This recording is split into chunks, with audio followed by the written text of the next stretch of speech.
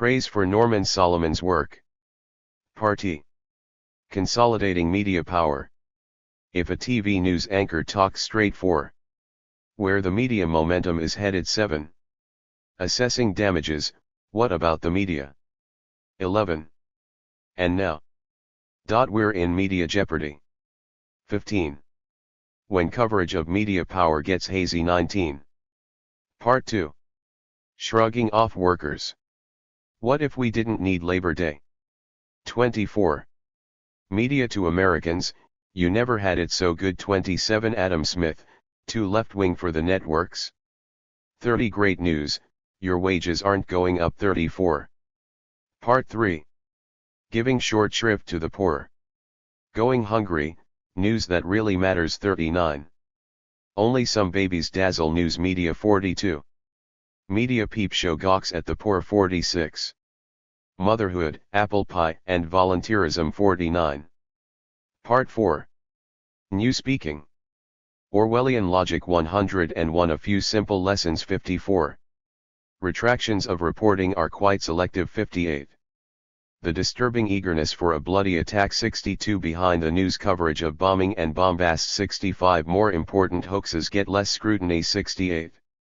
Virtual history and virtual mendacity. 71. Money scandals, Mr. Smith goes to Washington. 74. Part B. Maintaining the punditocracy. Dream team for a media all-star game. 79. Some media scenes we'd like to see. 82. If today's media covered past eras. 85. Truth or consequences for news media. 89. Part 6. Deferring to elites. Elite preoccupations leave other concerns in shadows. 93. Press flails as lawmakers make mess of House. 96. Making sense of Wall Street's roller coaster. 99. Media encouraged Clinton's embrace of fat cats. 103. A hollow core at the vital center. 106. Part 7. Dancing to money tunes. Worshipping the new media gods. 110. Internet shopping network, the mailing of cyberspace. 114. After El Nino blows over, El Bunco will remain. 117. The media habits of Dr. Jekyll and Mr. Hyde. 121. When all the world's a stage for cashing in. 124. Former red china is the color of money. 127.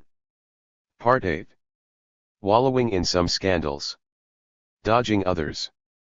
Unimpeachable offenses. 131. Wading through a flood of media cliches. 133. News media advising Clinton on how to spin. 136. Sex scandal coverage evades Clinton contradictions. 139. Scandal distracts as big lies persist. 142. How Bush got a golden parachute from moon. 145.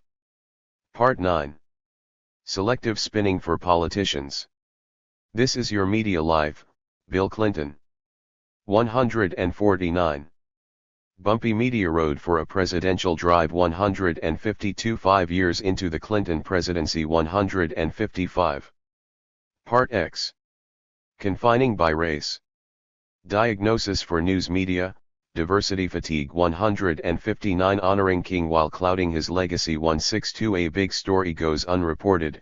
White delusion. 166. Black women confined in media cage. 169. A media malady, image distortion disorder. 172.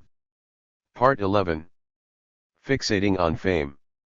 Teen people and the souls of young folks. 176.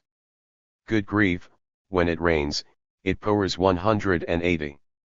30 years later, a day in the life resonates. 183. Part 12. Worshipping media heroes, old and new. Letting media myths rest in peace. 187. Time magazine's skewed tribute to Henry Luce. 190. The new media heroes. Corporate rebels. 194. Katharine Graham's post. 198. Part 13. Expelling heretics from media temples. Newspaper's conscience gets tossed overboard. 208. A media tale about 3 men and a mouse. 211. Ignored Oscar film sets inspiring example. 214. Part 14. Shilling for profitable hypocrisy. Nuclear testing story has some big holes. 219. This is your life, atomic flackery. 222. The Partnership for a Candor-Free America. 225. News media hit jackpot with state lotteries. 228. All hail Jerry Springer, the latest media bad guy. 232. Part 15. Picking and choosing the world's human rights. U.S. media miscast as human rights watchdogs. 236. Media and memory, the arrest of a dictator. 239. Poor journalism south of the border. 242. Netanyahu benefits from chronic media bias. 245. Media infatuated with Madeleine Albright. 248. When economic freedom bars chewing gum. 251. Part 16. Boosting corporate-backed think tanks. Menage a trois, Cato, Murdoch, Malone. 255. Launching pad for authors, the Manhattan Institute. 264. Part 17. Promoting serious absurdity. A pop quiz about news judgment. 270. Announcing the Pulitzer Prizes for 1997. 273. And now, the Pulitzer Prizes for 1998. 276. Index. 280. Acknowledgements. 293. About the author. 294. Introduction. The tradition of Upton Sinclair, Lincoln Steffens, and I.F. Stone does not get much attention these days in the mainstream press, which may not be particularly eager to remember and extol its best-known critics, but that tradition is alive and well in this collection of courageously irreverent columns on the media by Norman Solomon. Solomon's been bringing sharp analyses to the deceptions of the press for several years, and he has never been afraid to take on the most powerful newspapers and most influential, and sometimes vindictive, television personalities. While others silence their dissent or, in the more familiarly incestuous arrangements, manage to subdue it just enough to hold on to the favor of the powerful, Solomon plows fearlessly ahead. The deceptions 7 of the media alluded to by Solomon are not simply those that have to do with selectivity of sources or an obvious imbalance in the information offered, but also those more clever forms of media distortion that derive from subtle shadings in the use of words, the preferential use of favorable modifiers, and the calculated instruments of denigration. One of the strangest myths of recent years has been the notion, frequently advanced by right-wing politicians, that the press tends to be liberal in its political opinions. Solomon gives this myth the heavy-duty demolition it deserves, pointing out how commonly and comfortably the press defends the interests of the privileged, how often stories that we read do little more than rubber stamp the policy positions of extraordinarily conservative and influential think tanks, and how frequently the most prestigious sectors of the press identify so closely with the interests and the image and respectability of the United States in international affairs that they defend the indefensible when it is done by representatives or allies of our government. Many of us, as we peruse newspapers, reach in irritation and impatience for a pen and start to decorate the margins with our furious rejoinders. Some of us old radicals hurl insults at our television sets. A few write angry letters to the press, which, if they're blunt enough to undercut an editor's most dearly held assumptions, are not likely to be published. Solomon writes the letters that we never wrote or did not have the nerve to mail. He fights the good fight without fear of consequence. He courts no favors. He writes responsibly and is meticulous on details, but he does not choke on false civility and brings a nicely sharpened scalpel and a good clear eye to sugar-coated contradictions. The best critics of the press, the great dissenters, always did this. Thoreau did it. Garrison did it. Studs Terkel does it. 5 generations of irreverent writers in the nation did it, and still do it. Solomon's work is in that passionate tradition, which may not be good for high blood pressure but is absolutely crucial if we ever hope to have a truly free press in this democratic nation. All of us, including those whom he exposes and condemns the most severely, are indebted to him and should thank him for his courage. Jonathan Kozol. Party. Consolidating media power. If a TV news anchor talks straight.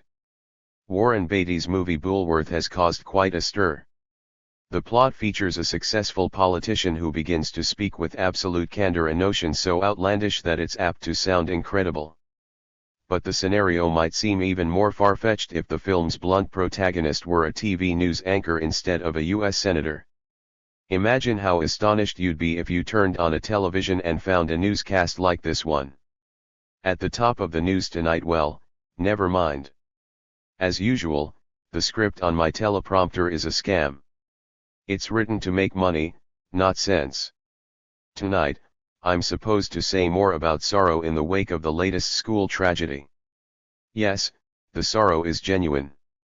But the chances of your kid getting hit by a bullet at school are very small.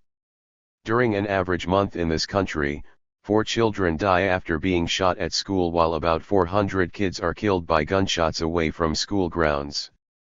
Overall, poverty is a big risk factor. Meanwhile, television offers little to young people other than mediocre programs and a lot of commercials. As for TV news coverage, if it bleeds, it leads. But if it challenges social inequities, it rarely gets airtime. We'd much rather run more footage of yellow police tape, grieving relatives, and moralizing politicians. From the somber tone of some news stories, you might think that our network is appalled by violence. Don't make me laugh. This network adores violence. We broadcast plenty of it in prime time, with guns often presented as the way to solve problems. And the conglomerate behind this network also owns a movie studio that puts out a continual stream of films glorifying murder and mayhem. During the last few years, White House conferences and news magazine covers have hailed scientific discoveries about consolidating media power. The importance of the first years of a child's life. What did we think, that we could keep kicking kids around from year 1 and not have it affect them in crucial ways? While we've cheered the ascending stock market, children have seen us shortchanging their futures. I've been around long enough to know that lip service is meaningless compared to how we use our money. In many public schools, the students get little or no counseling because, officials say, there's no money to hire more counselors. As for higher education, the Justice Policy Institute points out that government decision-makers have been robbing our universities to pay for prisons we don't need. Back in 1995, while media outlets were busy distracting us with endless reports about O.J. Simpson, state governments made history by collectively spending more to build prisons than colleges. Prison construction went up by $926 million, to $2.6 billion, while university construction fell by $954 million, to $2.5 billion. How's that for planning a future for our kids? The Census Bureau recently found that 11.3 million Americans under age 19 had no health insurance, even though 92% of them had at least one working parent. Meanwhile, a study by the Center on Hunger, Poverty, and Nutrition Policy at Tufts University calculated that more than 30 million Americans are going hungry, an increase of 50% since 1985. Today, among all the industrialized countries, the United States has the largest gap between rich and poor. But we're not going to spend much time talking about such facts on our newscasts. Why should we? It's not rocket science. To watch out for my career, I've kept a lid on playing it safe, going along to get along with people more powerful than me. After all, I don't really work for journalists. I work for business executives. And the day I upset their apple cart is the day I'm looking at a pink slip with my name on it. Most of the news we put on television reminds me of the story about the emperor's new clothes the royal guy parades around without a stitch on, but no one wants to take the risk of saying so out loud. Maybe you yell at your TV set. But believe me, the studio walls are just about soundproof. We can barely hear you. And we won't, unless you shout a whole lot louder. /7 May 27, 1998 Where the media momentum is headed. These days, many politicians are calling for campaign finance reform, but they keep raising as much cash as possible. Likewise, with less fanfare, journalists complain that their profession is turning into a money chase and they must keep pace. Meanwhile, the media consumer resembles the proverbial frog in a pan of water apt to be boiled to death before the gradual upturn of heat causes sufficient alarm. Accustomed to a steady rise in the degree of commercialization, few Americans take a leap toward active opposition. Constant commercial intrusions often laced with sexploitation seem normal and acceptable because they're so routine in a wide array of media outlets. A lot of news reports are more akin to product promotion than journalism. With cyberspace booming, it's difficult to predict exactly how media technology will change the main guessing game for the industry analysts featured in mass media. They love to speculate about technical advances and fierce battles for market share. But key questions get short shrift. Such as: in the future, will media coverage be diverse? Prospects are bleak. Consolidation of media ownership has been so rapid in recent years that now just 10 corporations control most of this country's news and information flow. The top spot belongs to Time Warner, followed by Disney, Viacom, News Corporation, Rupert Murdoch, Sony, TCI, Seagram, Westinghouse, Gannett and General Electric. Those conglomerates are in business to maximize profits. They're hardly inclined to provide much media space for advocates of curtailing their power. Who will have access to the glut of media programming? For the most part, people who can pay for it. Consider television.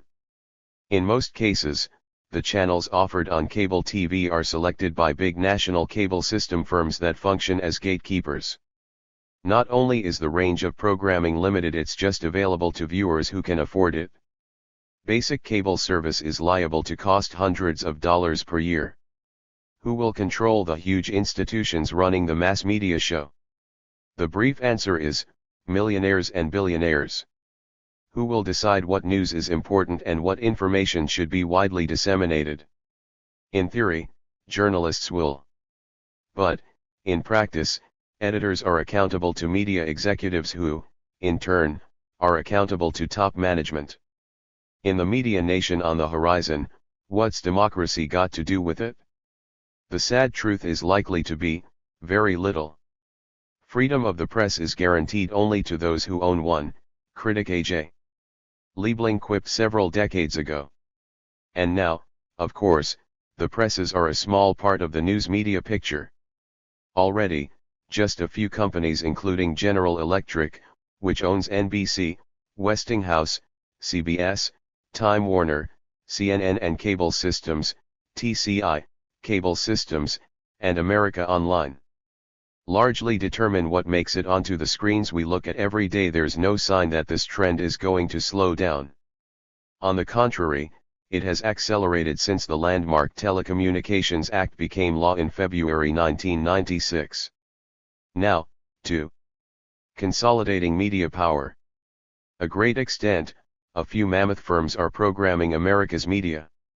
100 years ago, the writer Anatole France commented, "The law, in its majestic equality, forbids the rich as well as the poor to sleep under bridges, to beg in the streets, and to steal bread." Today, a flip side of his observation is the fact that the federal government allows you and me, and billionaires like Rupert Murdoch, the right to buy as many newspapers, magazines, TV networks, and satellite communication systems as we can. The notion that a free market equals free speech is comforting but misleading, especially when a few bloated corporations have the economic weight to sit on the windpipe of the First Amendment. If we get realistic about the obstacles blocking democratic discourse in our society, we can summon the determination to fight for the media diversity that future generations deserve. October 15, 1997. Mall. Mart. The Great American Marketplace of Hippies. 10. Assessing damages. What about the media? Multibillion-dollar settlements have made big news lately. Some major industries are under pressure to admit the harm done by deceptive claims such as ads about the joys of smoking or assurances about the safety of silicone breast implants. Focusing on public health and product liability, the news coverage leaves the impression that the nation's media are innocent bystanders. But that's hardly the case. Our society is dealing with dire consequences of the mass media's repeated messages and images. For instance, many magazines and newspapers continue to publish full-page cigarette ads that glamorize smoking. But few media outlets do more than mention dry statistics on tobacco's effects.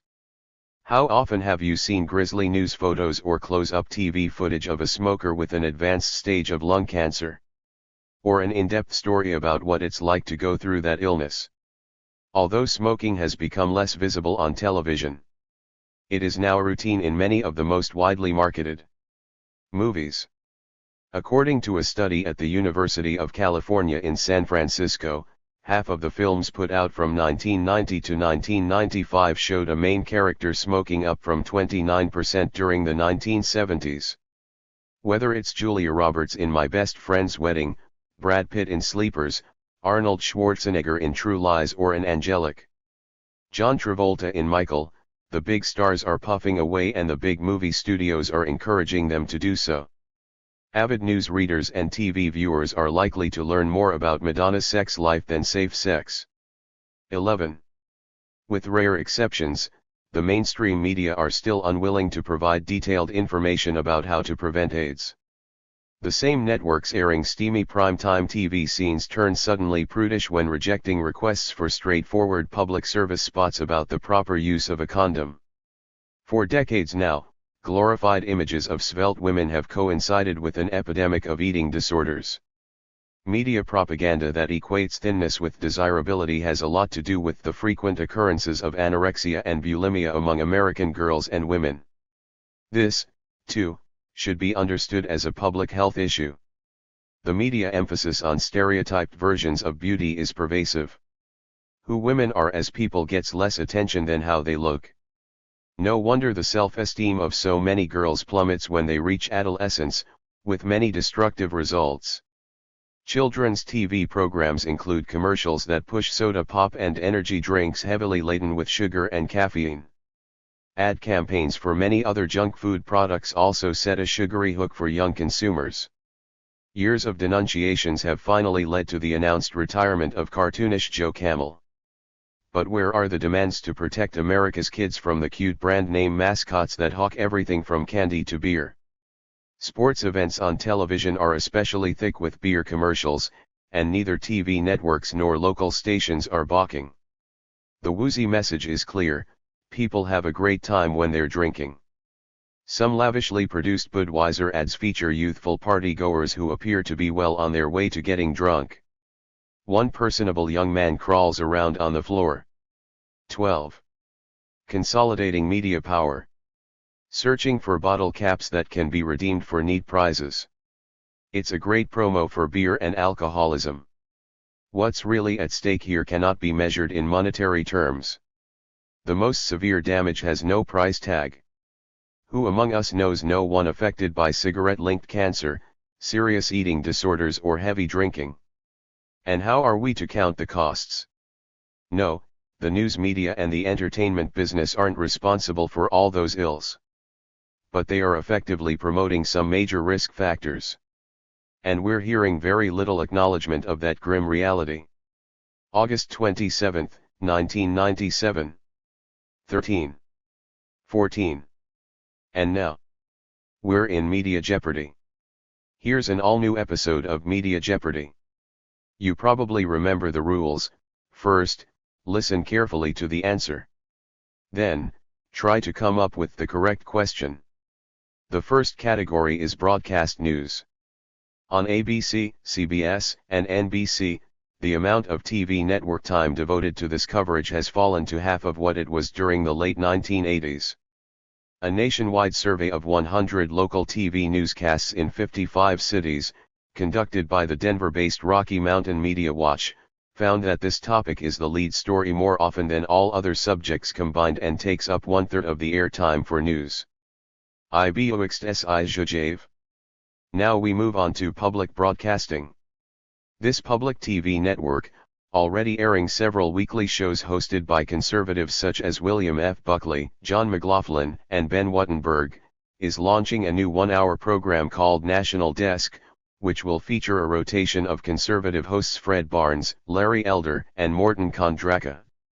It's the notion that PBS is a bastion of liberalism, despite the fact that the network's weekly lineup doesn't include a 15.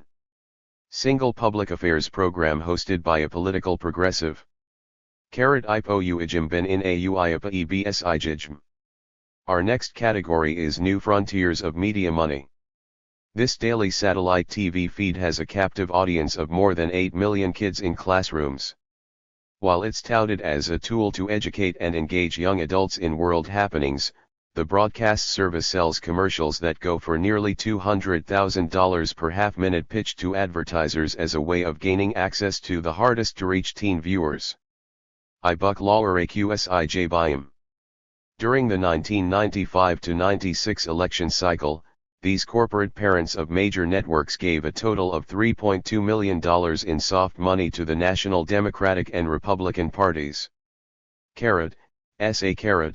Asnususa M. Pub, Dan, UPA IAUAO, KJ, UOI IADIAJ SM9N, NND, AOI BMNX, D9V, ACQROIM. In 1996, this owner of the Fox TV network also donated $1 million, from his own pocket, to the California Republican Party.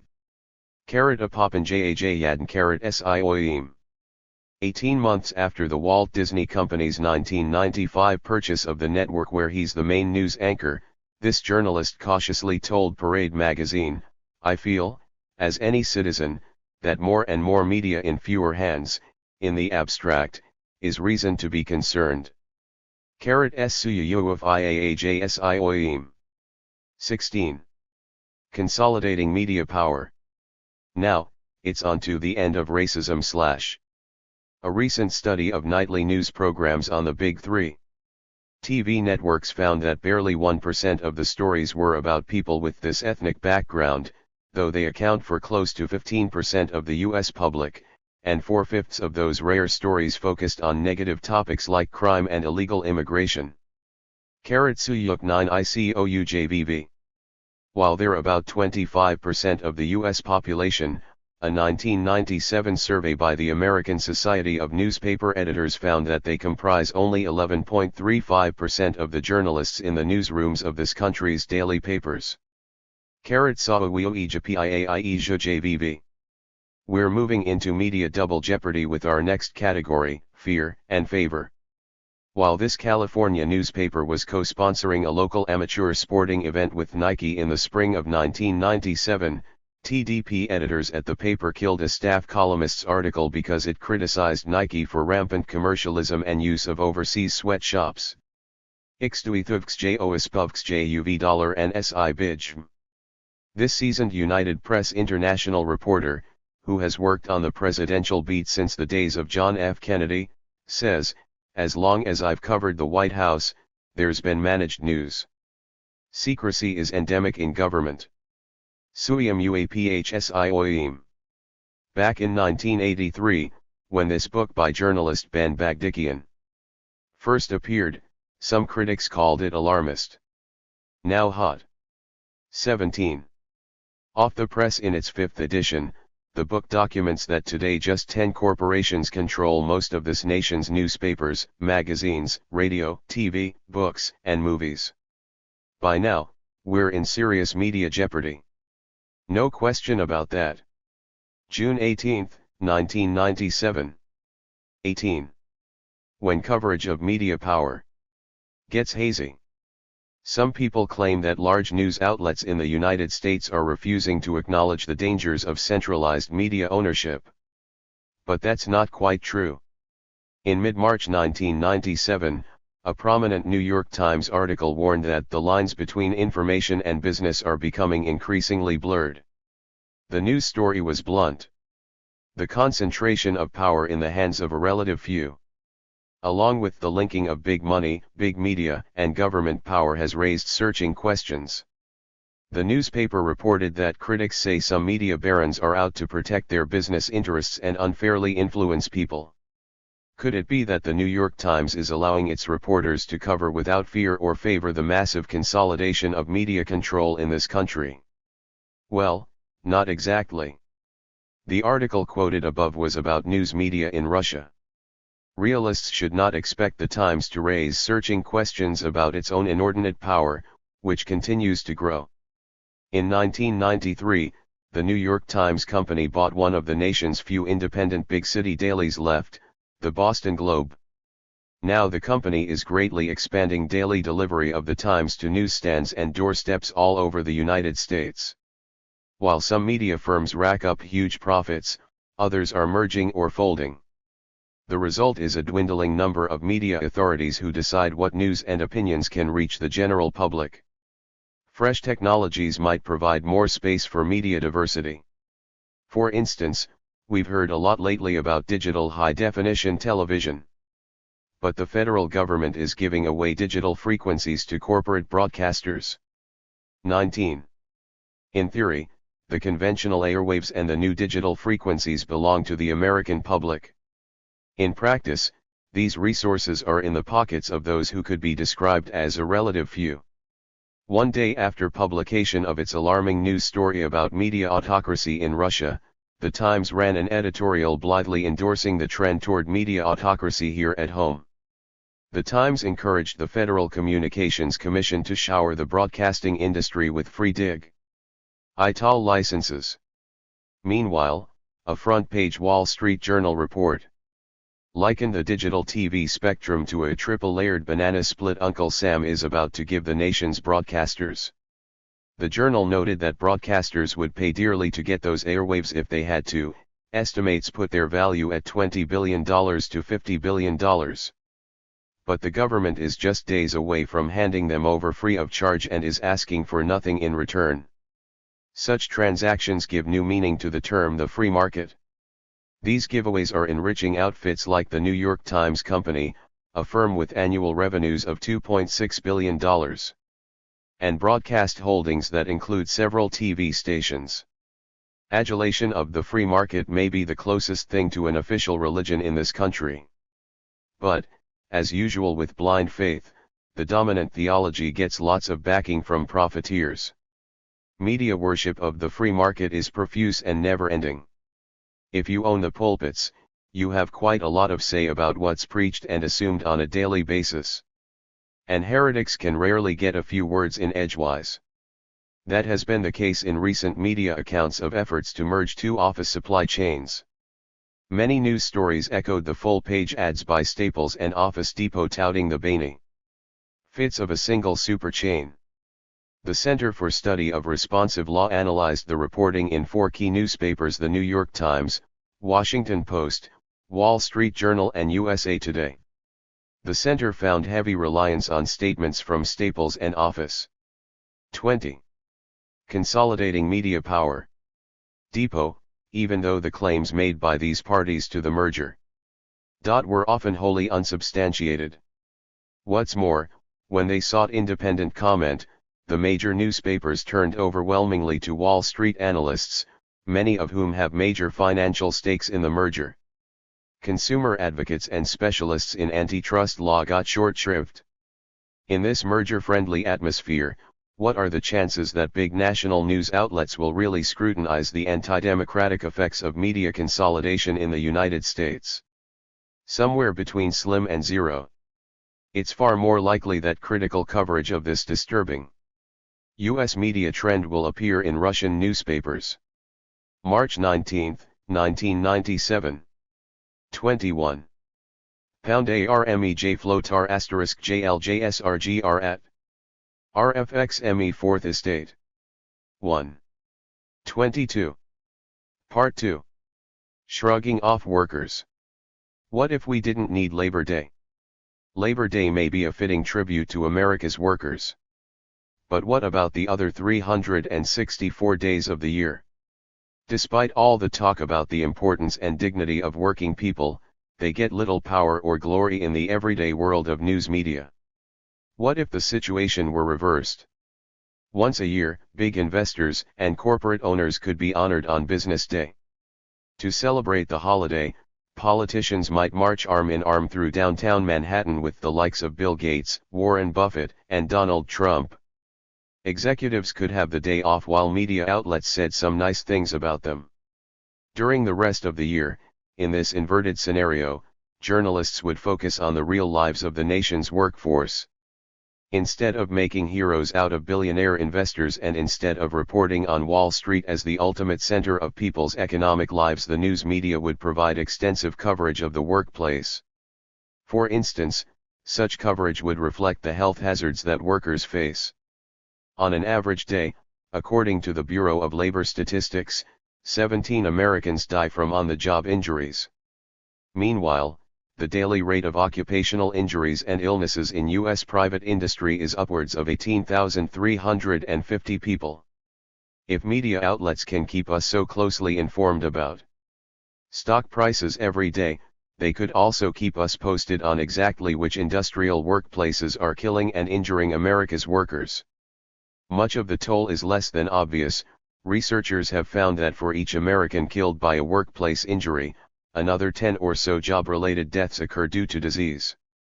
If these grim events were reported on a daily basis, with the intensity and attention to detail now reserved for coverage of the stock market, then our society would be much more 24. Shrugging off workers. Aware of working conditions across the country, and there would be more public pressure for improvement. In a more labor-friendly media environment, televised punditry wouldn't be dominated by pro-corporate forums like the Capital Gang, Hardball, the McLaughlin Group and ABC's This Week, which, not coincidentally, are made possible by union-bashing firms like Archer Daniels Midland and General Electric.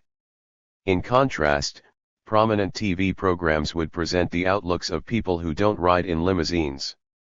Public television, which now features shows like Wall Street Week and Nightly Business Report, would find ways to air regular programs that might be called Main Street Week or Nightly Labor Report. In this media dream world, National Public Radio would not have added a business update to its hourly news broadcasts. Or at least NPR would also be providing a labor update at the top of each hour. The biggest circulation daily paper in the country would not necessarily be the Wall Street Journal, a possession of Dow Jones and Company. Instead, it might be a newspaper owned by a coalition of labor unions. And the editorial pages would publish a real diversity of views. On the magazine racks, periodicals like Business Week and Forbes, Motto, Capitalist Tool, would have to compete with equally bankrolled publications such as Labor Week and Solidarity Forever, Motto, Workers' Tool. Congress would not get away with changing the name of Washington National Airport to Ronald Reagan National Airport, as occurred in February 1998. A pro-labor media atmosphere would make it politically untenable to name the airport after a former president who smashed the Air Traffic Controllers Union early in his first term. Not content to gush out a steady stream of platitudes about democracy and the free market, the news media would probe the concept of workplace democracy. Right now, the mass media rarely explore the idea of extending democratic principles to the institutions where 25. Americans work for a living. It's as though we've been conditioned to believe that our most exalted political values, free speech and the right to vote for the leaders of powerful institutions, should not intrude past the workplace door. More than 30 years ago, satirist Tom Lehrer recorded a song about National Brotherhood Week / "It's only for a week, so have no fear," he chortled. Be grateful that it doesn't last all year. Labor Day lasts 24 hours. Too bad we need it. September 2, 1998. 26. Media to Americans. You never had it so good. The truth about America today depends on where you sit. And you probably don't sit in TV studios. You may feel like you're working harder for less. Maybe you worry about medical coverage or job security or retirement. Maybe you're troubled by continuing signs of deterioration in many cities and towns. If so, you're ignorant. For some time now, prominent news professionals have done their best to explain that you never had. It's so good. The wise ones are trying to set you straight. This country is doing great. What you see every day may tell you different. But who are you going to believe, your two eyes or the most esteemed journalists in America? If you sat in network TV studios on a regular basis, you'd be in a better position to appreciate the dazzling terrain of the punditry zone.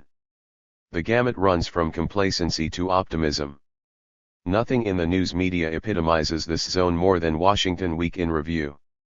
Airing on PBS television stations each Friday night, with several journalists talking around a table for half an hour, the program has a national audience of 3.2 million people.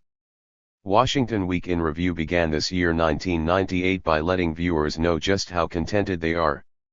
It's a different country, politically, than it was at the start of this decade, said David Broder of the Washington Post. The level of anger is down. Frustration is less. When you go out and talk with people, they're just more ready to look at the hopeful side of things. The main reason, Broder added, is the economy. It has not raised all boats. But it has certainly raised spirits for a lot of our fellow Americans. Minutes later, when Los Angeles Times reporter Ron Brownstein picked up the theme, he emphasized 27. That an awful lot of positive trends are coalescing suddenly in the cities. Sitting at the same table 7 days earlier, another Washington Week in Review regular, Alan Murray of the Wall Street Journal, was in similar high spirits as he hailed trickle-down affluence. Inequality, which had gotten worse in the 70s and 80s, did start to get better in the last couple of years in spite of the stories you see about enormous CEO salaries and so forth.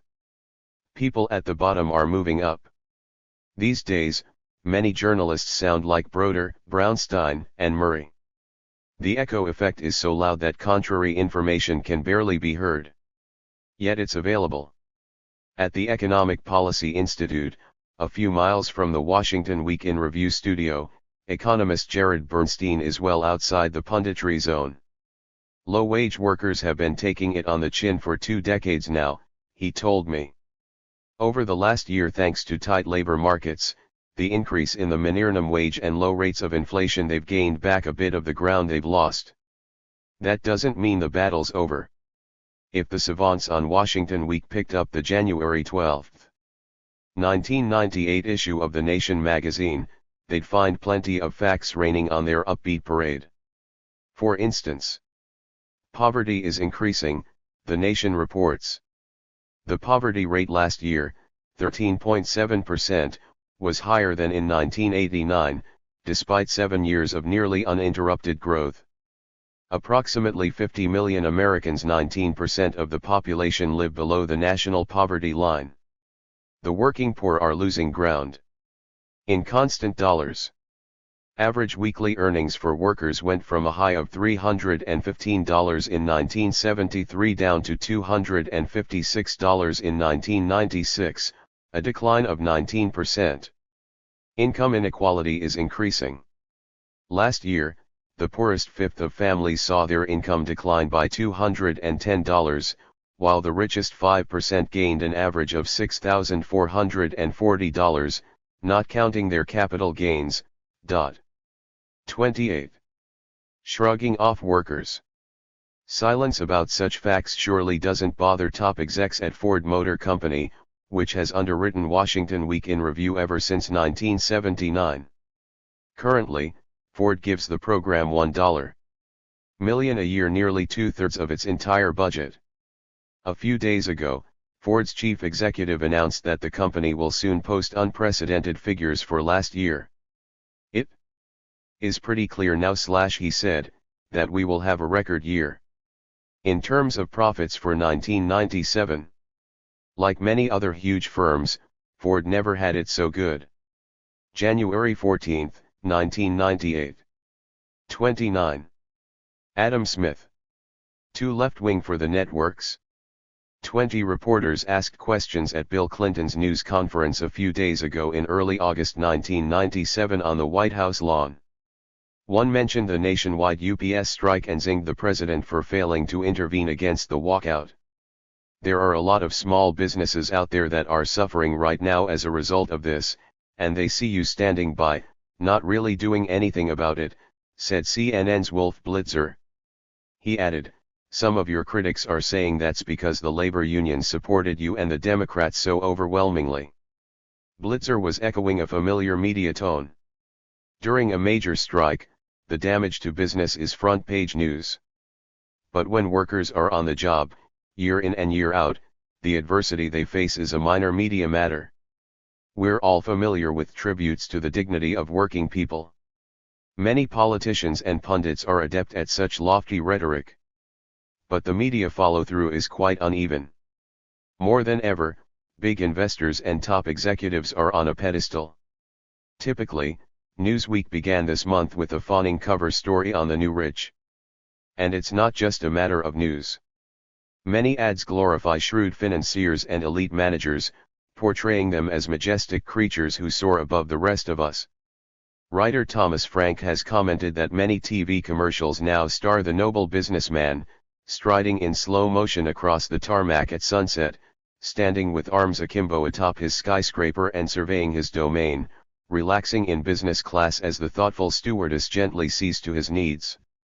The exalted exec is often shown performing miracles of pie chart transmission or conference calling from some improbable place, whether a golf course or an igloo.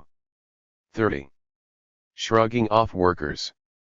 In sharp contrast, across the mass media landscape, average workers hardly qualify as noble. Daily papers and hourly news broadcasts keep us well informed of stock market trends and outlooks for investors. But details aren't nearly as profuse when it comes to what directly affects most of the nation's employees: job security issues, eroding benefits, and stressful working conditions. How often do we hear news updates on the extent of workplace safety? There would be plenty to report. A recent study published in the Archives of Internal Medicine found that the rate of work-related injuries and illnesses is 13.2 million Americans per year. Meanwhile, media conglomerates are eager to curtail payrolls and benefits. So, for 2 years now in Detroit, 1,800 reporters and other newspaper workers have been on strike against the city's pair of dailies, owned by the huge Gannett and Knight Ridder chains. This summer, a court ruling upheld charges that management engaged in unfair labor practices. News accounts are apt to depict the cost of the workforce as an impediment to wealth creation. But, way back in the 1770s, Adam Smith openly declared that labor creates all wealth. It was not by gold or by silver, but by labor, that all the wealth of the world was originally purchased. Smith was no champion of workers. One modern scholar calls him the greatest of all conservative economists. Yet our country's journalistic tilt is so skewed that some of Adam Smith's key precepts would disqualify him from today's media mainstream. In The Wealth of Nations, published 221 years ago, Smith wrote with realism about manufacturers and merchants. He described them as men whose interest is never exactly the same with that of the public, who have generally an interest to deceive and even to oppress the public, and who accordingly have, upon many occasions, both deceived and oppressed it. Talk like that is a real turn-off for the producers who decide which political analysts belong on national television. 31. Predictably, much coverage of the UPS strike was slanted toward the status quo. Some correspondents actually chastised the president for not intervening on behalf of management. 111, 1. 1m.I. ll.html. Sir, why haven't you cracked down on these ols ruptive trouble, \make *s. Of course. Labor has been 50 thoroughly marginalized * in this country. Many commentators' only frame of reference seemed to be the baseball walkout. The New York Times reported with surprise that, according to THIRD poll, SSV of Americans backed the strikers, TH0U6H. Frankly, we were more surprised that a full 27 asterisk sided with UPS. Their profit margins. RSUAE. To suffer. LW. OAM and TH05E. Union thugs. Wacky. Meal. E. After all, in an era of widespread wage stagnation and downsizing. V4BLL. IT. Bush T. Take a rocket scientist to understand that unions are not the problem here, folks. 32. Shrugging off workers. Could Adam Smith get a job as a network TV pundit to talk about economic issues today? Would he be allowed to host a weekly PBS program on the economy? I doubt it. Too left-wing. August 6, 1997. 33. Great news. Your wages aren't going up. April 1997 ended with some very good news. Wages are stagnant. If you work for a living, that may sound a bit odd. But for the news media, it makes perfect sense to claim that what's bad for workers is good for the economy. So, the April 30th front page of the New York Times trumpeted the latest economic news with a cheery headline: Markets surge as labor costs stay in check. The stock market rocketed yesterday to its greatest gain in more than 5 years, the Times reported. Why? Because important people were happy that wages had barely increased in the United States.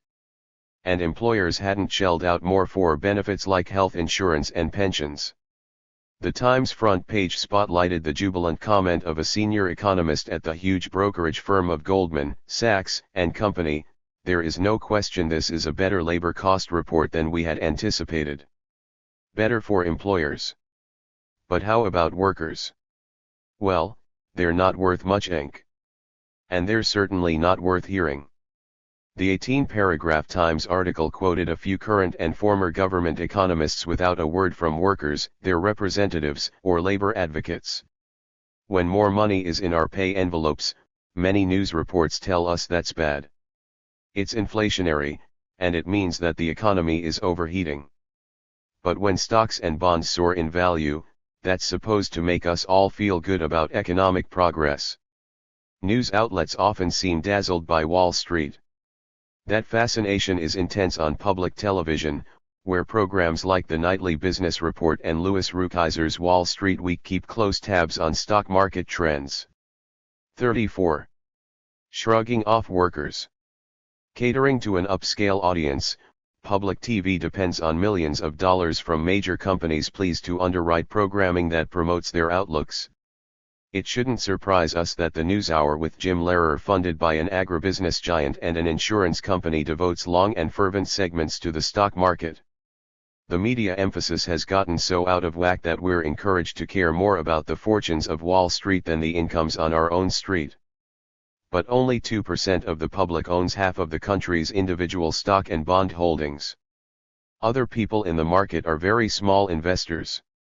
And 80% of Americans have no direct stake in the stock markets at all.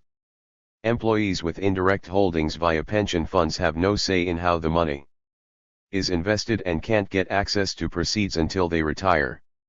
Although most news accounts leave the vague impression that an upswing in the stock market augurs well for the nation's workforce, the opposite has been the case. For nearly a quarter of a century, despite advances in education, the picture for America's workers has been bleak. During that time, real wages for males have dropped 15%. And while women have entered a wider range of jobs, their real wages have increased by only 4%. Meanwhile, investor gains and corporate profits went through the roof. Government macroeconomic policies have served Wall Street's interests while flattening workers' income. Just as evidence of wage stagnation makes stocks rise, Wall Streeters are frequently ecstatic to learn that a major corporation has decided to slash its payroll. Downsizing usually sends stock prices climbing. Clearly, big money investors and average workers have very different interests. But anyone who points that out is liable to face media attack for encouraging class warfare. Actually, the mass media don't seem to mind the class warfare that's continually waged from the top down, undermining. 35. The economic security of workers in the name of streamlining production. Sacred though jobs allegedly are, the institutions that have been eliminating them by the scores of thousands for their own private profit advantage are never condemned for this in mainstream comment/rights economist Edward S. Herman. They are even complimented for having taken steps to improve efficiency, productivity, and competitiveness/. Herman is professor emeritus at the University of Pennsylvania's esteemed Wharton School. But he's out of step with the news media because he is much too concerned about the well-being of workers. The euphemisms, including per words like restructuring and efficiency, divert attention from the fact that human lives are being shattered. The news media are absolutely bullish on Wall Street. But workers remain undervalued and suffer the consequences. April 30, 1997. 36. Shrugging off workers. Part 3. Giving short shrift to the poor. Going hungry. News that really matters. 2 days after many TV networks aired every moment of Bill Clinton's grand jury testimony, several members of Congress teamed up with researchers and activists for a dramatic forum about economic human rights. The independent hearing focused on matters of profound importance and the big news media ignored it. The gathering took place on Capitol Hill, right under the noses of the Washington press corps. And the media establishment stayed away in droves. Not a single TV camera was there. In fact, hardly any journalists showed up. 30 million Americans are hungry. 7 notes the Institute for Food and Development Policy, also known as Food First, which helped to organize the September 23, 1998 forum. Somewhere between 5 million and 7 million are homeless. More than 40 million Americans have no health insurance. And the country has the highest rate of child poverty among the industrialized countries. The Institute emphasizes that hunger is not an accident, in the US or anywhere else. There is no scarcity of food in the world. Certainly there's no shortage here in America. Yet, the number of hungry people in America has increased by half since 1985. While we keep being told that the nation's economy is robust, inequities continue to widen. Sure, there are more millionaires than ever in the U.S., says Food First. But for every new millionaire, there are countless new hungry people for whom $100 or $200 a month in food stamps is the only safeguard against malnutrition, even starvation. So, why don't we hear more about hunger in the United States? A key factor is the media industry's fixation on demographics. Because the mass media is aimed at the people with the highest disposable income, we see pictures of hunger over 39 C's, but not our own. Food First observes. Perhaps that's a reason why the growth of the hunger class has been ignored politically. The Forum on Economic Human Rights included testimony from scholars. But there were also first-hand accounts of being hungry in America. It isn't that I never worked, said a grandmother named Catherine Engels. I worked since I was 14 years old. The jobs that are out there, you are not making enough in order to live. Mothers go hungry at night so their children can eat. In the glazed-over eyes of editors in Washington, her words were not significant. But they remain. When you are hungry, it's really hard. Sometimes, I would psyche myself to a cup of tea and try to make myself feel as though I just ate a full-course meal even though I didn't. Sometimes, I would roll bread up into little dough balls to try to fill myself up. It gets to a point where you kind of get used to it. Till today, I can't eat no more than one meal a day. It's what I am used to, and even today it's about all we can afford anyway. And, she added, I keep looking at the bigger issue. What's ahead for our children, our grandchildren? What is ahead for them? Engels was one of 200 people, many of them poor, who filled the room in the Rayburn House office building to support a fairness agenda for America. The media odds were stacked against them, and not only because of the frenzy over President Clinton and Monica Lewinsky. Major media outlets have usually stayed away from efforts to challenge economic disparities. Traditional news judgment dictates that journalists tread lightly on the subject of who really wields the economic power and at whose expense in the United States.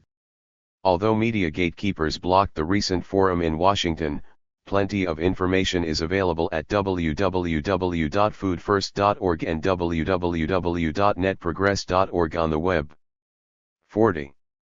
Giving short shrift to the poor. People fighting for economic human rights have always had an uphill battle for space in the mass media. Now, the media terrain is tilted against them more than ever. Can you imagine what would have happened this year if the news media concentrated on hunger in America with the same fierce determination that has pervaded coverage of sex near the Oval Office? By now, life would be much better for a lot of children who will go to bed hungry tonight. September 23, 1998. 41. Only some babies dazzle news media. When Bobby McCauley gave birth to septuplets, she became an instant heroine. Fame and fortune arrived with her babies. The news media went nuts. And the gifts poured in. It's been one heck of a baby shower. In the words of the Associated Press, the 7 McCauley infants have received, among other things, a free van, groceries for a year, a lifetime supply of diapers, college scholarships and free cable for 7 years, 1 year for each baby. Newsweek's special contribution came in the form of free dental work on its cover, where the smiling mom's teeth were straightened and whitened by computer.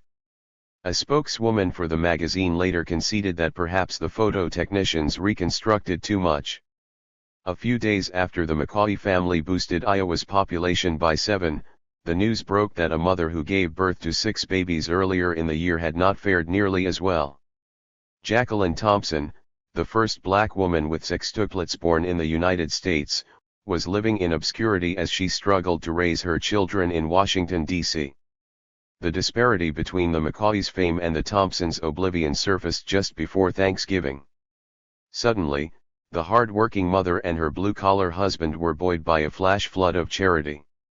General Motors gave the Thompson clan a minivan for presentation on a nationally syndicated TV show.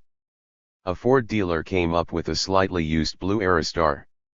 In recent days, plenty of baby clothes, diaper rash ointment, teething gel, and strollers have arrived, along with a lot of small checks.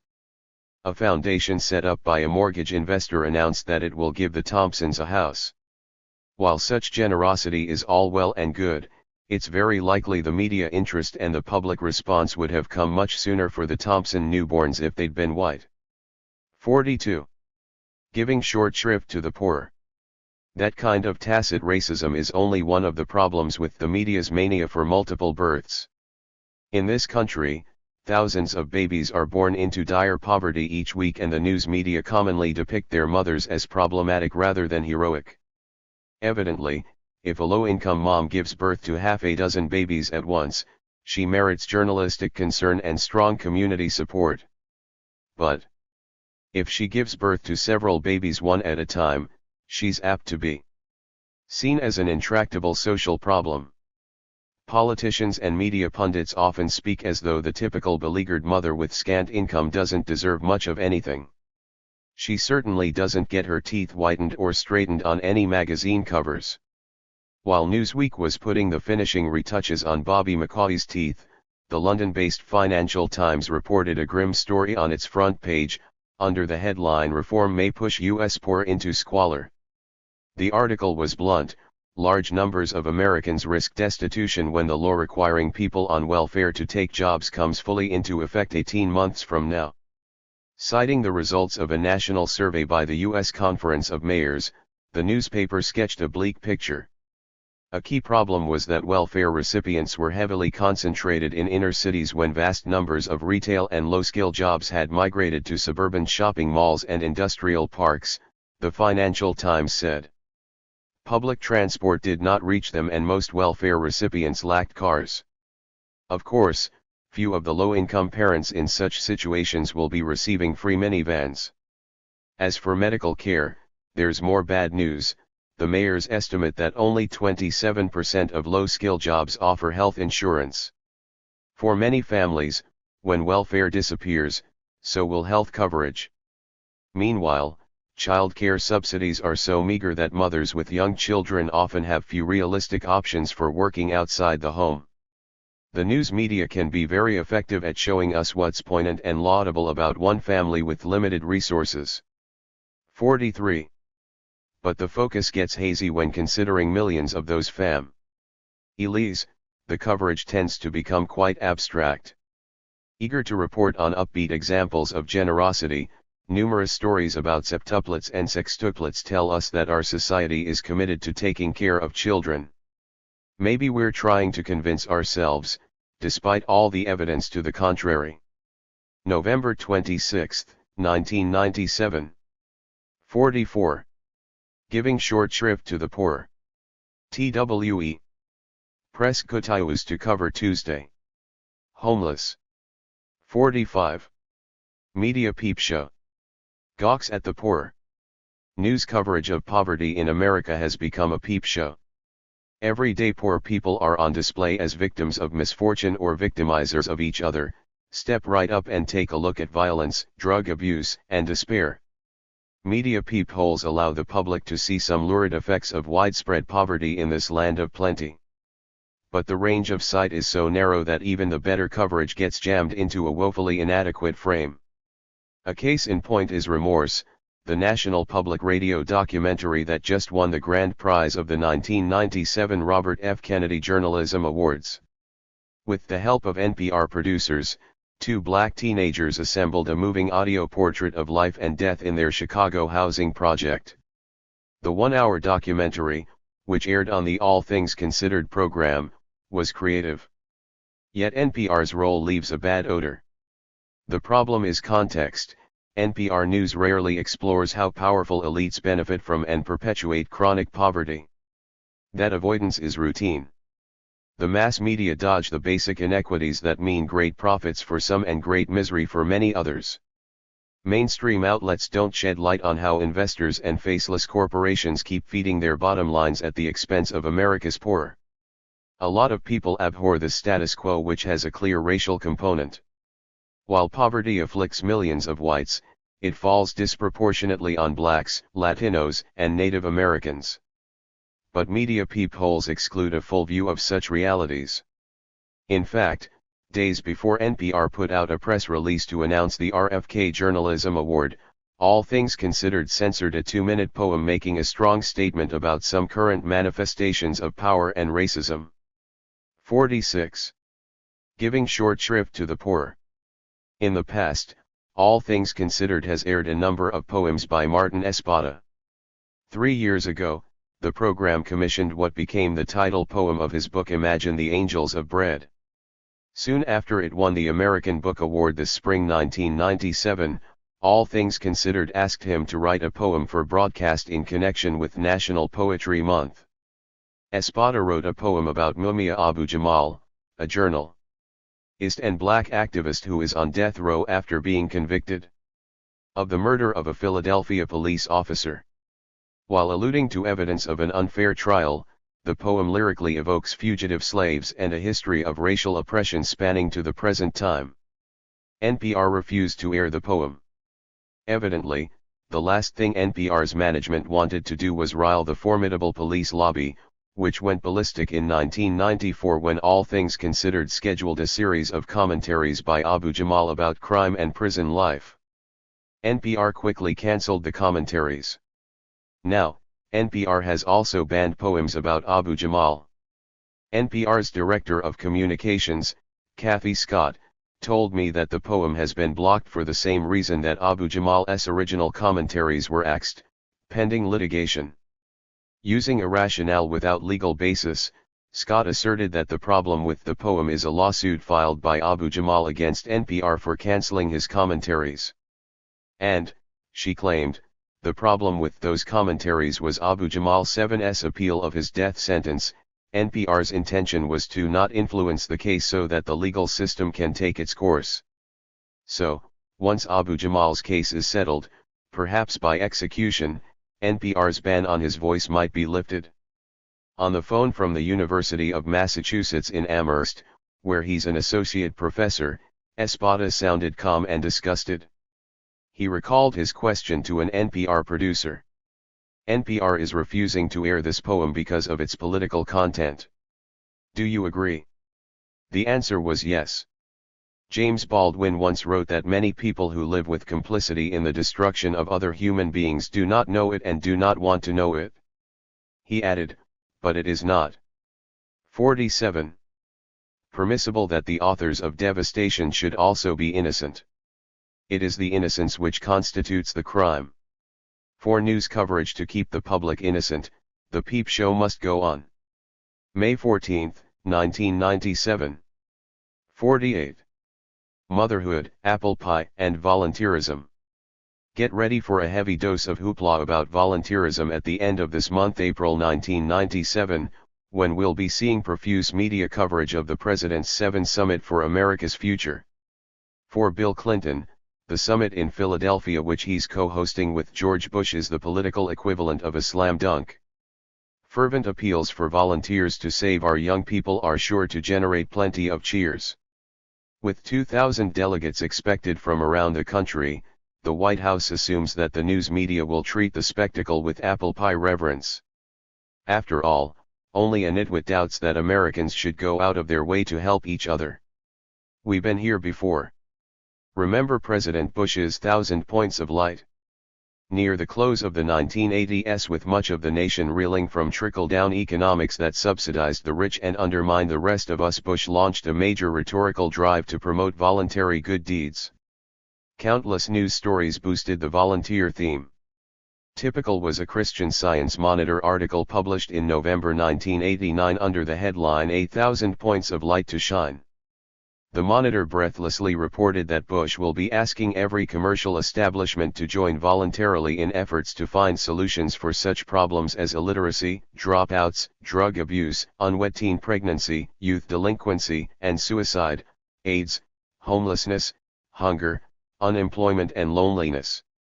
Then, as now, the man in the Oval Office was anxious to have it both ways, cutting back on government aid to people in need while posing as a champion of compassion. In a country 49. ablaze with grave crises, that's like the fire chief urging everyone to fill their squirt guns. Volunteerism is admirable. Across the United States, it involves many sincere people who want to help others. But it's no substitute for dependable, ongoing, government-funded programs with adequate budgets. Not a single office holder in America would dream of depending on volunteerism to sustain local police departments. But somehow we're supposed to believe that hit or miss, woefully underfunded charity efforts are central to meeting the most basic human needs. Reliance on volunteerism means that the unfortunate in our society will remain at the mercy of the ebb and flow of meager charitable resources. This has been going on for a very long time. In retrospect, despite the prodigious output of media blather and the abundant hot air from the Bush White House, the 1,000 points of light were no match for the nation's millions of points of blight. Hardly a slacker when it comes to mobilizing behind hollow slogans, President Clinton now delights in pounding the bully pulpit for volunteerism. Rather than fighting to fulfill New Deal principles with strong federal programs for social uplift, he preaches that everyone should be a volunteer. Clinton lauds volunteerism as the very American idea that we can meet our challenges, not through heavy-handed government or as isolated individuals, but as members of a true community, all of us working together. Such words are cold comfort. For politicians and journalists alike, the great allure of volunteerism is that it seems to transcend political differences, leaving ideology behind. It's good, period. But proclaiming that volunteerism can overcome deep-rooted social ills is profoundly ideological. It's the rough equivalent of telling people that they should figure out how to fix crumbling roads and bridges themselves, rather than expect help from the government. 50. Giving short shrift to the poor. By now, you've undoubtedly been inundated. Uplift 1m6 banalities about and heart warming examples of volunteerism via holding a bake sale and world hunger. *5v. XM trying. To cure AIDS. With my Junior Science TIST Chem. History Lab. /and m. I'm hosting a cockwhale /party to save the ozone /layer. Churches AMD private char 1T1 ES just don't have any resources to replace publicly funded social programs, and why should they be expected to? Have our societal priorities really grown so twisted that we'd rather cast the needy to the wolves than spend any more money? OD them. We hate to be contrarians here but aren't problems like these large, overwhelming problems that no one person can solve alone? Aren't these the very raison d'etre of government? And isn't the promotion of volunteerism as a solution to such problems just an easy way to compensate for ill-considered budget cuts? J*mo we do UT. 3. Don't get us wrong, we applaud the impulse to volunteer. We just need to see it abused by a government shirking its simplest responsibilities. Well, that's the last pothole. Orange Street. Okay, let's move you to living. Isn't itm/oaf urful to feel lice your po/hgl your part /51. The Summit for America's Future, featuring retired General Colin Powell as well as Clinton and former presidents, is bound to get big media play. But it promises to be much ado about next to nothing. In essence, Clinton and other summit leaders are fiddling with easy rhetoric while social problems burn. Instead of harmonizing with facile platitudes, the news media should be asking some tough questions about the political emphasis on volunteerism. So far, that hasn't happened. April 9, 1997. 52. Part 4. New Speaking. Orwellian Logic 101. A few simple lessons. When U.S. missiles hit sites in Sudan and Afghanistan, some Americans seemed uncomfortable. A vocal minority even voiced opposition after the attacks in late August 1998. But approval was routine among those who had learned a few easy Orwellian lessons. When terrorists attack, they're terrorizing. When we attack, we're retaliating. When they respond to our retaliation with further attacks, they're terrorizing again. When we respond with further attacks, we're retaliating again. When people decry civilian deaths caused by the U.S. government, they're aiding propaganda efforts. In sharp contrast, when civilian deaths are caused by bombers who hate America, the perpetrators are evil and those deaths are tragedies. When they put bombs in cars and kill people, they're uncivilized killers. When we put bombs on missiles and kill people, we're upholding civilized values. When they kill, they're terrorists. When we kill, we're striking against terror.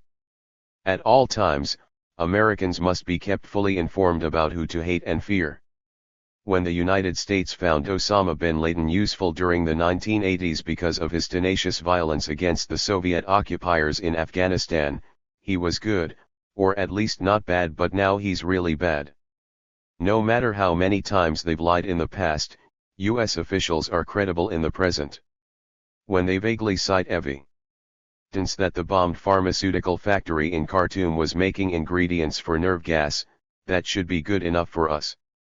Might doesn't make right except in the real world, when it's American might. Only someone of dubious political orientation would split hairs about international law. 4. New Speaking. When the mass media in some foreign countries serve as megaphones for the rhetoric of their government, the result is ludicrous propaganda. When the mass media in our country serve as megaphones for the rhetoric of the U.S. government, the result is responsible journalism. Unlike the TV anchors spouting the government line in places like Sudan and Afghanistan, ours don't have to be told what to say. They have the freedom to report as they choose. Circus dogs jump when the trainer cracks his whip, George Orwell observed, but the really well-trained dog is the one that turns his somersault when there is no whip. Orwell noted that language becomes ugly and inaccurate because our thoughts are foolish, but the slovenliness of our language makes it easier for us to have foolish thoughts. And his novel 1984 explained that the special function of certain newspeak words was not so much to express meanings as to destroy them. National security. Western values. The world community. War against terrorism. Collateral damage. American interests. What's so wondrous about Orwellian processes is that they tend to be very well camouflaged part of the normal scenery. Day in and day out, we take them for granted. And we're apt to stay away from uncharted mental paths. In 1984, Orwell wrote about the conditioned reflex of stopping short, as though by instinct, at the threshold of any dangerous thought, and of being bored or repelled by any train of thought which is capable of leading in a heretical direction. Orwell described doublethink as the willingness to forget any fact that has become inconvenient, and then, when it becomes necessary again, to draw it back from oblivion for just so long as it is needed. In his afterword to 1984, Erich Fromm emphasized the point which is essential for the understanding of Orwell's book, namely that doublethink is already with us, and not merely something which will happen in the future, and in dictatorships. 55. 52 years ago, Orwell wrote an essay titled Politics and the English Language /7 Today. His words remain as relevant as ever. In our time, political speech and writing are largely the defense of the indefensible. Repression and atrocities can indeed be defended, Orwell added, but only by arguments which are too brutal for most people to face, and which do not square with the professed aims of political parties. Thus political language has to consist largely of euphemism, question-begging and sheer, cloudy vagueness. National security. Western values. The world community. War against terrorism. Collateral damage. American interests. August 26, 1998. 56. New speaking. We bomb F7 UE Sudanese. Vocal plant because of indisputable evidence. ITVJ5Q making CU and VCAL. Weapons. ANP map Kbekt. UMKS to Osama bin Laden / 7 well, not dynamical weapons per SE, but a known precursor. The precursor may have degree LE8 to mate uses. The point is, a trace sample was found in nearby dirt. Okay. By no * no. One's paying attention. 57. Retractions of reporting are quite selective. Judging from the uproar about recent retractions by CNN and Time magazine, you might conclude that American journalism maintains high standards for war-related reporting and sets the record straight when those standards aren't met. But nothing could be farther from the truth. Early this month, July 1998, under enormous pressure, CNN and Time retracted their joint reports in June that said the U.S. military used nerve gas against American defectors in Laos during the Vietnam War. But it would be a big mistake to assume that inaccurate stories get retracted. News accounts routinely serve as conveyor belts for dubious information from high-ranking officials in Washington. Those sources, often unnamed, are apt to provide self-serving mixtures of facts and falsehoods. But if no one in a powerful position raises a squawk, then there's rarely any pressure for a correction, much less a retraction. On the contrary, officials are appreciative of a story, however untrue, if it moves their agendas forward. That's how lies can routinely be reported as truth with tragic consequences. Here's a momentous example. For a third of a century, U.S. media outlets have not bothered to retract their false reporting of events in the Gulf of Tonkin. On August 5, 1964, American news media reported that North Vietnamese forces, for the second time in 3 days, had launched unprovoked attacks on U.S. ships in the Tonkin Gulf. Across the United States, front pages presented fabrications as facts.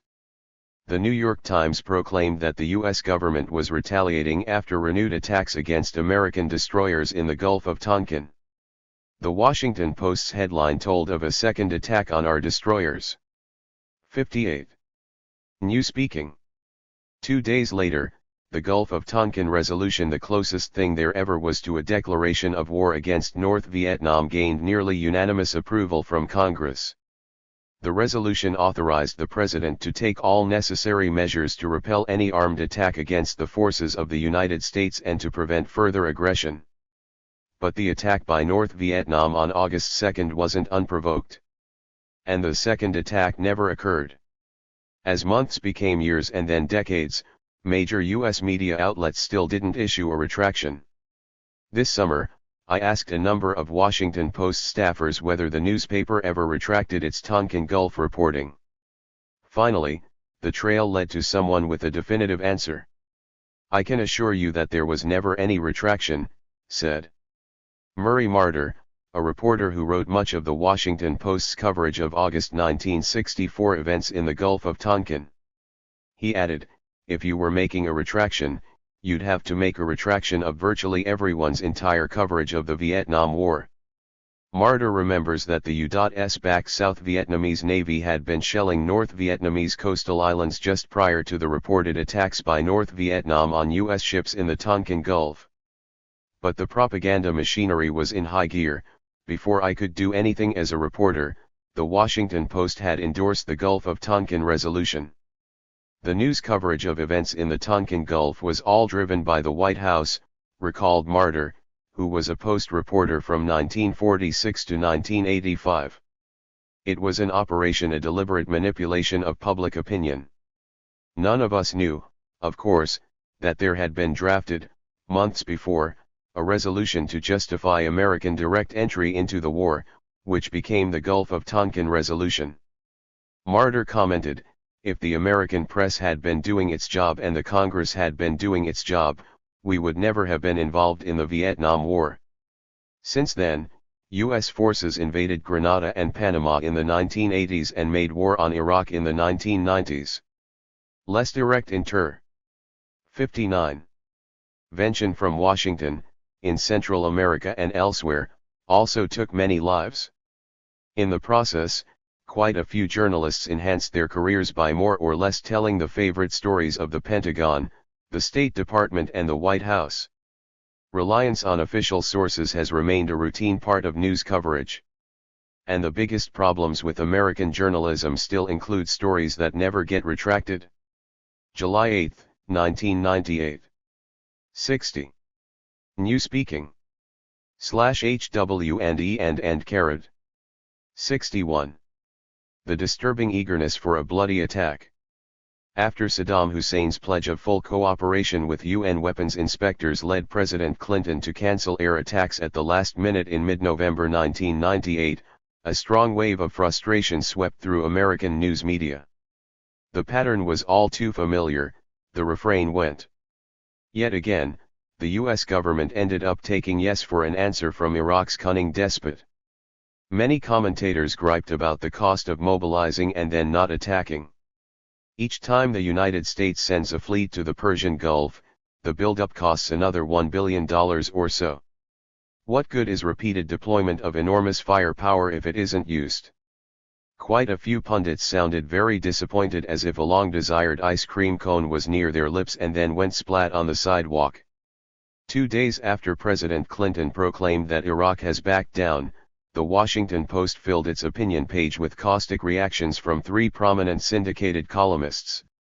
Clinton again proved that he's a wimp, George Will observed from the front lines of his word processor. The commentator warned against restraint. U.S. forces should quickly destroy any site, such as a presidential compound, that inspectors are prevented from examining. Meanwhile, Charles Crothammer wrote that Clinton was given an extraordinary opportunity to strike a massive blow against Saddam. He flinched. Crothammer briefly noted that the military's estimate of casualties from an initial strike was 10,000 Iraqi dead, but who cares? Uncle Sam should strive to disarm, disrupt, and destroy Saddam's regime. A relentless air campaign had a good chance of doing that. Liberal Richard Cohen was not to be outdone in the bloodthirst department. Both countries backed down 1-62. New speaking.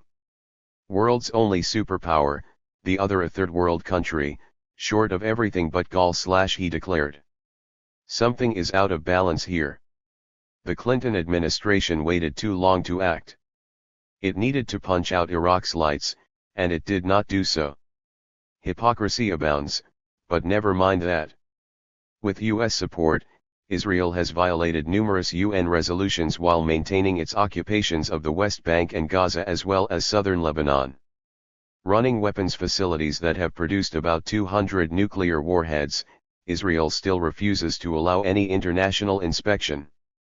The United States invokes the sanctity of the United Nations when useful but ignores that world body whenever convenient and reserves the right to unilaterally attack Iraq whether the UN likes it or not. Often, the paramount U.S. media concerns have been framed in macho terms. Recent news coverage focused on a question that led off a front-page New York Times article, "Who blinked?" Many American journalists lamented that Clinton did not entirely stare down Saddam Hussein. The New York Post scornfully editorialized that Clinton had not been able to act like a man. The newspaper, owned by Rupert Murdoch, added that whenever circumstances have demanded that this president rise to the occasion and really be president, he has failed the United States and the world. Frustrated as they were by the lack of military consummation, cable TV networks and other media outlets were soon able to replace the faded specter of a bloody high-tech assault with audio recordings of Linda Tripp and Monica Lewinsky. Of course, the telephone tapes couldn't quite be touted as new. The printed transcripts had been released several weeks earlier, but more nuances were available. The Associated Press echoed the widespread hype by reporting that the 22 hours of tapes gave America its first chance to hear Ms. Lewinsky's voice. AP explained that what was new Tuesday was the emotion and inflection. And so it goes. Emotion is supposed to matter greatly in some contexts. In others, such as past and future U.S. missile 63 attacks on Iraq, the emotions, in fact, the lives of people at the other end of U.S. missiles are unimportant. As consumers of media images, we're offered one insulated kick after another. We easily slip into spectator mode, vicarious and detached. The euphemisms are wrapped in smug bravado and playground posturing. A relentless air campaign is needed. The president should order the Pentagon to punch out Iraq's lights. Don't spare them, but spare us the grisly details. In mid-December 1998, the journalists who had been yearning for a massive military attack on Iraq finally got their wish. November 18, 1998. 64. Behind the news coverage of bombing and bombast. After 1998, a year that culminated with the bombardment of Iraq and the impeachment of President Clinton, we can draw more definite conclusions about key dynamics of America's modern news media. For instance, euphemisms are as common as ever in American reporting of U.S. military actions. Typically, on the third night of the bombing, CNN's Christiana Monpour repeatedly told viewers that Baghdad was having a dramatic night. When the smoke cleared, she was one of many journalists who spoke of collateral damage without mentioning dead Iraqi civilians. The U.S. news media, along with the White House and Congress, have no moral authority to condemn terrorism. During 4 long nights, while cruise missiles exploded in Baghdad and other populated areas of Iraq, millions of children were among those who lay awake wondering if they would survive till dawn. This terrorism on a grand scale was depicted by major U.S. media as an exercise in righteousness. When America's war machine roars and America's media machinery spins, the teeth mesh. With few exceptions, news reports portrayed the bombing as virtuous, even if a bit unpleasant for some Iraqis. After the shooting starts, denunciations of U.S. actions get little ink or airtime. In October 1998, the head of the U.N.'s Oil for Food program, Dennis Halliday, quit in protest of the sanctions against Iraq. On December 18, while the missiles were flying, he made a state. 65. meant that wasn't fit for inclusion in media coverage. The military strikes constitute a futile and short-run irrational action of desperate men. In the world, according to U.S. mass media, the United Nations is crucial when the U.S. government says it is crucial and irrelevant when the U.S. government says it is irrelevant. In 1991, when the UN Security Council authorized the Gulf War, the American news media elevated the UN to the status of Earth's ultimate arbiter. But in 1998, when the United States was unable to get Security Council approval for launching missiles against Iraq, the UN was beside the point. More than ever, U.S. policymakers and media elites agree that public debate prior to military action is a risk not worth taking. In February 1998, when CNN joined with Secretary of State Madeleine Albright and two other top officials to hold a town hall meeting in Columbus, Ohio, their weak arguments for attacking Iraq met with effective opposition. At the end of the year, they avoided any such mistake, preferring a mere pantomime of democracy as mass media and officials went through the motions of open discourse. Likewise, in Congress, substantive debate was somewhere between muted and non-existent. Media outlets mirror White House efforts to portray a U.S. military assault as a conflict with one individual despot. There was much media enthusiasm for the line that the attacks would send a message to Saddam Hussein. But the bombs sent the clear message that the U.S. government views civilian lives as expendable. Rather than impeding the cycles of murderous violence, Washington has insisted on leading the way. 66. Newspeaking. The news media generally confine themselves to the narrow choices presented by Democratic and Republican leaders. Benefiting from a carefully crafted media image, Bill Clinton has become a great president for Americans who want the killing sugar-coated and sanitized by liberal piety.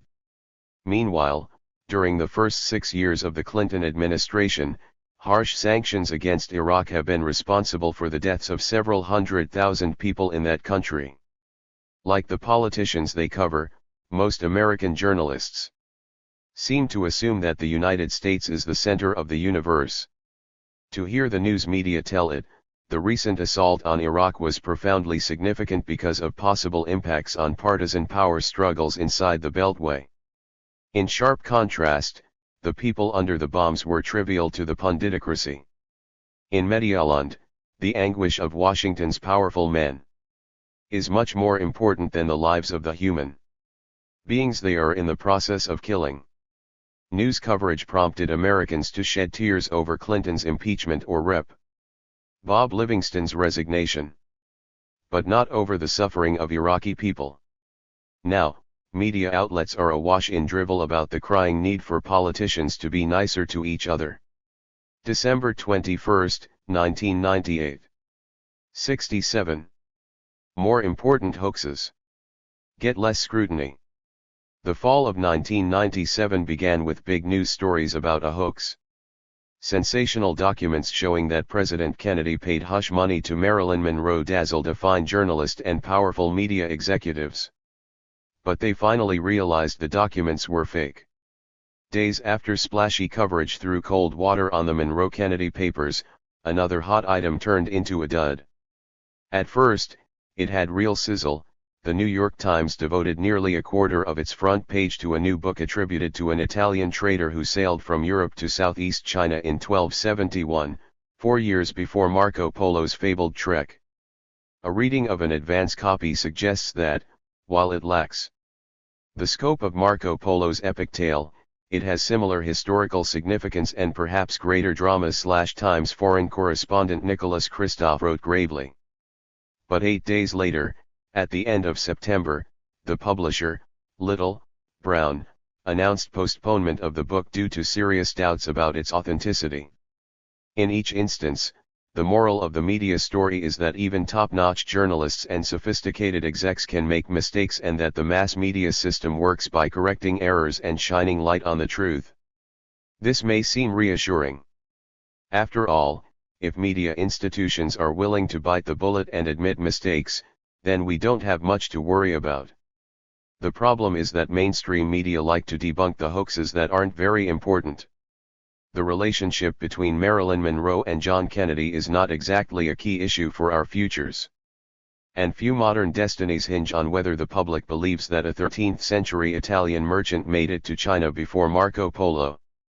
68. New speaking. Let's face it, the less weighty a media hoax is, the more likely it will be set straight. And vice versa.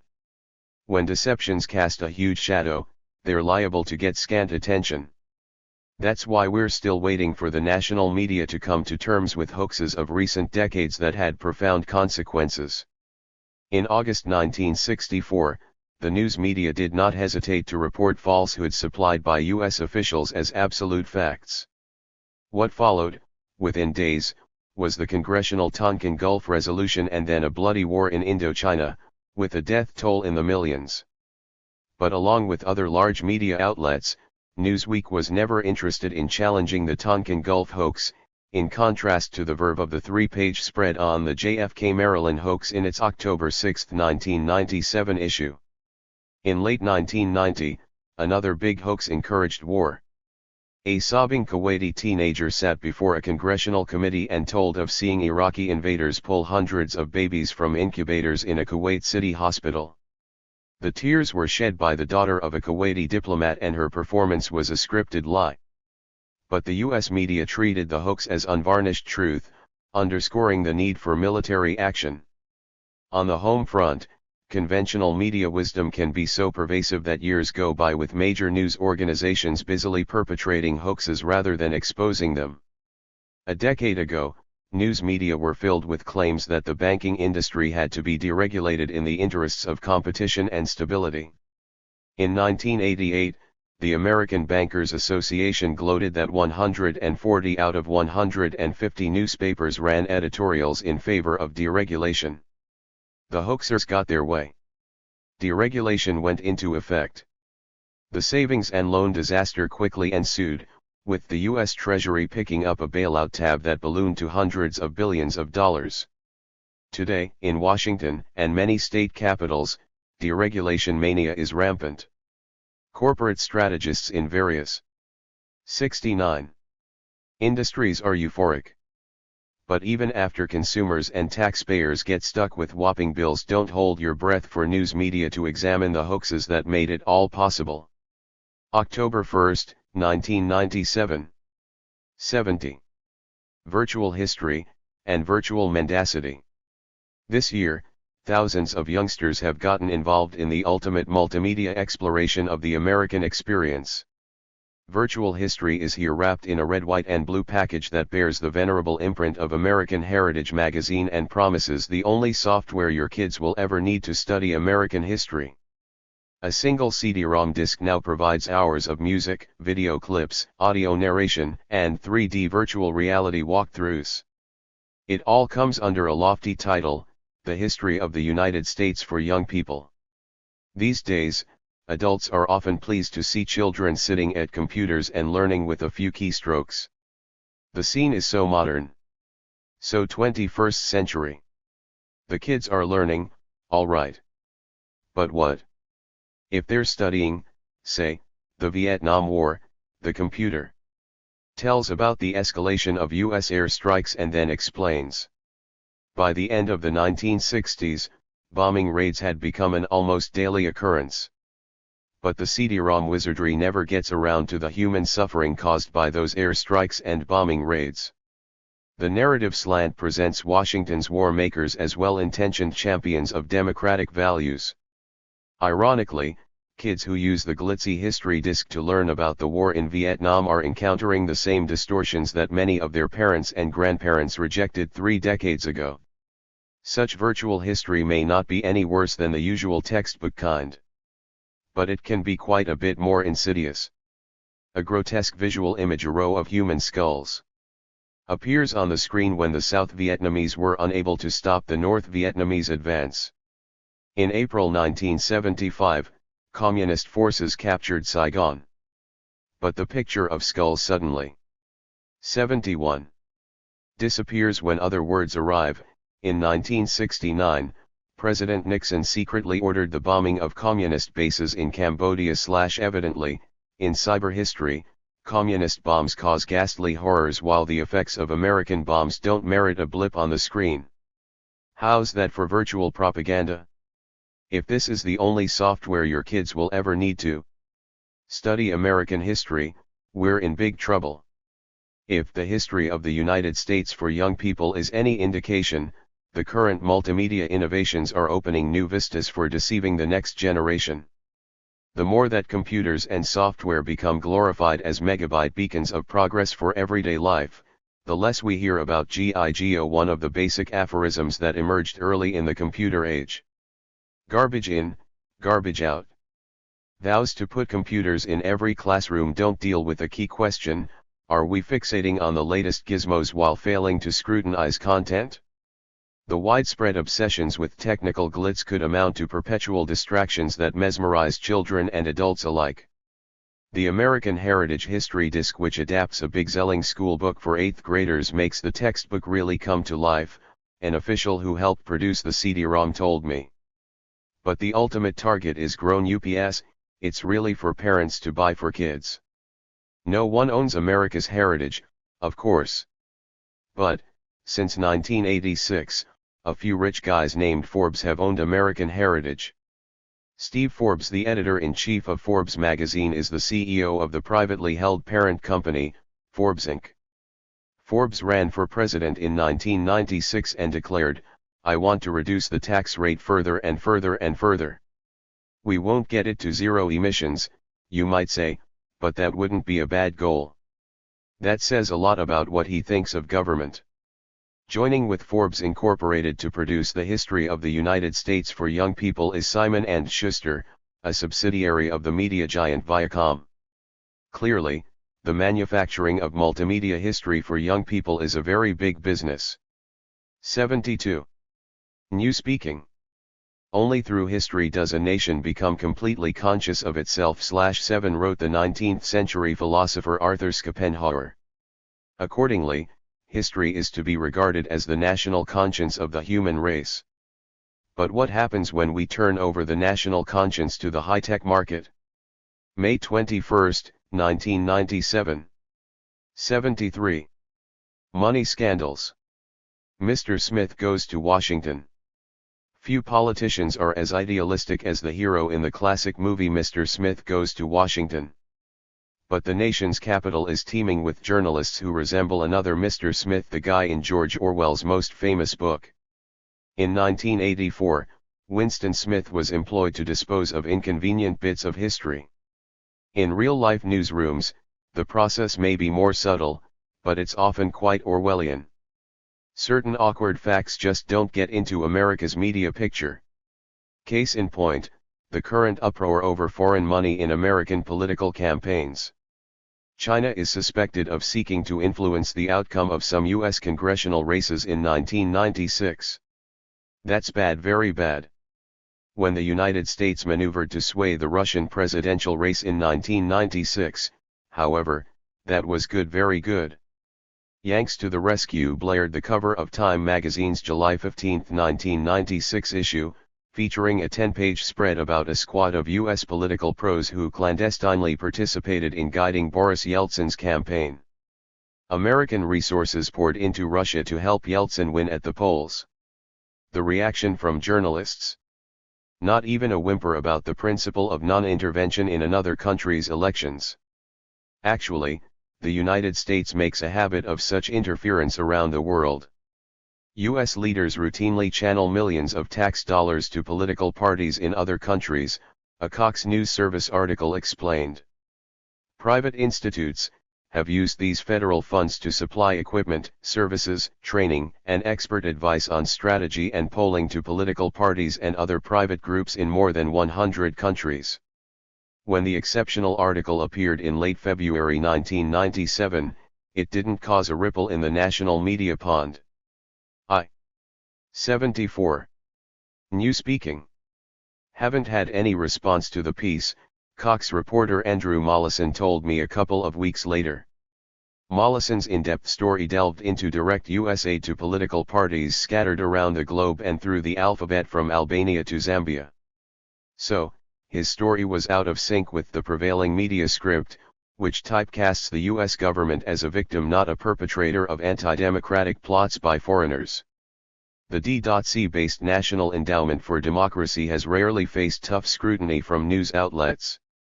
Established in 1983, it gets annual funding of $30 million from the federal treasury. The money is used to assist favored political forces overseas. 41 of the Duma members now sitting in the Russian parliament, for instance, received campaign aid from one of the endowment's conduits. Today, the American press obsessed by Asian money in U.S. politics would lose its self-righteous tone if it reported some relevant history. A few examples. Italy, the CIA provided $10 million for campaigns in Italy's 1972 parliamentary elections and passed along another $6 million for the June 1976 elections. Chile, in 1964, eager to defeat socialist Salvador Allende, the CIA got behind the Christian Democratic Party's presidential candidate, Eduardo Frei. The CIA underwrote more than half the party's total campaign costs, says journalist William Bloom. His book Killing Hope recounts that the agency's overall electoral operation reduced the U.S. Treasury by an estimated $20 million, much more per voter than that spent by the Johnson and Goldwater campaigns combined in the same year in the United States. 6 years later, Chile's voters elected Allende president, despite continued U.S. support for his opponents. Allende died in September 1973, when a U.S.-backed coup ushered in 17 years of bloody dictatorship. 75. Australia, in 1973, when the newly elected Labour Party government charted an independent course in foreign policy, the CIA got very busy dispensing large amounts of money to conservative parties. Under enormous pressure, the government of Prime Minister Edward Gough Whitlam fell in 1975. El Salvador, the CIA boosted José Napoleón Duarte to victory in the 1984 presidential contest. Irked because a farther-right candidate lost, Sen. Jesse Helms complained that the CIA had secretly donated $2 million to Duarte's 7's campaign. In other words, the State Department and the CIA bought the election for Duarte, said Helms. Nicaragua, after a decade of the Contras guerrilla war financed by U.S. taxpayers, the incumbent Sandinistas lost the 1990 election to the pro-U.S. presidential candidate, Violeta Chamorro. Researchers, including former CIA analyst David McMichael, calculated that U.S. aid to electoral foes of the Sandinistas totaled $26 million between 1984 and 1989 in a country with just 3.5 million people, the equivalent of a foreign infusion into U.S. politics of nearly $2 billion.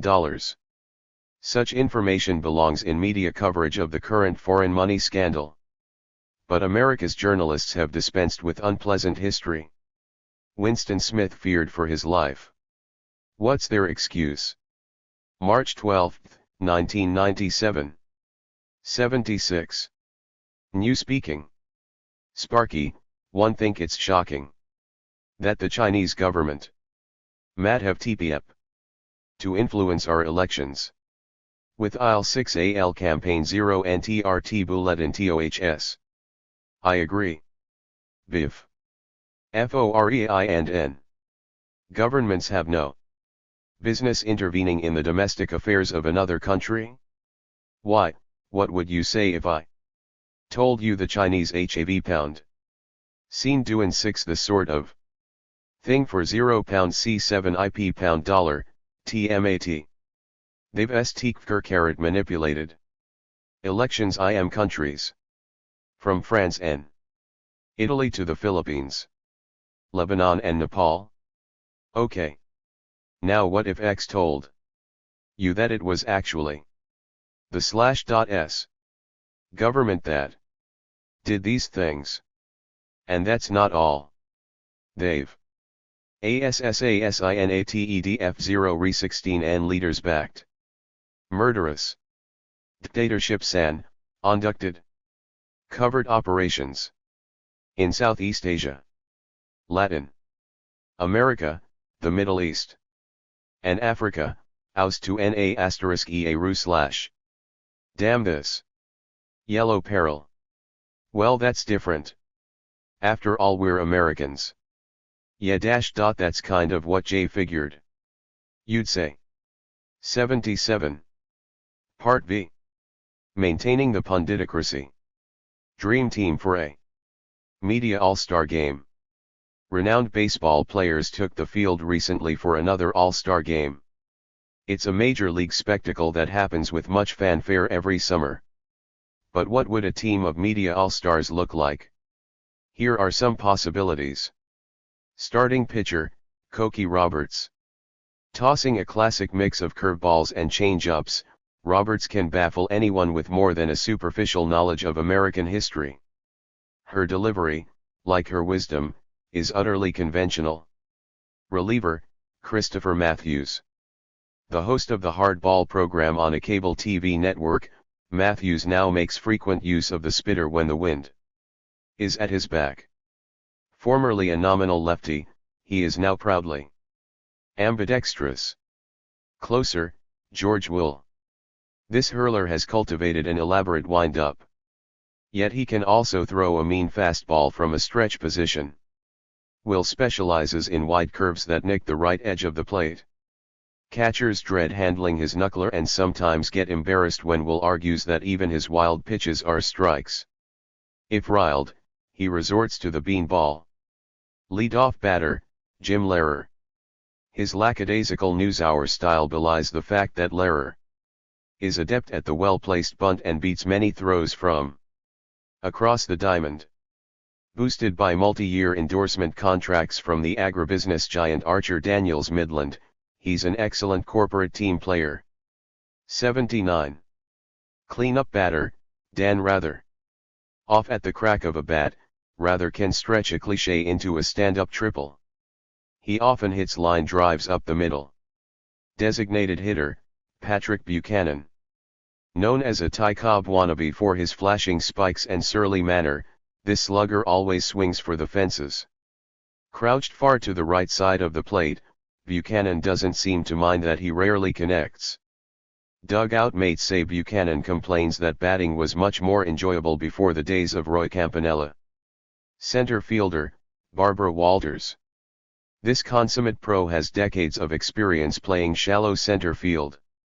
While she defends her turf in the sunny outfield, observers have become heavy-lidded to the point of somnolence. Left fielder, Michael Kinsley. Affable and almost erudite, Kinsley has the unfortunate habit of roaming the middle of the outfield for most of each game, thus leaving vast expanses vacant. Some fans swear that he has never come near the left field line, even to snag a simple pop-up. Right fielder, Rush Limbaugh. Limbaugh, who likes to hug the right field line, boasts of many putouts in foul territory. However, he is rude by umpires, who find him abusive and prone to hallucinations.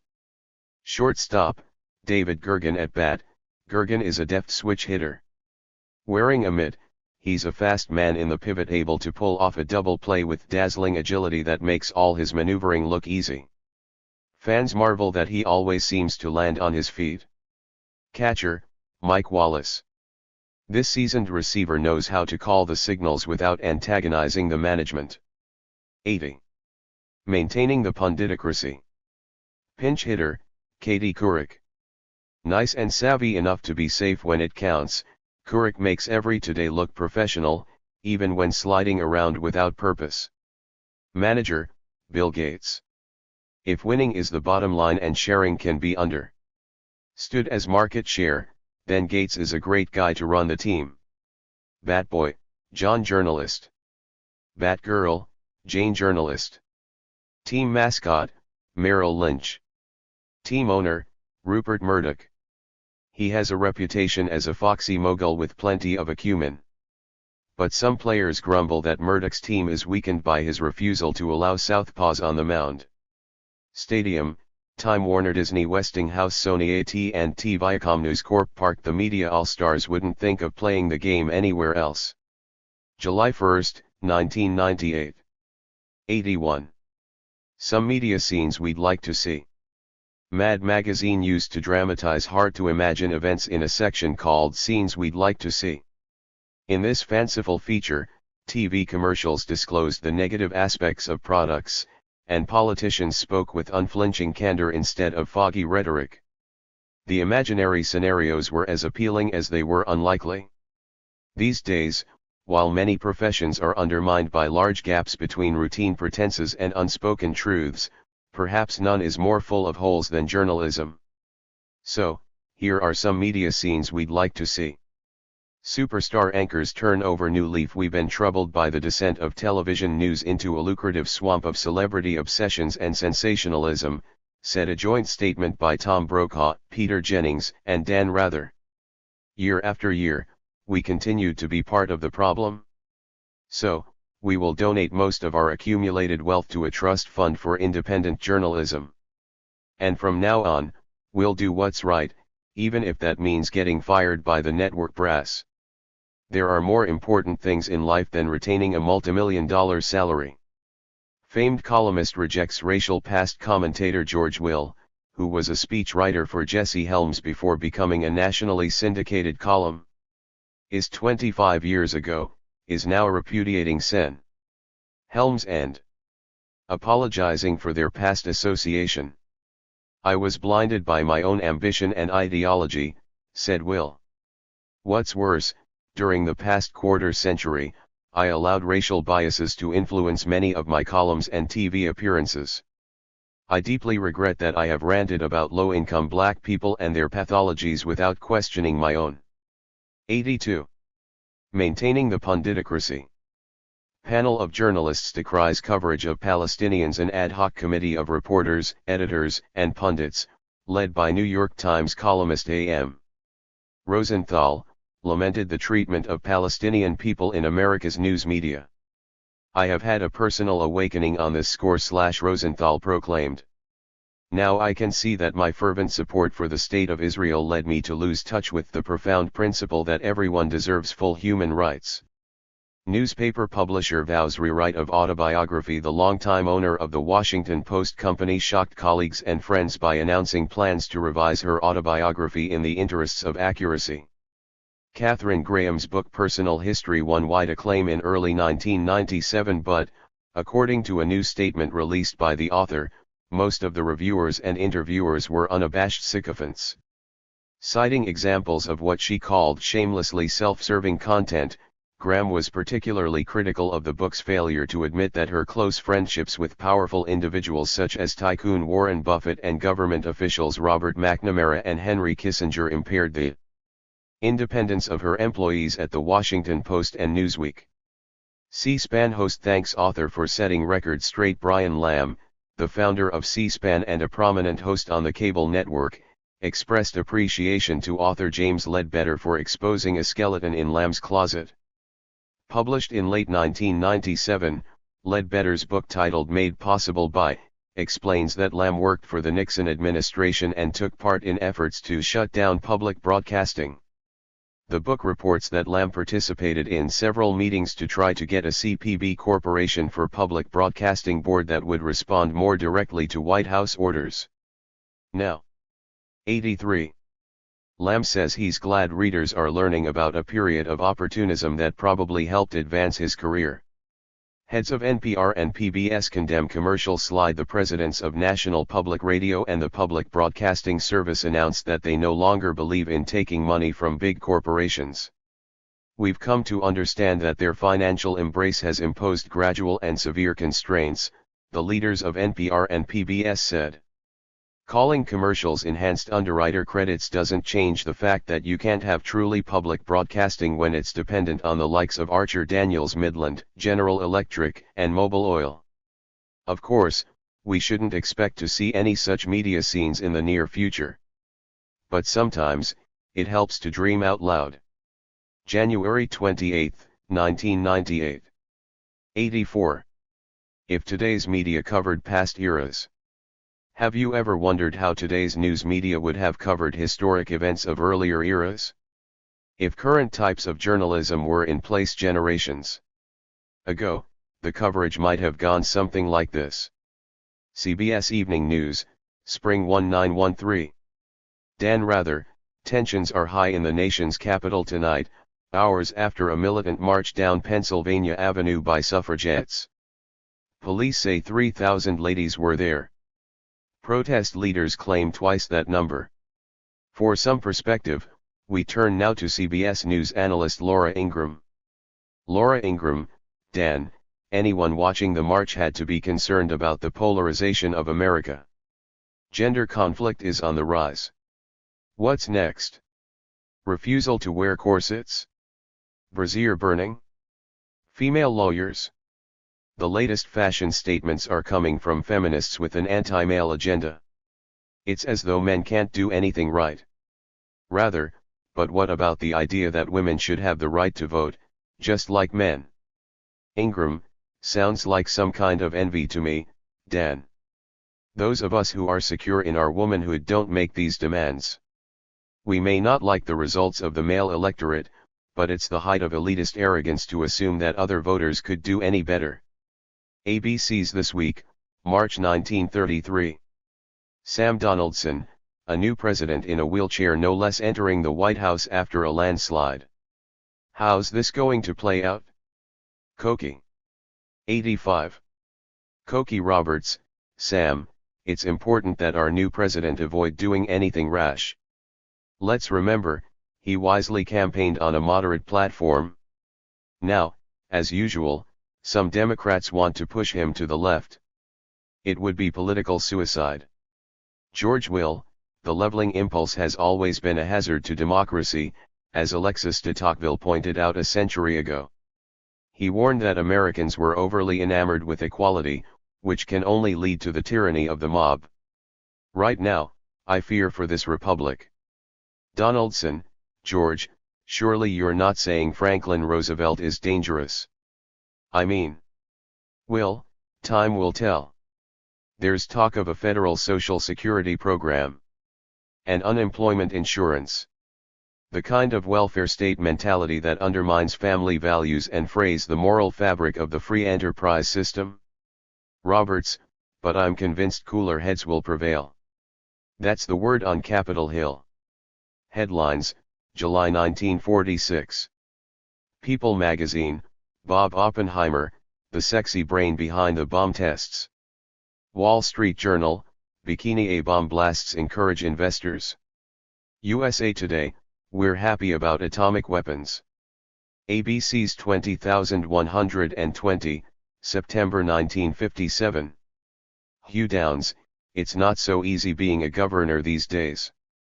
Is it, Barbara? 86. Maintaining the punditocracy. Barbara Walters, certainly not if your name is Orville Faubus. I visited him yesterday at the governor's mansion in Little Rock. He was kind and charming. But his life has been quite stressful with all the well-publicized controversy about integration at Central High School. Next, a look inside the private life of the governor of Arkansas, a gentle man in a difficult time. The McLaughlin Group, April 1963. Fred Barnes, this kind of lawlessness can't be tolerated. It's outrageous. Morton Kondraka, a big publicity stunt, that's what we're seeing. Some of my gullible colleagues in the press corps are falling for the smear campaign against the city of Birmingham, the state of Alabama and the United States of America. These demonstrations give comfort to our country's enemies. Patrick Buchanan, the protesters say they want civil rights. What a laugh. They want special rights. If the media would ignore these troublemakers, we'd have some racial tranquility in America. The police measures have been entirely justified. Jack Germond, gosh, I can't agree with that. Maybe the fire hoses are necessary. But using attack dogs on those young demonstrators seems too extreme. John McLaughlin, Jack, is that the bleeding sound of a bleeding heart liberal? Kondraka, haha. Barnes, haha. July 16, 1997. 87. Since journalists on shows like the McLaughlin Group are primarily interested in becoming marketable co-mmod it/pound/s. IEXT. Question. How low will YO oft? Lecture fees plummet if TJ kick you off this show. Perhaps they should start merchandising themselves in earnest. With a line of action figures, for instance. It's EC lookout / here comes Eleanor clipped with spring-loaded conventional WLSBOMF. Ha! John McLaughlin's invective. Bolts will clobber her / or a spin-off rap album. Yo. My name's */ OQTAHN. And I'm full of prediction sand. I really don't care if they're EAC to our fiction. Or who knows, maybe even a wacky, catchphrase-laden animated series. Will the campaign finance hearings result in substantive reform? 88. Truth or consequences for news media? We like to think that journalists will pay a heavy price if they tell lies or promote deception. But it ain't necessarily so. Consider the case of former Newsweek writer Joe Klein. Throughout the first half of 1996, Klein denied that he was anonymous, the author of the hot new political novel Primary Colors. Klein's denials were frequent and vehement. But in mid-1996, the world learned that he'd been lying the whole time. A year later, Klein was riding high as Washington correspondent for the prestigious New Yorker magazine. Klein built his career largely by accusing inner-city blacks of dependency and pathology. He often stereotyped them as dishonest. In retrospect, considering his awesome display of dishonesty, the ironies abound. A few days ago, I asked Klein whether those ironies had caused him to reassess the superior tone of his numerous articles that looked down on the moral standards of poor African Americans. He replied, "Are you out of your mind?" Klein wasn't the only Newsweek journalist implicated in the anonymous subterfuge. The editor of the magazine, Maynard Parker, knew that Klein was the author of Primary Colors all along and stayed silent. In fact, Parker allowed his magazine to print misleading speculation about the author's identity. When his complicity came to light, Parker was unrepentant. He urged critics to get a life. Today, Maynard Parker is still the editor of Newsweek.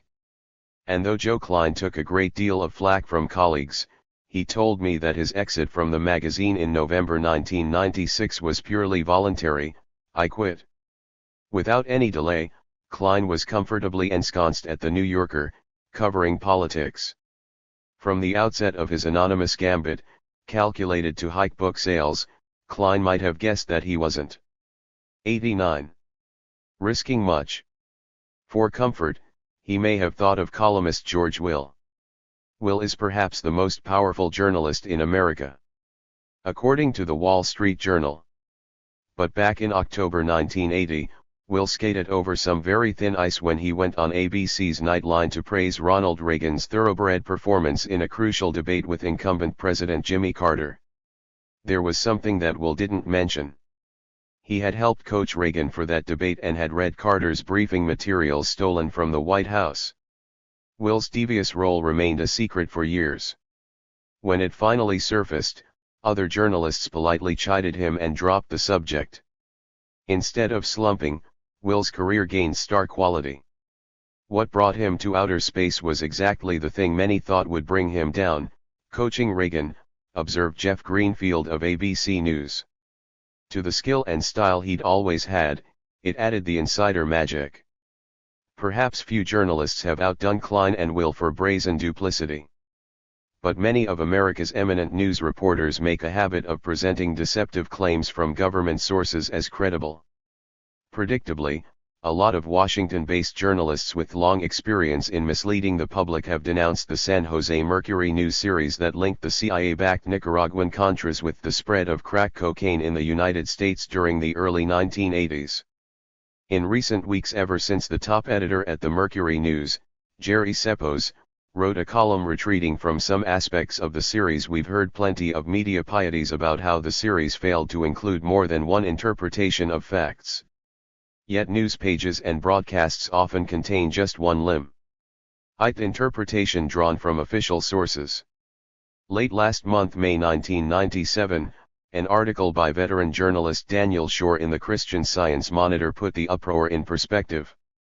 Usually no maverick, Shore stepped out of the 90. Maintaining the punditocracy.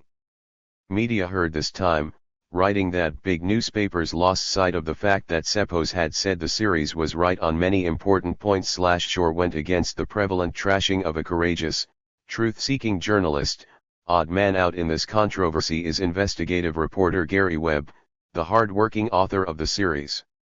He was left to twist in the wind while the press glorified his editor for having some second thoughts about the explosive articles. Meanwhile, Joe Klein isn't twisting in any wind. Neither is George Will. And neither are the journalists who never tell lies but pass them along from official sources and avoid the risks of telling hard truths. June 4, 1997. 91. Part 6. Deferring to elites. Elite preoccupations leave other concerns in shadows. Two recent events: the launch of a magazine about news media and the release of a survey about journalists' 7 opinions, illustrate the wide gap between the preoccupations of elite media professionals and the economic outlooks of most Americans.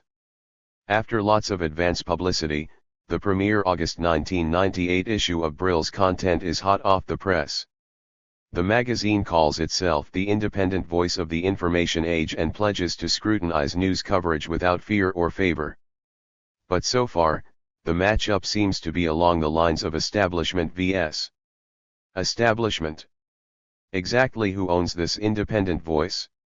Along with Stephen Brill, the other investors behind the magazine are media magnate Barry Diller, real estate tycoon Howard Milstein and financier Lester Pollock.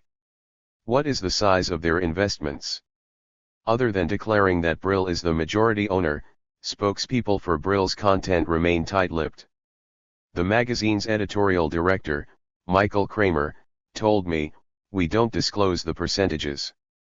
Will the magazine probe the media empire of co-owner Diller?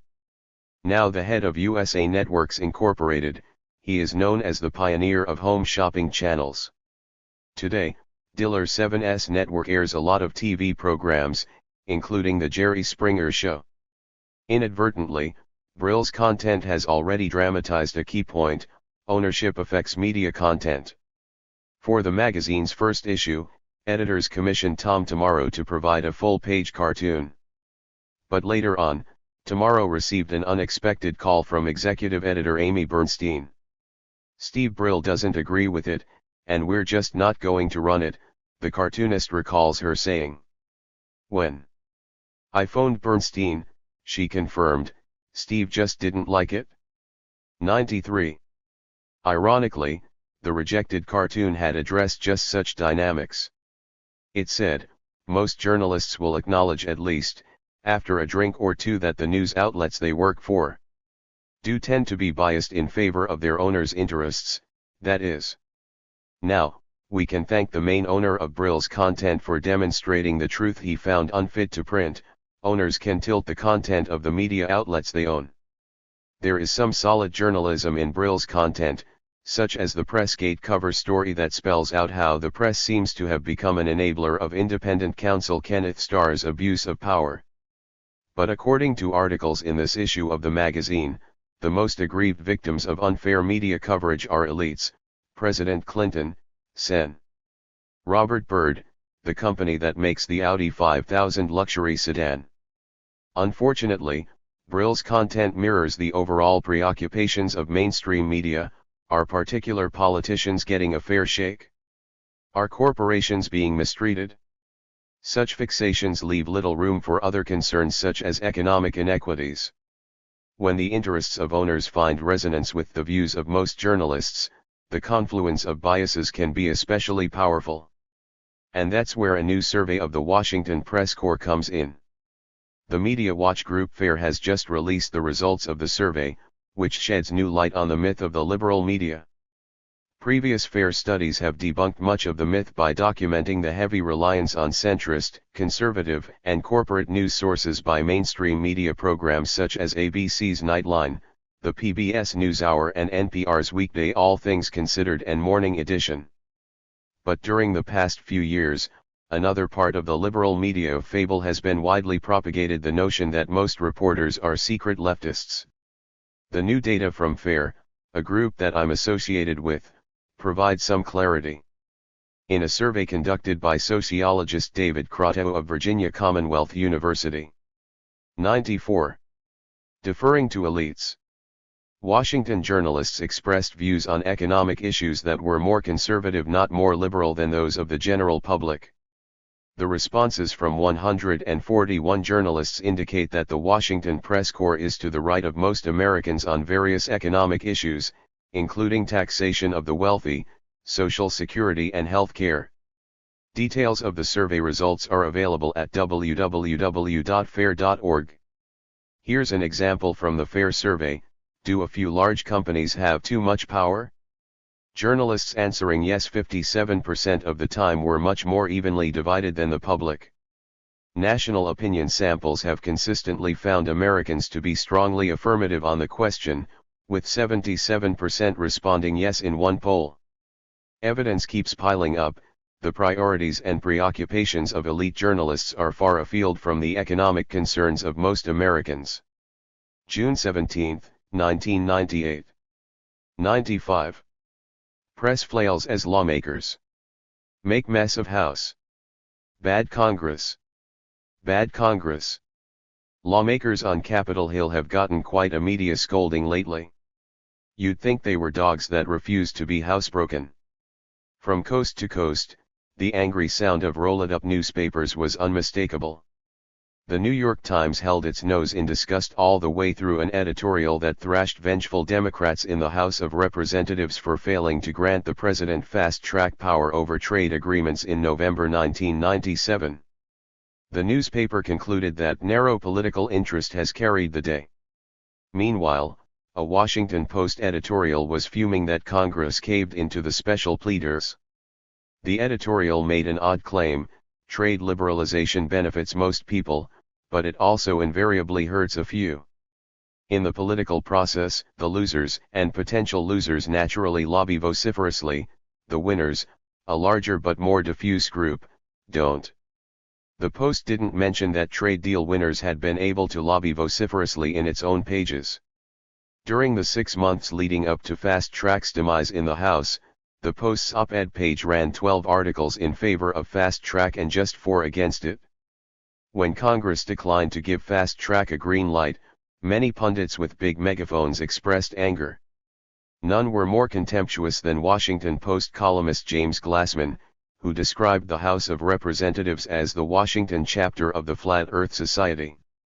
He proclaimed, "It's hard to find a respectable economist who opposes free trade, the value of which is glaringly obvious." As a fellow at the American Enterprise Institute, one of the nation's most influential think tanks, Glassman doesn't let the readers of his widely syndicated column know who is paying. 96. Deferring to elites. The piper for his tunes. But a report by Public Citizen documented that between 1992 and 1995, the Institute received more than $1.7 million from pharmaceutical, medical device, biotechnology and tobacco firms and their foundations, only some of the donors eager for free trade pacts that curb government regulation. Glassman, who described Democrats in Congress as the disingenuous stewards of unions that are desperately trying to maintain their cartels, was among numerous commentators who blasted organized labor for going toe-to-toe with big business on the fast track issue. A Los Angeles Times opinion piece that appeared November 12, 1997 was typical. Political scientist Ross K. Baker denounced labor's scare tactics and contended that congressional Democrats have consented to be bound, trussed and gagged by America's fading labor movement. In the wake of Fast Track's failure to get through the House, a Wall Street Journal editorial mournfully charged that AFL-CIO President John Sweeney had busted up a Democratic president's attempt to maintain American trade leadership in the emerging global economy. A lot of news and commentary echoed the sentiments of Commerce Secretary William Daley, who depicted citizens living outside the Beltway as ill-informed dummies. Even though we all know the benefits of globalization, obviously the people out there don't know it.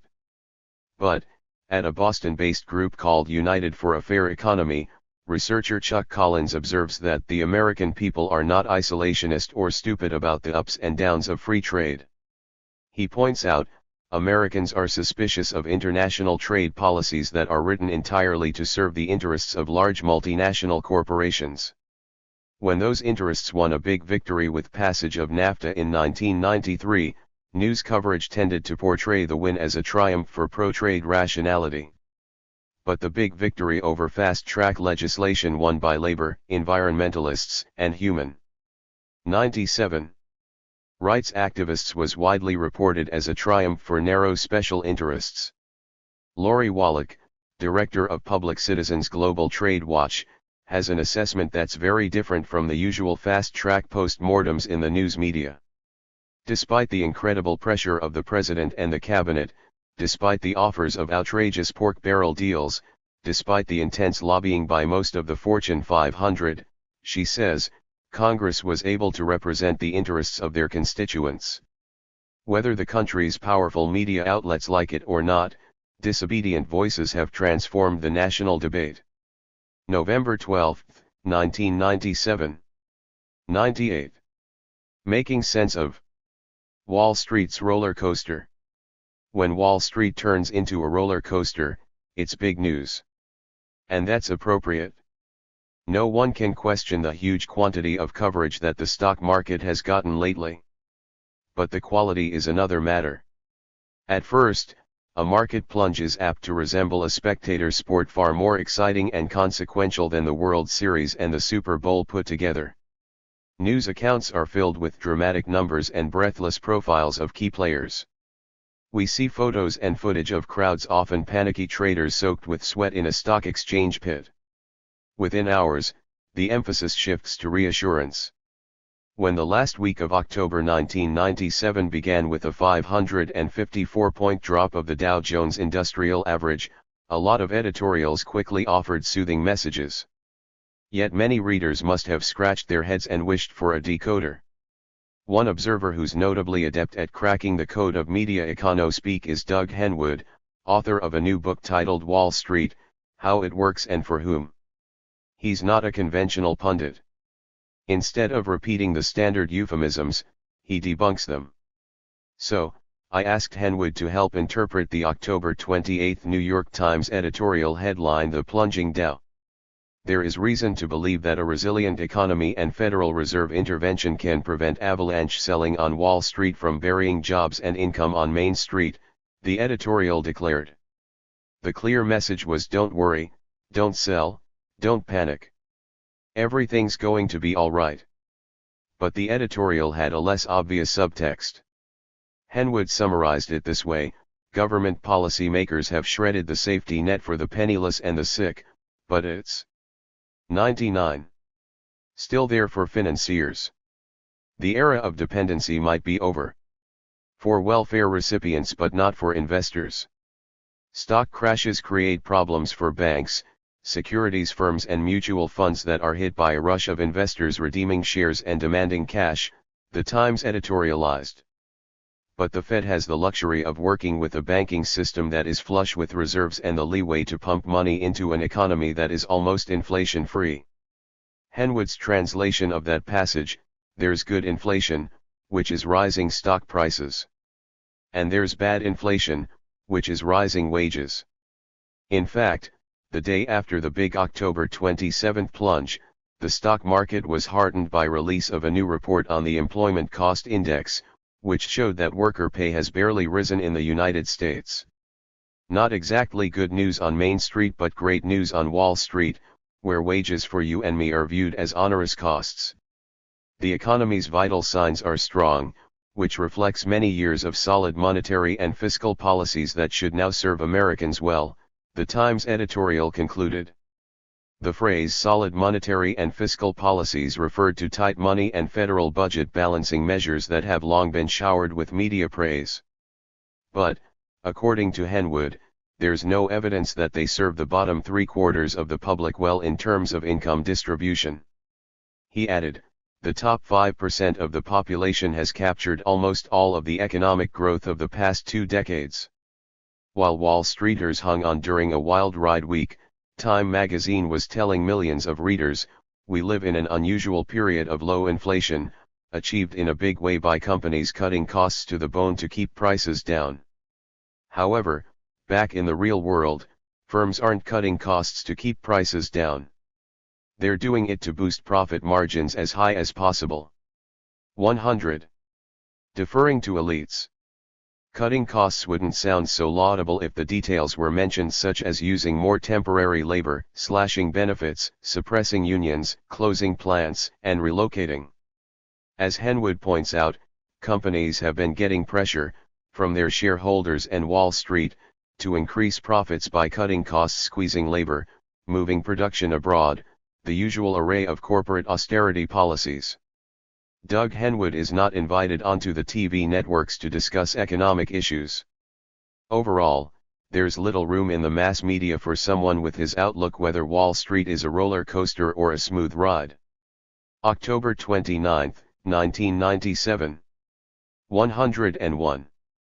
/T here *an article A06 UTA wealth *fu ple carat who had a ve *roi puold rhyme ostlnlhg the permits necessary to remodel TRTLR fabulous penthouse apartment / A typical Sunday morning in New York City. Tud. Looks like it's 6 ET. Ting darned near impossible to get your kid LN. MTO a decent private school. PABTHTS across the city are outraged. H.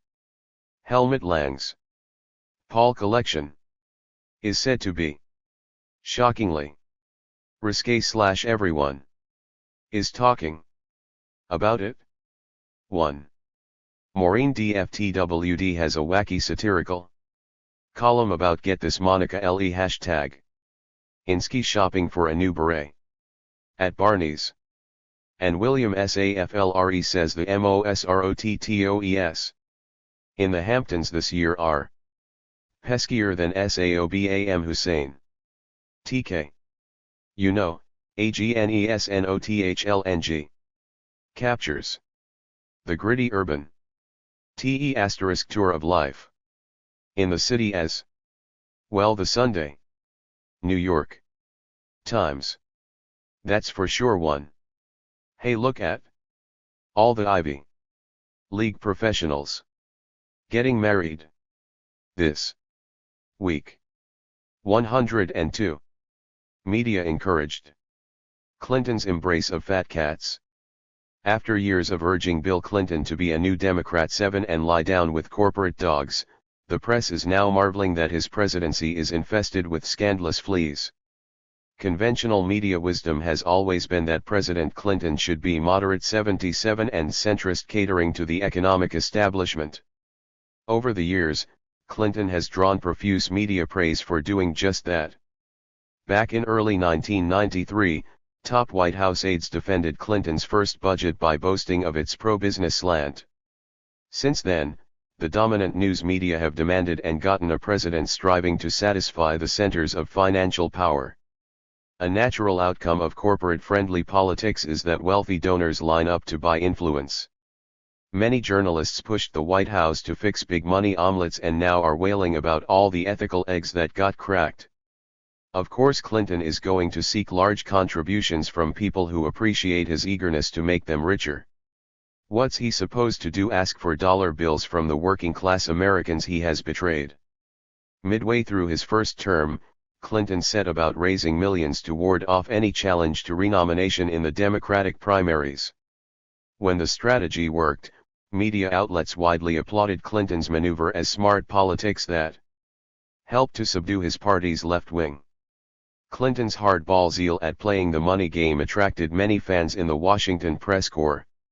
And leading pundits cheered when Clinton repeatedly portrayed the corporate agenda, NAFTA, free trade and so forth, as key to America's role in the world. For several years, news media have lauded Clinton for putting the interests of U.S.-based corporations at the forefront.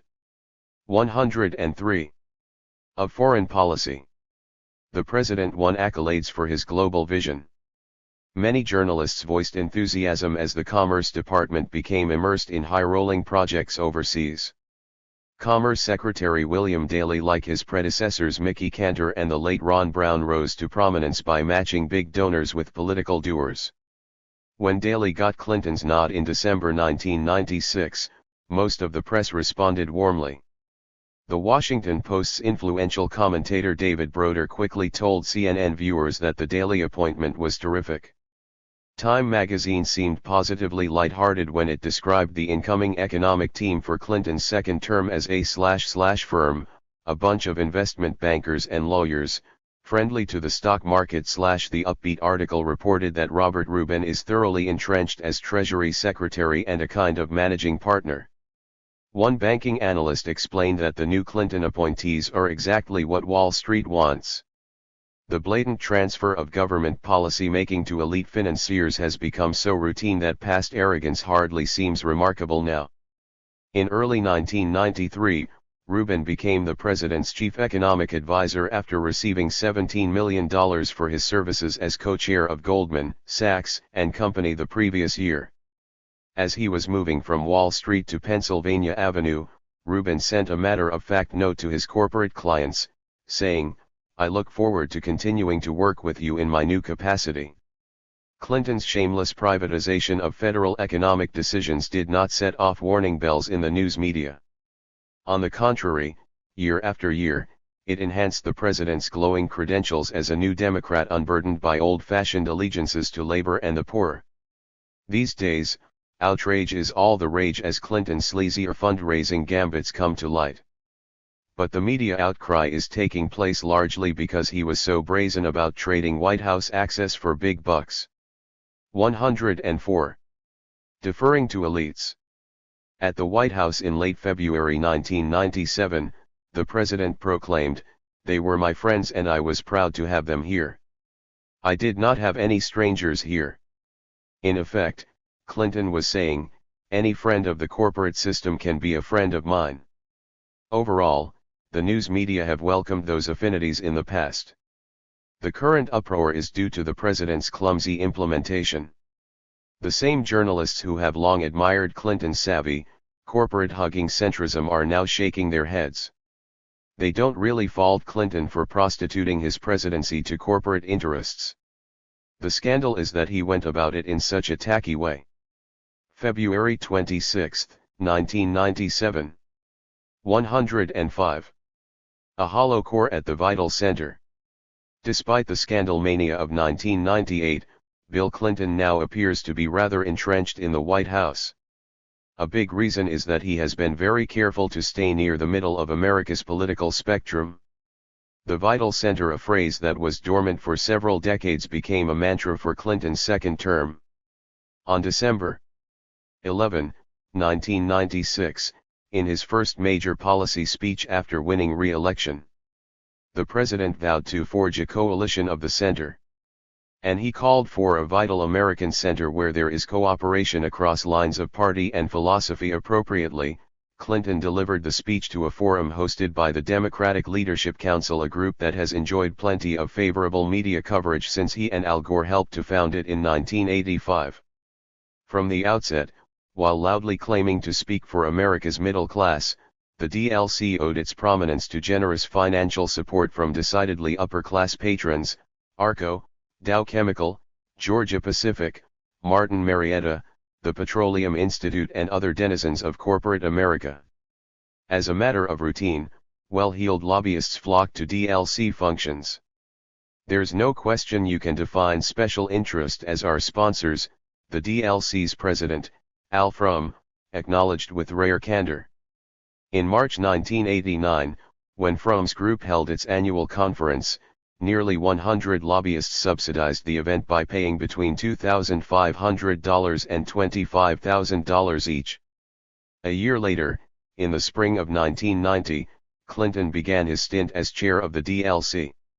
Writing in the September/October 1998 issue of the New Democrat, the DLC's magazine, Frum credited his organization with laying the groundwork for third-way politics that have swept the United States as well as much of Europe and Latin America. "The third way's roots are firmly planted in our New Democrat movement," he declared. Indeed, the Democratic Leadership Council has a rightful claim to paternity. 106. Deferring to elites. What does all this talk about the vital center and the third way really mean? Amid a geyser of misty rhetoric, for instance, the third way is the worldwide brand name for progressive politics for the information age. Alfram supplies a basic clue.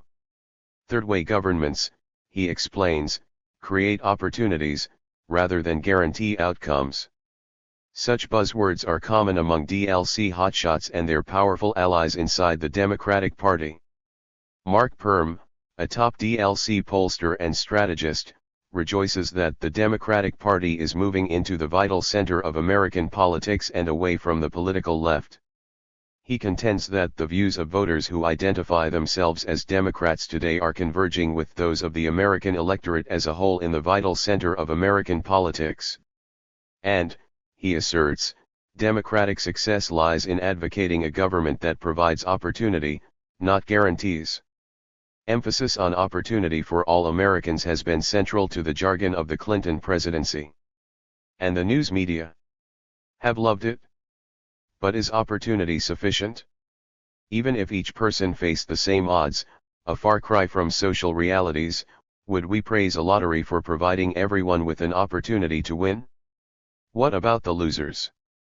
Should we idealize a society for providing most people with health care and a roof over their heads even if millions of people lack access to medical treatment and many individuals are homeless? Advocates for the vital center and the third way are likely to shrug. After all, it's not appropriate to guarantee outcomes. Huge gaps between rich and poor? Don't bother us about outcomes. A lot of poverty in our midst?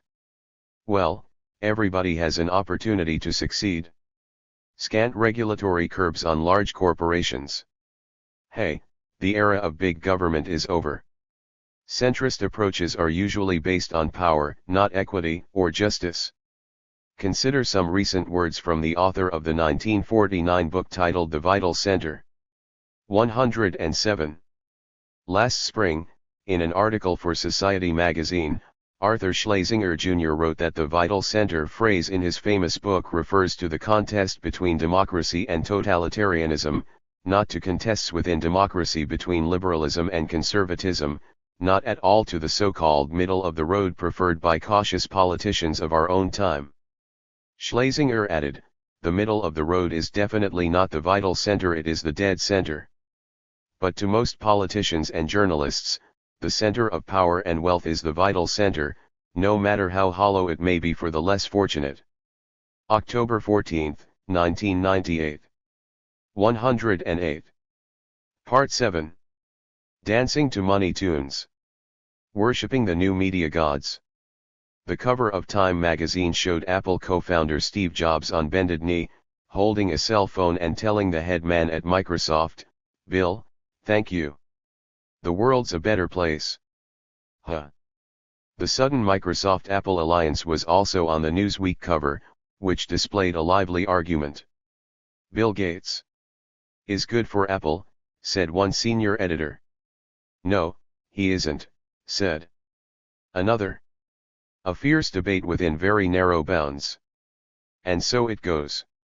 The titans of the computer industry stride the media heavens. Bill Gates is our modern-day Zeus. Other gods are overwhelmed by his amazing powers. What a story! Meanwhile, back on the ground, mortals can only imagine what it's like to move corporate mountains and build digital highways with the flick of a pen. We're encouraged to look up with awe at the colossal deal makers. They're creating the software in our drives and the images on our screens and, increasingly, the dreams in our heads. They are the providers. We are the consumers. The reverence in the air leaves an acrid smell. We may resent the Lord of Microsoft and the lesser gods, but the media culture of worship seems almost overpowering. An ultra-modern theology now glorifies the quest for vast wealth and technological power. A decade ago, the advertising critic Leslie Saban noted the emergence of what she called secular fiscalism. Television commercials were starting to tout the accumulation of capital as an expression of inner spiritual growth. In 1986, Saban described a new MasterCard slogan. Master the possibilities as apparently est inspired. She added that a Merrill Lynch ad campaign, Your World Should.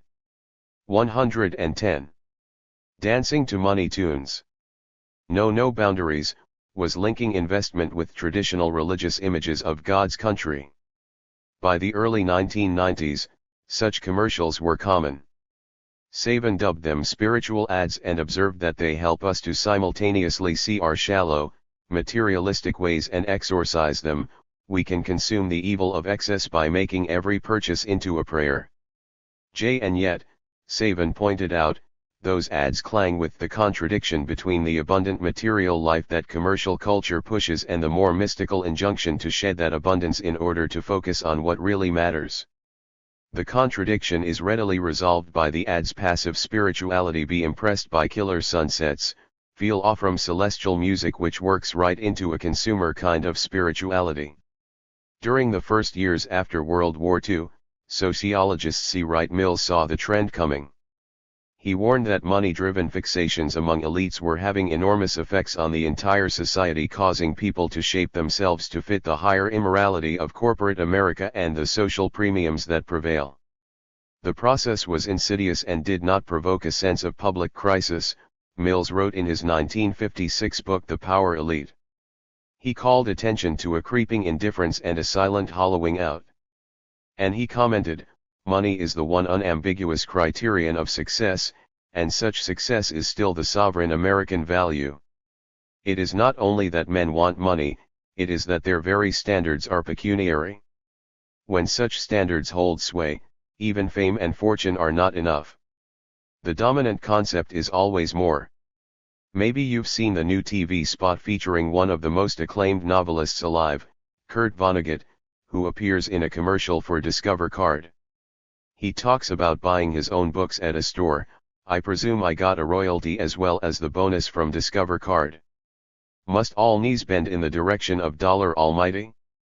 Of course not. Despite the intense pressures, plenty of resistance. 111. Continues. But deeper values must withstand the assaults from the monetary worship that proliferates in the mass media every day. August 13, 1997. 112. Dancing to money tunes. The government has virtually eliminate asterisk the social safety net / that's 6 REAT. I read that helping the poor survive was bad for their SBLF esteem. A lot of people want LB invest social security funds in the / stock market. Find WITM me. I saw a got OM. The Mu5 SAT there. Will never be another stock market crash / Doesn't it sometimes seem as if Americans will pretty much accept anything theme roifed? Turns out that preserving the ozone layer must just too be unprofitable. 113. Internet Shopping Network. The mailing of cyberspace. Are you ready for the Internet Shopping Network? Ready or not, here it comes. The guy who pioneered home shopping channels on television, Barry Diller, is now blazing trails into cyberspace. Despite the stock market's current jitters about such ventures, Diller plans to go forward in 1999 with an initial public offering for the Internet Shopping Network. It's part of his effort to become electronic commerce czar, according to the Wall Street Journal, which reports that Diller is once again demonstrating his ability to position himself at the cusp of the business world's next big thing. Strip mailing the internet is quite a concept. Not long ago, we kept hearing about the information superhighway.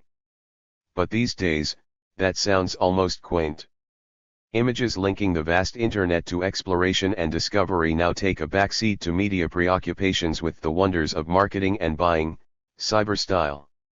The emergence of the Internet Shopping Network is a symbol of how coolly calculating heads are prevailing over gushy platitudes about democratic discourse in cyberspace. More than ever, A visit to the opening screens of America Online or CompuServe indicates just how tightly the biggest online services are interwoven with the nation's largest TV networks, weekly magazines, daily papers, wire services, and the like. The medium of the Internet is new, but its main content providers are mostly providing the same old content. Meanwhile, as traditional media outlets supply endless hype for some aspects of the World Wide Web, the touted heroes are often entrepreneurs who combine high-tech computer advances with shrewd marketing strategies. Implicit in such coverage is the assumption that colonizing the New World. 114. Dancing to money tunes. Of cyberspace with corporate enthusiasm that echoes notions of manifest destiny is logical, creative, and laudable.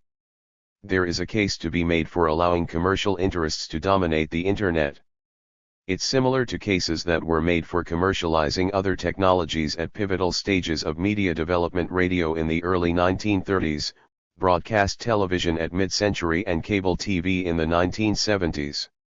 At all those historic junctures, lofty rhetoric has been expended to justify the prerogatives of capital. But in each instance, the underlying quest can be summed up in two words: maximize profits. Spin the radio dial, or click through the channels of a TV set, and you may or may not appreciate what reliance on the free market 7 has produced. Overall, the airwaves and cable byways have been ravaged by unflagging zeal to shoot the bottom line through the roof. The Internet is apt to seem very different. Unlimited and decentralized, it's far more participatory than radio and television. Cyberspace has much lower barriers for people with something to say. Freedom of speech is one thing, however, and freedom to be widely heard is another. You can put up a website. But if you want to reach a mass audience, you'll need either a lot of money or promotional backing from some entity with a lot of money. The exceptions are rare counterpoints to the dominant rule. As an emerging lord of cyberspace, Barry Diller is a perfect example of grim synergy. He now runs USA Networks Incorporated, which produces The Jerry Springer Show as part of its array of TV output. Diller has the resources to launch his internet shopping network into the media heavens. Television programming and direct selling are related, Diller explains, and our bet is that they will become more related. Conveniently, media magnates tend to have plenty of influential pals and business partners. For instance, Diller doesn't worry about any tough-minded scrutiny of the Internet shopping network by the country's largest circulation. 115. Magazine of Media Criticism, Brill's Content. Diller is one of the magazine's 4 owners. None of this means that we should be discouraged from doing all we can to use the Internet for independent purposes. Many individuals and groups around the world are doing just that. But let's get the cyberstars out of our eyes. Technologies don't create vibrant public debate or democratize societies. People do, or at least they can try. October 28, 1998. 116. After El Niño blows over, El Bunco will remain. As winter gets underway, much of the nation is bracing for turbulent weather. Recent news stories have heralded the ominous arrival of El Niño. But what about El Bunco? They're quite different. El Niño is an occasional climate shift that comes from nature. El Bunco is a perennial media pattern that comes from human activity. If we see El Niño approaching, we're likely to batten down the hatches and take a variety of precautions. But El Bunco is apt to be welcomed as an informative flood of news. People are concerned that El Niño might engulf their homes with storm water, but they often swallow the deluge provided by El Bunco. El Niño is a mass of unusually warm ocean water, causing upheaval in weather patterns. El Bunco is the mass media's usual hot air, causing perceptual distortions. While the damage done by El Niño can be estimated, the harm that results from the El Bunco effect is so extensive as to be incalculable. No insurance company in the world could write a policy to cover what it's costing us. El Bunco is a system of manipulation, serving movers and shakers around the globe. A lot of their maneuvering is out in the open, though furtive meetings are certainly useful to facilitate the process. Most of all, El Bunco is a non-stop barrage of words and images, obscuring rather than clarifying. When prestigious journalists tell us that the economy is doing great without reference to the realities of widespread poverty, El Bunco is gathering steam. When wealthy elites develop new plans for turning Robin Hood upside down by taking resources from the poor and middle class in many lands, you'll hear the tempests of El Bunco howling about the need for more market reform. 117. When U.S. government officials proclaim that Asian nations must drop barriers to foreign investment while media pundits cheer, El Bunco's wind machines are in high gear. When the mightiest economic institution on the planet offers third world countries huge lines of credit under strict conditions, of course you'll hear the El Bunco chorus singing the praises of the global loan shark known as the International Monetary Fund. When news reports barely mention that those IMF conditions require scores of governments to slash programs for such human needs as nutrition, healthcare, and education, El Bunco is packing a ferocious punch. Later, the death toll goes uncounted. And when big money titans stride across borders, flattening barriers to their dominance, you can count on El Bunco to depict resistance as old-fashioned protectionism. After a rough winter, El Nino will blow over. But behind El Bunco is a high-pressure system of corporate power that promises to gain strength for a very long time. At the end of the 19th century, Ambrose Bierce defined the corporation as an ingenious device for obtaining individual profit without individual responsibility. The definition still holds. But near the end of the century, the profits and grim consequences of this ingenious device are beyond anything the author of the Devil's Dictionary could have imagined. In their recent book, The Global Media, The New Missionaries of Corporate Capitalism, Edward S. Herman and Robert W. McChesney predict that current trends will continue for the short and medium term. But despite the reasons for gloom, Herman and McChesney see more than a bleak horizon. What is done now may significantly affect what is possible later. The system may be far more vulnerable and subject to change than appears to be the case at present. If it is to change, and in a positive way, it is important that people who are dissatisfied with the status quo should. 118. Dancing to money tunes. Not be overcome and rendered truly powerless by a sense of hopelessness and cynicism / perhaps the grandest achievement of the El Bunco effect is to make the existing political climate seem natural. We're supposed to believe that pillaging the planet is part of an inevitable progression. But it isn't. El Nino is nature. El Bunco is something else. December 10, 1997. 119. Meanwhile, at the Gook and Who Marketplace *. 120. The media habits of Dr. Jekyll and Mr. Hyde. While tracking the Monica Lewinsky scandal, many prominent journalists have resembled tigers, eager to pounce on President Clinton. With some other issues, in sharp contrast, they behave more like lapdogs. When reporting on the Lewinsky matter, the National Press Corps has ripped into Clinton's statements to expose evasions and inconsistencies. But when it comes to reporting on President Clinton's economic priorities, the same journalists usually echo his assertions without question. Everyone is aware that media outlets are routinely focusing on salacious news. And when pundits go through the ritual of voicing their disapproval, they're apt to blame entertainment mania. We now know that ideology has nothing to do with which scandals get major media attention / New York Times columnist Frank Rich proclaimed in late February 1998. The only criterion that really matters is it entertaining enough? That's an easy diagnosis for what ails the news media. Too easy. Sure, crass commercialism has pushed the mainstream media into an obsession with titillating stories about celebrities. But let's get a grip.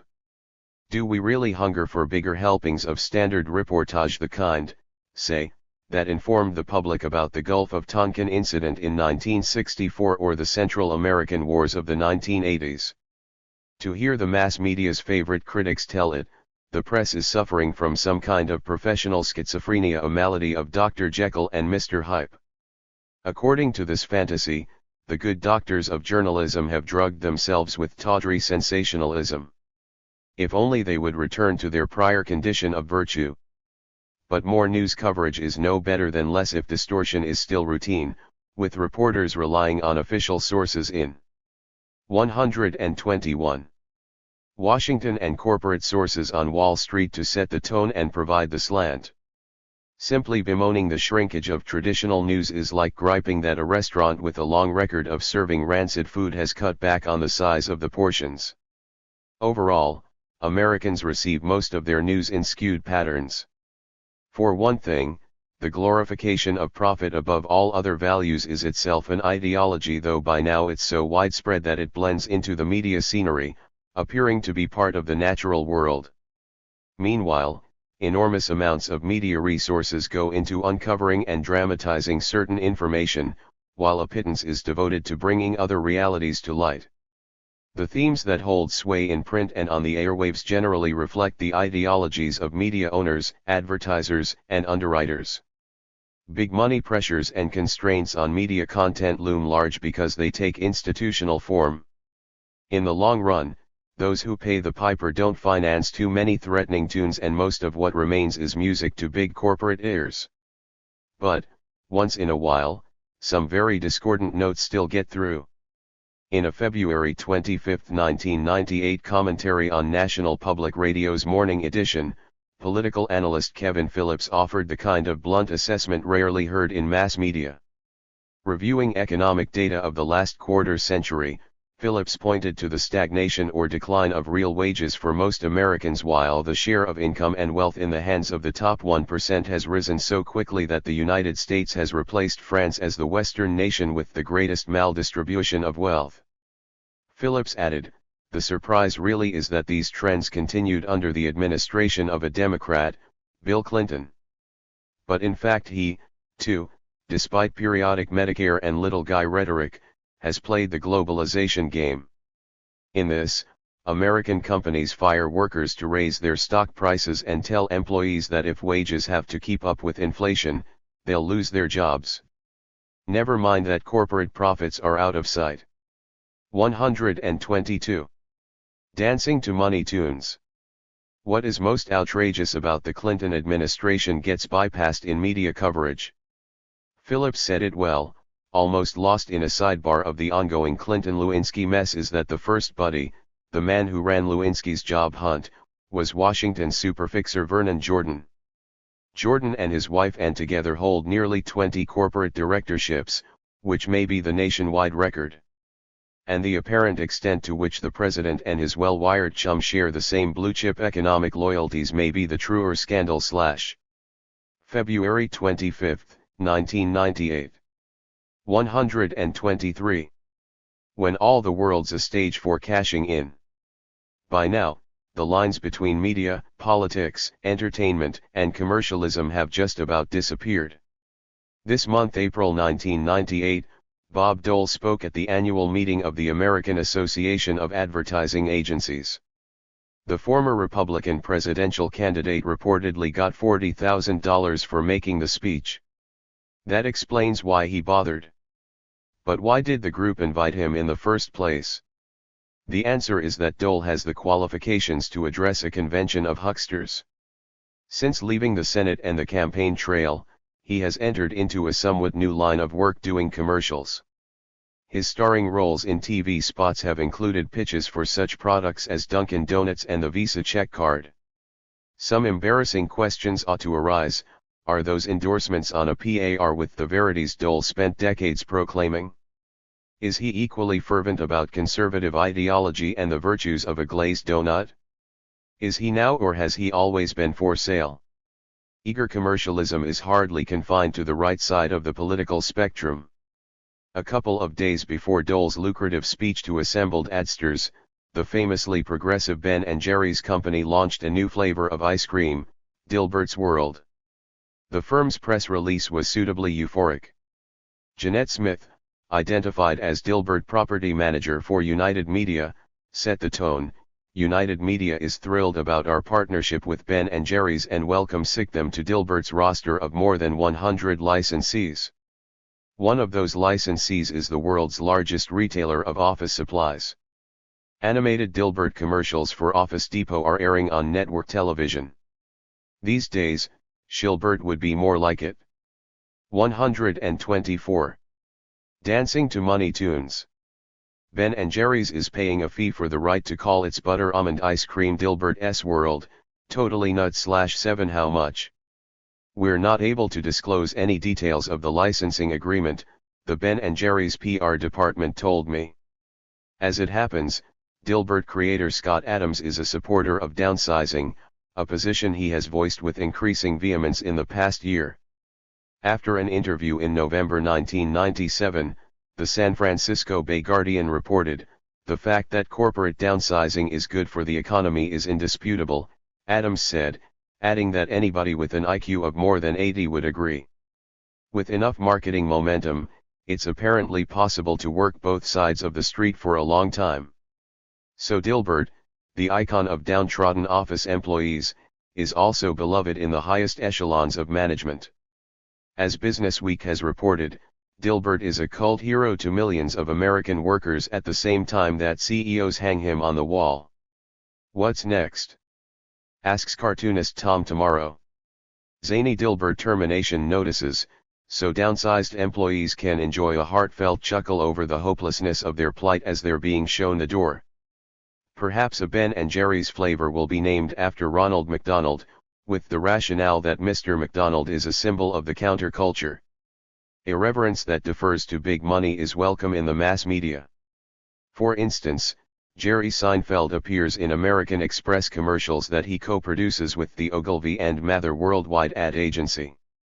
Seinfeld is not reluctant. He truly loves advertising, Vanity Fair magazine reports in its May 1998 issue. Loves advertising? When any creativity becomes useful, it is sucked into the vortex of commercialism, said playwright Arthur Miller, and when a thing becomes commercial, it becomes the enemy of man and woman and child. It's not surprising that TV ads can be clever, entertaining, and smoothly produced, given the huge number of dollars 125 dumped into them. But rampant affection for this genre of media is an index of how degraded our society has become. Underneath all the enthusiasm for the commercializing process is the notion that just about everyone and everything is for sale, or should be, that our net worth is what we own, rather than who we are. It's a short hop from there to nihilism. If we believe that it's appropriate to put a price tag anywhere, then we must not believe in very much of real value. April 15, 1998. 126. Former Red China is the color of money. Many of us can remember a time when red seemed to be China's first name. Throughout the 50s and 60s, Red China was such a media villain that it often looked like the world's bastion of ultimate evil.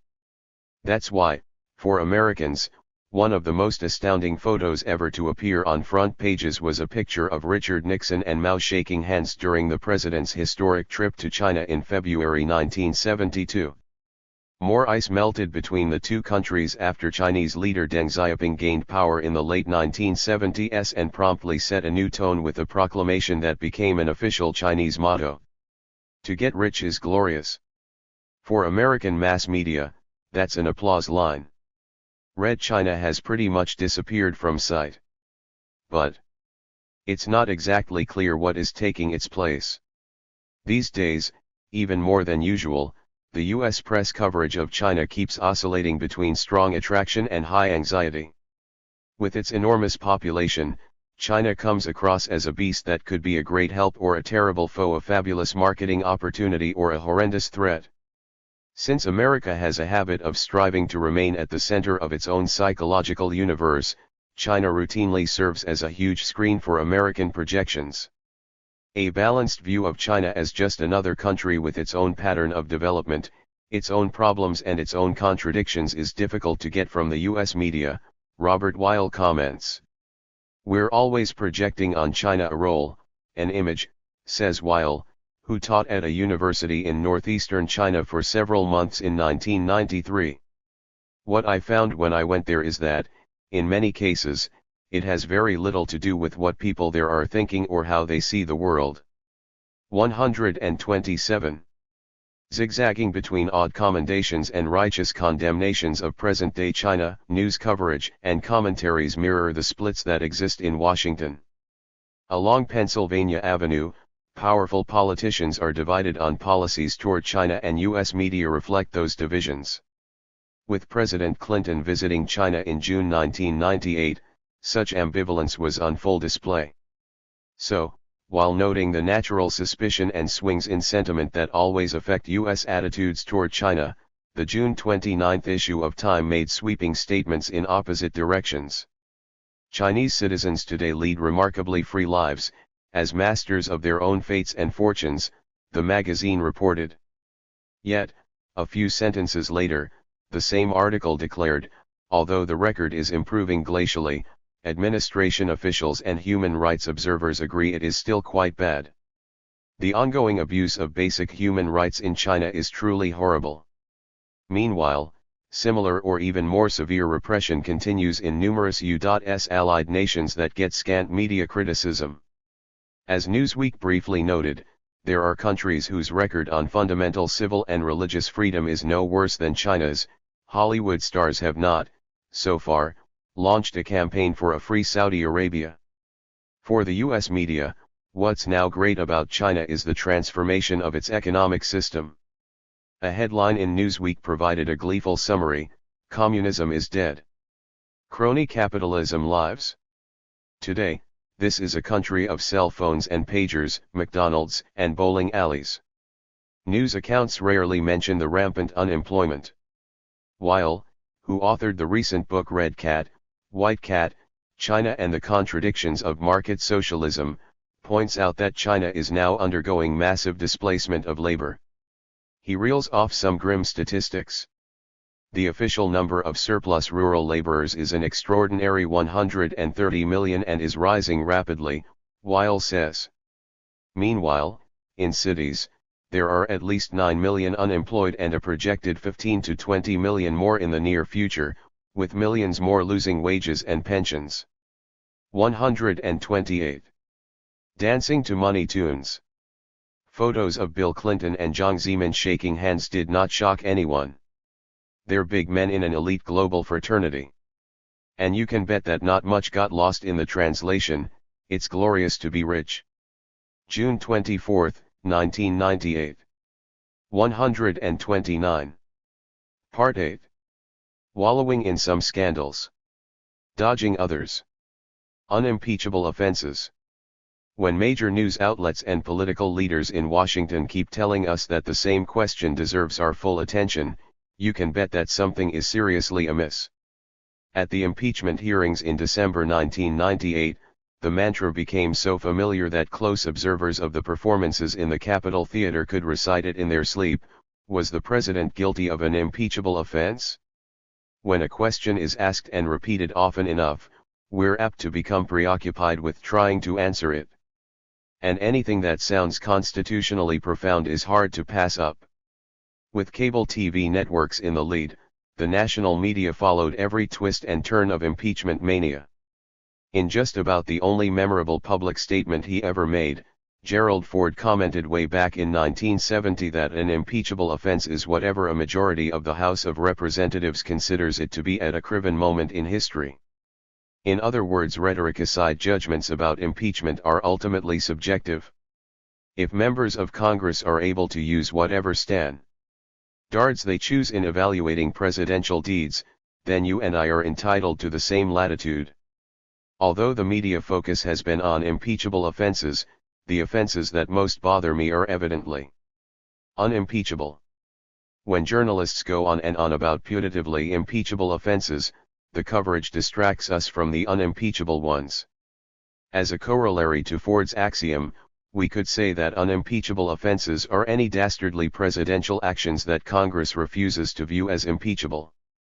And when it comes to figuring out what those are, we don't have to guess. Unlike the circumspect sages who routinely appear on such influential TV programs as The Neves Hour with Jim Lehrer, historian Howard Zinn provides blessed relief from the fables that pass for historical perspective. His classic book A People's 131. History of the United States is a notable alternative to the texts that have long been part of schooling in America. I can think of at least 10 reasons to impeach Clinton, says Zinn. They include the president's deceptive rationales for the attack on the religious compound in Waco, Texas, that caused 81 deaths, and the missile assaults on Afghanistan and Sudan in August 1998, when the White House cited non-existent evidence that the bombed Sudanese pharmaceutical factory was producing nerve gas. In the middle of December 1998, soon after Zinn's statement, President Clinton ordered missile bombardment of Iraq that lasted for several days.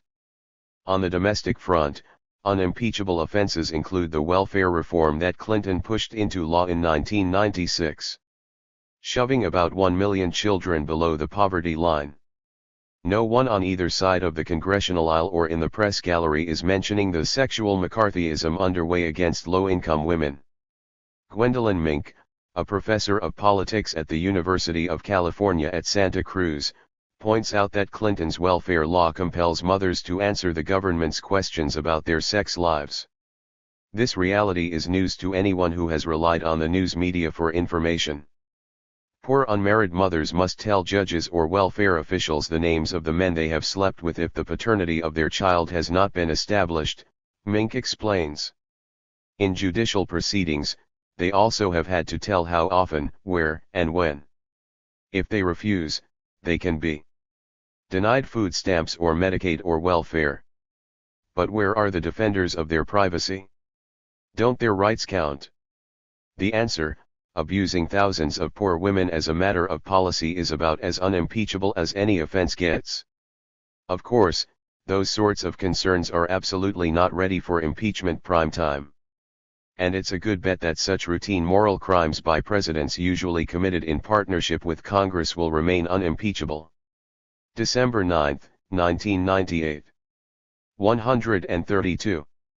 Wading through a flood of media clichés. Americans are up to their eyeballs in a deluge of media clichés. Ever since the Starr Report became an instant classic of political pornography, news watchers have been wading through an endless flood of dubious truisms and easy platitudes. This media tempest won't be receding anytime soon, so we may as well scrutinize the popular notions that keep emerging from the spin cycle. For instance, no one likes this sordid, demeaning story /7. Actually, no one admits to liking this story. But when their ratings go through the roof, top executives at cable TV news networks are apt to be more cheerful than tearful. And quite a few print journalists have become regulars on national television, boosting their careers with prurient stories about Bill Clinton and Monica Lewinsky.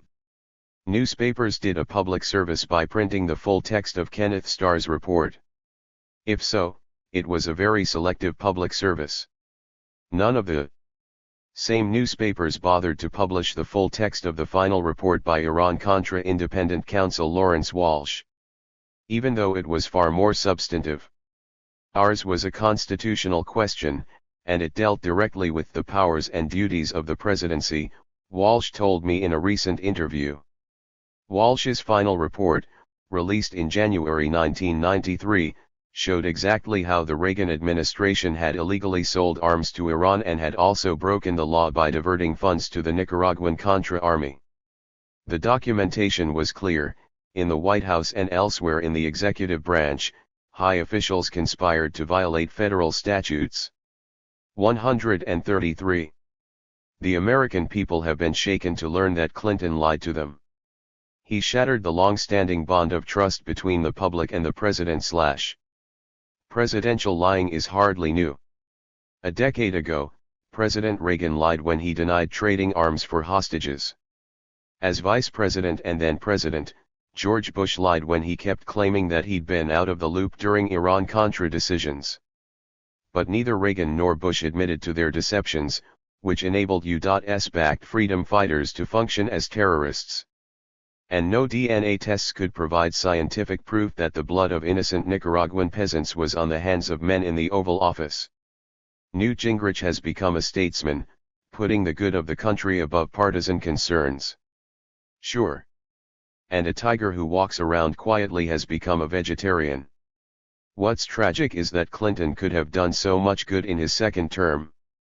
Often voiced by liberals, this is an odd idea, considering the harm that Clinton did in his first term.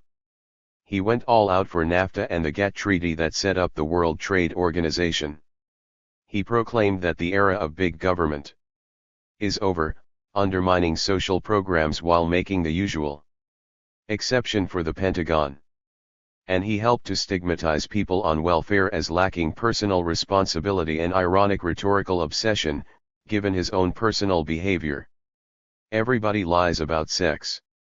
Commentators often deliver this line with some kind of smirk. But a lot of people lie about sex and a lot of people don't. Let's not further normalize deceit by claiming that everybody is deceitful. 134. Wallowing in some scandals, dodging others. Whether Clinton serves out his full term will depend on public opinion. It might be more accurate to say that whether Clinton stays in office will depend on elite opinion. The public's response to the Clinton-Lewinsky scandal will probably remain mixed. If Clinton makes an early departure from the White House, it is likely to come shortly after powerful people in the realm of high finance decide that he has become too much of a problem. This is the biggest presidential scandal since Watergate. As measured by media fascination, maybe. But the statement is accurate only to the extent that the news media have done a lousy job during the last quarter of a century. September 16, 1998. 135. News media advising Clinton on how to spin. While preparing for his grand jury testimony, Bill Clinton got plenty of pointers not only from lawyers and White House aides but also from the media. For weeks in midsummer 1998, news outlets provided a crescendo of advice for the president's day of reckoning. Some of the lead-up coverage was purposely odd, as when Time magazine consulted an astrologer to find out how August 17 looked on Clinton's horoscope. And as a matter of routine, many journalists in Washington, no longer content to seem politically savvy, have strained to appear sexually sophisticated. During the first half of August, a lot of reporters and pundits overtly coached Clinton on how to testify and how to handle the media. In effect, journalists openly advised Clinton on the smoothest way to manipulate them. This isn't exactly new. Over the past 2 decades, whenever the man in the Oval Office was riding high, most of the Washington press corps eagerly accommodated his deft manipulation of news media and then cited that successful manipulation as further proof of presidential greatness. In contrast, when serious image problems arose, more and more journalists sounded like armchair presidents. Today, the process is more flagrant and extreme than ever. While hundreds of journalists decry Clinton's evident dishonesty as it catches up with him, a frequent media topic is the question of what he should do to extricate himself from the current crisis. Even when commentators urge him to be utterly truthful, what a concept, the idea is usually pitched in terms of political shrewdness. Observers have gravely counseled that some form of honesty is Clinton's best chance to finesse the mess created by his prior semi-truths and outright lies. The concerns are largely 136. Wallowing in some scandals, dodging others. Tactical. By now, the national media discourse has become so debased that honesty is just another arrow in the quiver of propaganda. The media game of pin the advice on the leading donkey has become big enough for many non-journalists to play. The August 17 Newsweek included recommendations from radio host Don Imus, Clinton is always at his best with preacher's cadences, and a former advertising executive named Jerry Delia Femina. The magazine also supplied readers with the wisdom of erstwhile Clinton advisor Dick Morris, who wanted the president to say, "What I did was private and not political." Morris has much in common with Clinton, including boundless opportunism, notable mendacity, and a historic role in creation of the 1996 welfare reform law that slashed federal support for America's poor children. The New York Times featured an opinion piece by lawyer Nathan Lewin, who represented Edwin Meese in 1987 and 1988, during an independent counsel probe while Meese was Attorney General under President Reagan. Now, Lewin is enthusiastic about a third option for Clinton, beyond either denying that he had sex with Monica Lewinsky or acknowledging that he did. In his August 12 article, Lewin considerately suggested 136 exact words for the president to use when speaking to the grand jury, beginning with, "I respectfully refuse to answer questions you are asking me, or will ask me, about my private sex life. That is none of your business, and none of any prosecutor's or investigator's business." As it happens, one of Clinton's top lawyers right now, Nicole Seligman, previously worked hard to defend Oliver North. According to Newsweek, she's said to have the complete confidence of the First Lady.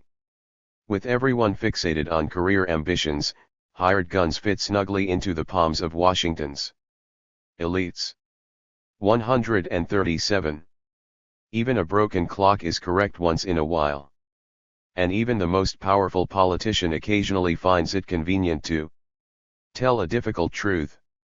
Amid the constant media din, it takes a conscious leap to remember that the key political lies of our nation have nothing to do with sex in the White House or anywhere else.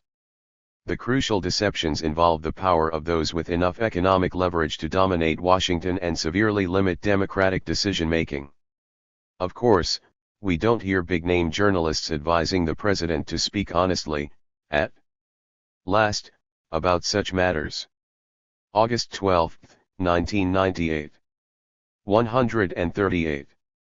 Sex scandal coverage evades Clinton contradictions. For months now, media outlets have been filled with intense debates over President Clinton's sexual conduct. But news coverage still fails to consider the Clinton scandals in the context of what he has long been preaching about welfare recipients and other low-income Americans. So far, the mass media have shown little interest in exploring a subject that's rich with irony and potential insights: the extreme contradictions between Clinton's evident irresponsibility and his longtime insistence on tightened moral standards for the needy. In light of his own behavior, it would be devastating for the news media to revisit the statements that Bill Clinton has made about responsibility ever since he began his drive for the White House at the start of this decade. Whenever Clinton trumpeted such themes, the National Press Corps applauded with great enthusiasm. Opportunity for all is not enough, Clinton declared as he fired up his presidential campaign in May 1991. For if we give opportunity without insisting on responsibility, much of the money can be wasted and the country's strength can still be sapped. So we favor responsibility for all. That's the idea behind national service. It's the idea behind welfare reform. The Democratic Party, Clinton proclaimed a few weeks later, can't have people think we are captives of our own bureaucracy and that we don't recognize any responsibility on the part of the people who benefit from government programs to give something back in terms of responsible behavior. As candidate and president, Clinton found that his repeated emphasis on requiring responsible behavior from welfare mothers won him accolades from a wide array of political reporters and pundits. Here, many rejoiced, was a Democrat. 139. Willing to move the party away from special interests like poor women. In June 1996, as President Clinton closed in on his goal of welfare reform, he sounded a familiar theme: the ominous specter of unrestrained sexual activities. First and foremost, community programs must stress abstinence and personal responsibility. A program cannot be successful unless it gives our children the moral leadership they need to say no to the wrong choices and yes to the right ones. The subtexts of Clinton's rhetoric were hardly obscure.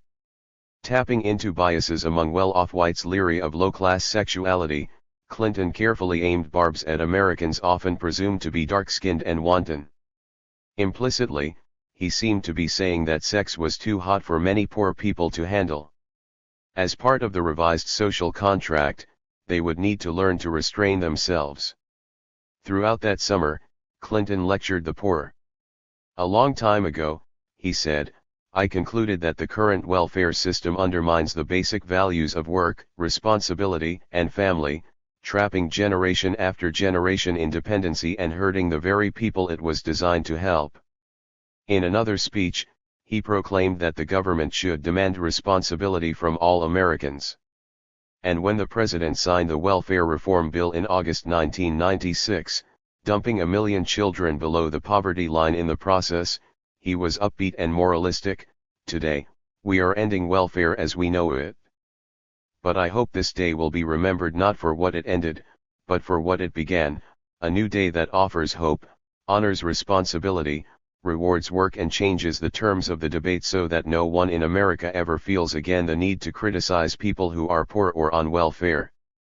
Writing an exceptional column for Time magazine in late February 1998, Barbara Ehrenreich made a profound point.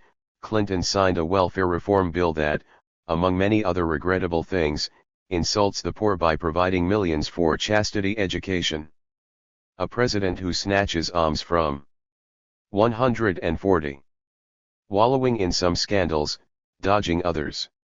Impoverished moms while consigning their libidos to cold showers and prayer meetings, arguably deserves whatever torments await him as punishment for his own sexual derelictions. You might think that a president whose behavior has given rise to the word Zippergate would provoke some media reassessment of his habitual demands that low-income Americans learn to behave responsibly. But, by and large, the news media seem to accept the idea that affluent and powerful white guys have a perfect right to tell the poor to do as they say, not as they do. March 18, 1998. 141. Scandal distracts as big lies persist. It has been a huge media debate within narrow bounds. Ever since Monica Lewinsky suddenly became a household name, the news media have been filled with fierce arguments about sex, lies and politics. Much of the coverage has focused on truth and consequences. Is President Clinton lying about his relationship with the former White House intern? Should it matter? These are the kinds of questions that the media establishment loves. They can be debated endlessly, with appreciable entertainment value. And since any individual politician is expendable, no really powerful interests are going to mind very much. There's plenty of emphasis on revealing whether or not particular men and women in Washington are telling the truth about their behavior. But only some truth seems to be important. When it comes to policies that have been matters of life and death, the standard media deceptions continue raising few eyebrows along the way. A week after it beat the competition by splashing the Lewinsky story on its front page, The Washington Post published an editorial urging the U.S. government to release information about dealings with a murderous death squad in Honduras during the 1980s. The emerging outlines of this affair indicate that the United States, in working with the Honduran military to support anti-communist forces in El Salvador and Nicaragua, set up a special Battalion 3-16 to monitor and destroy subversives in Honduras. That was straightforward enough. But the Post went on to place its concerns in a remarkable context. The United States went to the Central American wars to protect and build local democracies, the newspaper declared. That project did not stop when the wars were over. 142. Wallowing in some scandals, dodging others. The statement is a lie. In the 1980s, the United States went to the Central American wars to protect enemies of democracy who were aligned with landed aristocracies and other IC elites.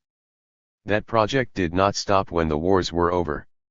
If journalism is the first draft of history, we might expect later drafts to improve. Not so. The revisions do little to enhance accuracy. In fact, the adherence to official lies may become more fixed over time. The assumption in mainstream American media is that Washington's foreign policies are benign in intent, if not always in effect. Somehow, whatever the criticisms, U.S. government policy makers are routinely depicted as well-meaning. Often, the lies our media tell us are smooth as silence, with key facts downplayed or omitted entirely. No one need be the wiser. So it was in a recent New York Times editorial essay. A quarter century after the coup that overthrew Salvador Allende, the January 20, 1998 article noted, General Augusto Pinochet is still poisoning Chile's public life. The piece went on to recount that Pinochet's regime killed or tortured thousands of people after he and other military officers toppled the democratically elected Chilean government. But the essay, by Times writer Tina Rosenberg, was a story with much of the actual plot missing. In the real world, the US government played a pivotal role actively backing the 1973 coup that brought Pinochet and his bloody henchmen to power. In the world, according to the New York Times, however, the US government was a bit player, scarcely worth mentioning. The essay's only reference to the United States was fleeting and oblique. Under Mr. Allende, Chileans never knew if school was open or if they could buy bread. The chaos, intensified by the Nixon administration's efforts to undermine Mr. Allende, was profoundly disturbing to most of Chile. Does it matter how the past is portrayed by news outlets? Yes. The illusions that surround us are like thick fog, blurring what has already occurred, what is happening now and what is on the horizon.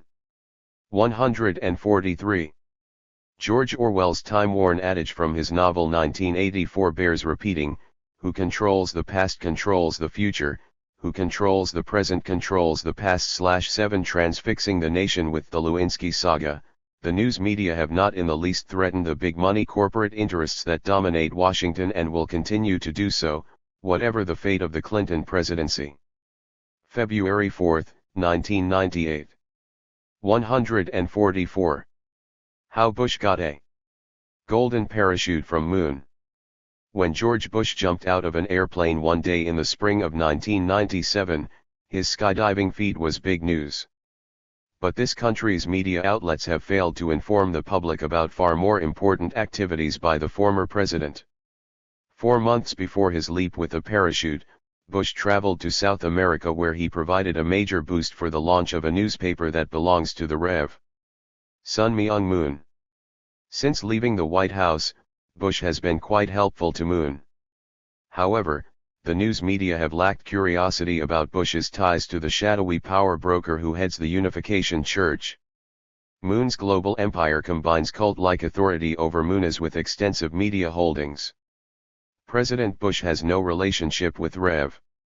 Moon or the Unification Church/Bush spokesman Jim McGrath assured me in a recent interview. But the facts tell a very different story.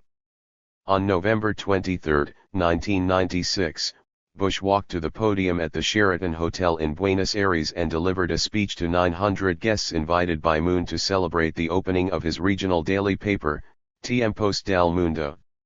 As Moon beamed a few feet away, Bush lauded his host. I want to salute Rev. Moon, who is the founder of the Washington Times and also of Tiempos del Mundo, Bush said. He praised the Washington newspaper for fostering sanity and added that Moon's new paper in Argentina is going to do the same thing. The 15-year-old Washington Times doesn't rank among the top 100 U.S. dailies in terms of circulation. Yet, financed by the Unification Church's deep pockets, it wields enormous influence in the nation's capital. Elevating innuendo into news, the paper excels at smearing liberals and centrists. 145. During the last couple of years, Bush has spoken at high-profile Moon events on 3 continents. He went to Asia in September 1995, giving several speeches for a group led by Moon's wife, Hak Jae-han Moon. In Tokyo, Bush addressed a gathering of 50,000 Moon followers. 10 months later, in Washington, Bush spoke at a Moon-sponsored conference. Instead of growing, press attention to the Bush-Moon links has gone from scant to almost non-existent. Bush's role in Buenos Aires barely got reported in the United States. But in August 1997, former Newsweek correspondent Robert Perry shines some light with an extensive report, The Dark Side of Rev. Moon. It's appearing in LF magazine, a new periodical named in memory of the late journalists LF Stone and George Seldes, the editor of the muckraking newsletter In Fact. A few samples of Perry's findings. Prior to the premiere of Tiempos del Mundo, much of the Latin American press was hostile to the newspaper project. But Bush's ringing endorsement allayed some concerns about Moon's ownership. In the words of a Unification Church bulletin, Mr. Bush's presence as keynote speaker gave the event invaluable prestige. Although Bush won't disclose how much money he has received from Moon-affiliated organizations, Perry reports that estimates of Bush's fee for the Buenos Aires appearances alone ran between $100,000 and $500,000. Sources close to the Unification Church have put the total Bush-Moon package in the millions. According to one source, Bush's net could be as high as $10 million. Bush's lucrative courtship of Moon may help the ex-president to lay groundwork for his son George W. Bush, the current governor of Texas, who is expected to run for the next Republican presidential nomination. 146. Wallowing in some scandals, dodging others. A silent testimony to Moon's clout, Perry writes, is the fact that his vast spending of billions of dollars in secretive Asian money to influence U.S. politics spanning nearly a quarter century has gone virtually unmentioned amid the current controversy over Asian donations to U.S. politicians.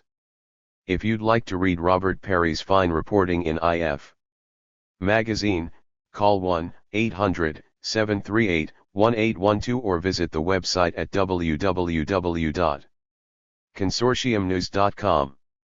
What Moon seeks to accomplish with his riches is chilling to consider.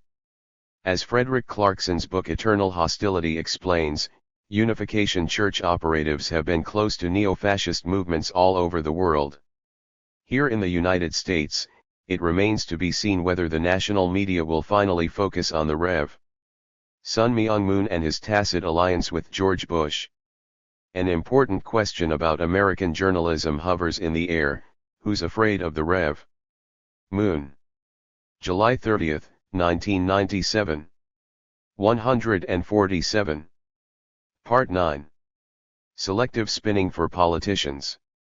This is your media life. Bill Clinton.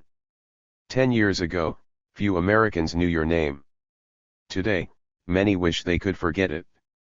This is your media life, Bill Clinton. When you jumped onto the national stage with peppy rhetoric about moving beyond the ideologies of left and right, you impressed mainstream news outlets. A lot of journalists wanted a new Democrat, and you did the trick. While making some mild populist noises, you curried favor with big business leaders who fretted about anti-corporate rumblings among Democrats. Months before you won the presidency, numerous reporters and pundits were hailing you as JFK, the next generation. After you moved into the White House, of course, scandals became abundant, but you proved to be a great counterpuncher inside the media ring. More importantly, with a wide range of policies, you pleased many economic heavyweights. Meanwhile, you showed enthusiasm for betraying longtime Democratic constituencies. And in 1996, you succeeded where the GOP had failed for several decades, taking a major step toward dismantling the New Deal with a welfare reform law that undermined federal commitments to America's poor children. In January 1998, when Monica Lewinsky suddenly became famous, you went into damage control overdrive. You benefited from the fact that many liberal commentators repulsed by the sleazy tactics of Kenneth Starr and the far right went easy on you. By early August, pathetic excuses were so routine that few eyebrows seemed to go up when Arthur Schlesinger Jr. declared in a New York Times essay, "Gentlemen always lie about their sex lives. Only a cad will tell the truth about his sexual affairs." 149. Overall, you and your avid defenders have done the virtually impossible, making some top Republicans in Congress look like seekers of truth. It's an optical illusion. But you became the perfect foil for every right-wing moralizer from San Diego to Bangor. When you were forced to admit that you'd lied about that woman, your brief speech was so cravenly evasive that you became, more than ever, a poster boy for duplicity. You functioned as an ultimate media creature, smarmy and indignant, pious and pugilistic, once again a fountain of weasel-worded cliches and a champion of not one firm principle. In the process, you've helped the news media to accelerate in the same direction they were headed anyway, fixating the nation on a convoluted soap opera plot instead of genuine political discourse. The spectacle is unfolding as some kind of mass hypnosis. Since your mini-speech on August 17, 1998, media brickbats have been flying thick and fast. Let that be a lesson to you. These days, if presidential lies extend to sexual activities inside the White House, you're liable to get heavy media censure. In contrast, if you stick to the usual deceptions such as advancing the interests of the wealthy at the expense of poor and middle-class Americans, you can relax, confident that media criticisms will be muted and scattered. Of course, media self-examination has been on display. Fortunately for the big money interests that have been pleased with your economic priorities, such introspection doesn't go very deep. 2 nights after your semi-apologetic little speech, the NewsHour with Jim Lehrer aired a segment about media coverage of the current scandal. It was a product of the PBS program's special new unit for examining media behavior. Made possible by a $3 million grant from the Pew Charitable Trusts and headed by former CBS News correspondent Terrence Smith. The NewsHour presented a lengthy discussion between Smith and 3 other media insiders, the Washington Bureau. 150. Selective spinning for politicians.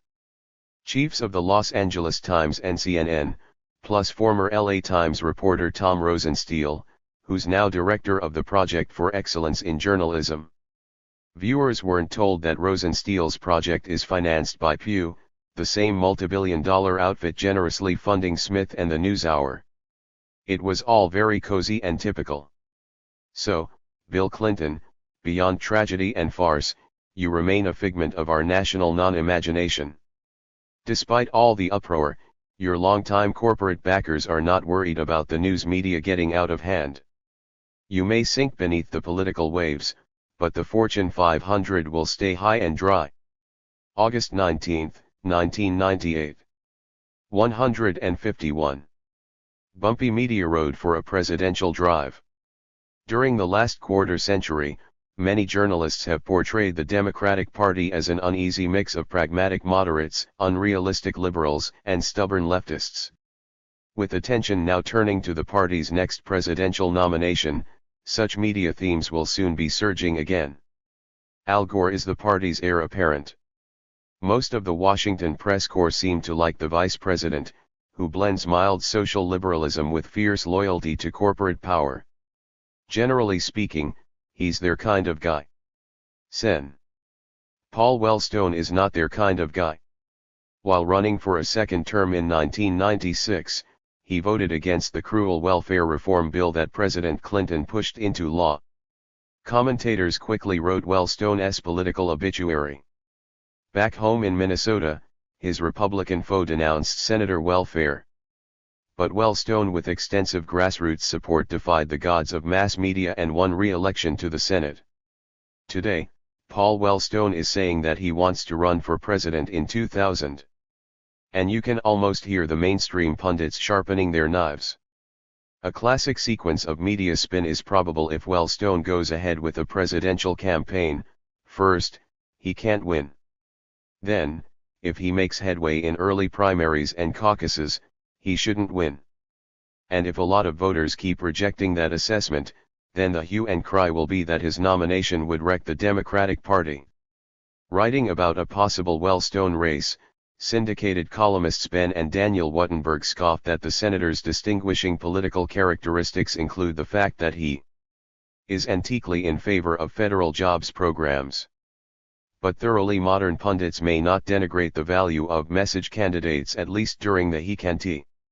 152. Selective spinning for politicians. Win phase. Their circuit rides bring fresh ideas, new voters, and new activists into the system / the neoconservative Wattenbergs exulted. In fact, such candidacies may have replaced third parties as the safety valve of American politics. More voters feel represented, fewer feel alienated. That sort of backhanded praise for a long-shot president tile campaign is meant as a fleeting pat on the head.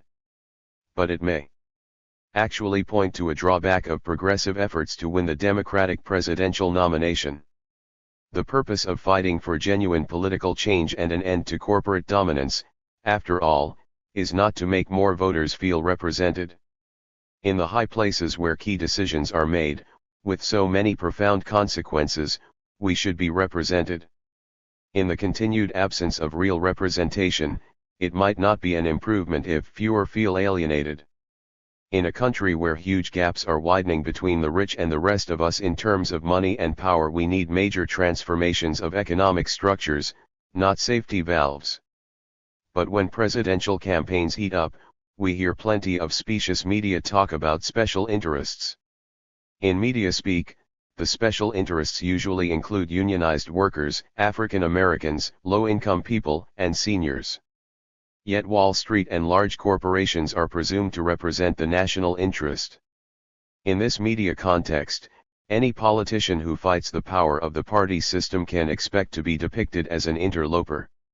10 years ago, in the sweltering summer heat of Atlanta, I spoke with people who had come to the Democratic National Convention from all over the country as delegates for Jesse Jackson. Earlier in 1988, during the primaries, Jackson had won 7.5 million Democratic votes, about 30% of all ballots cast. But media coverage often went to great lengths to portray Jackson as a party crasher, intruding where he didn't belong. At the '88 convention, where Michael Dukakis prevailed, Jackson urged that the platform call for freezing taxes on the middle class and poor while only hiking taxes on wealthy. 153. Individuals and corporations.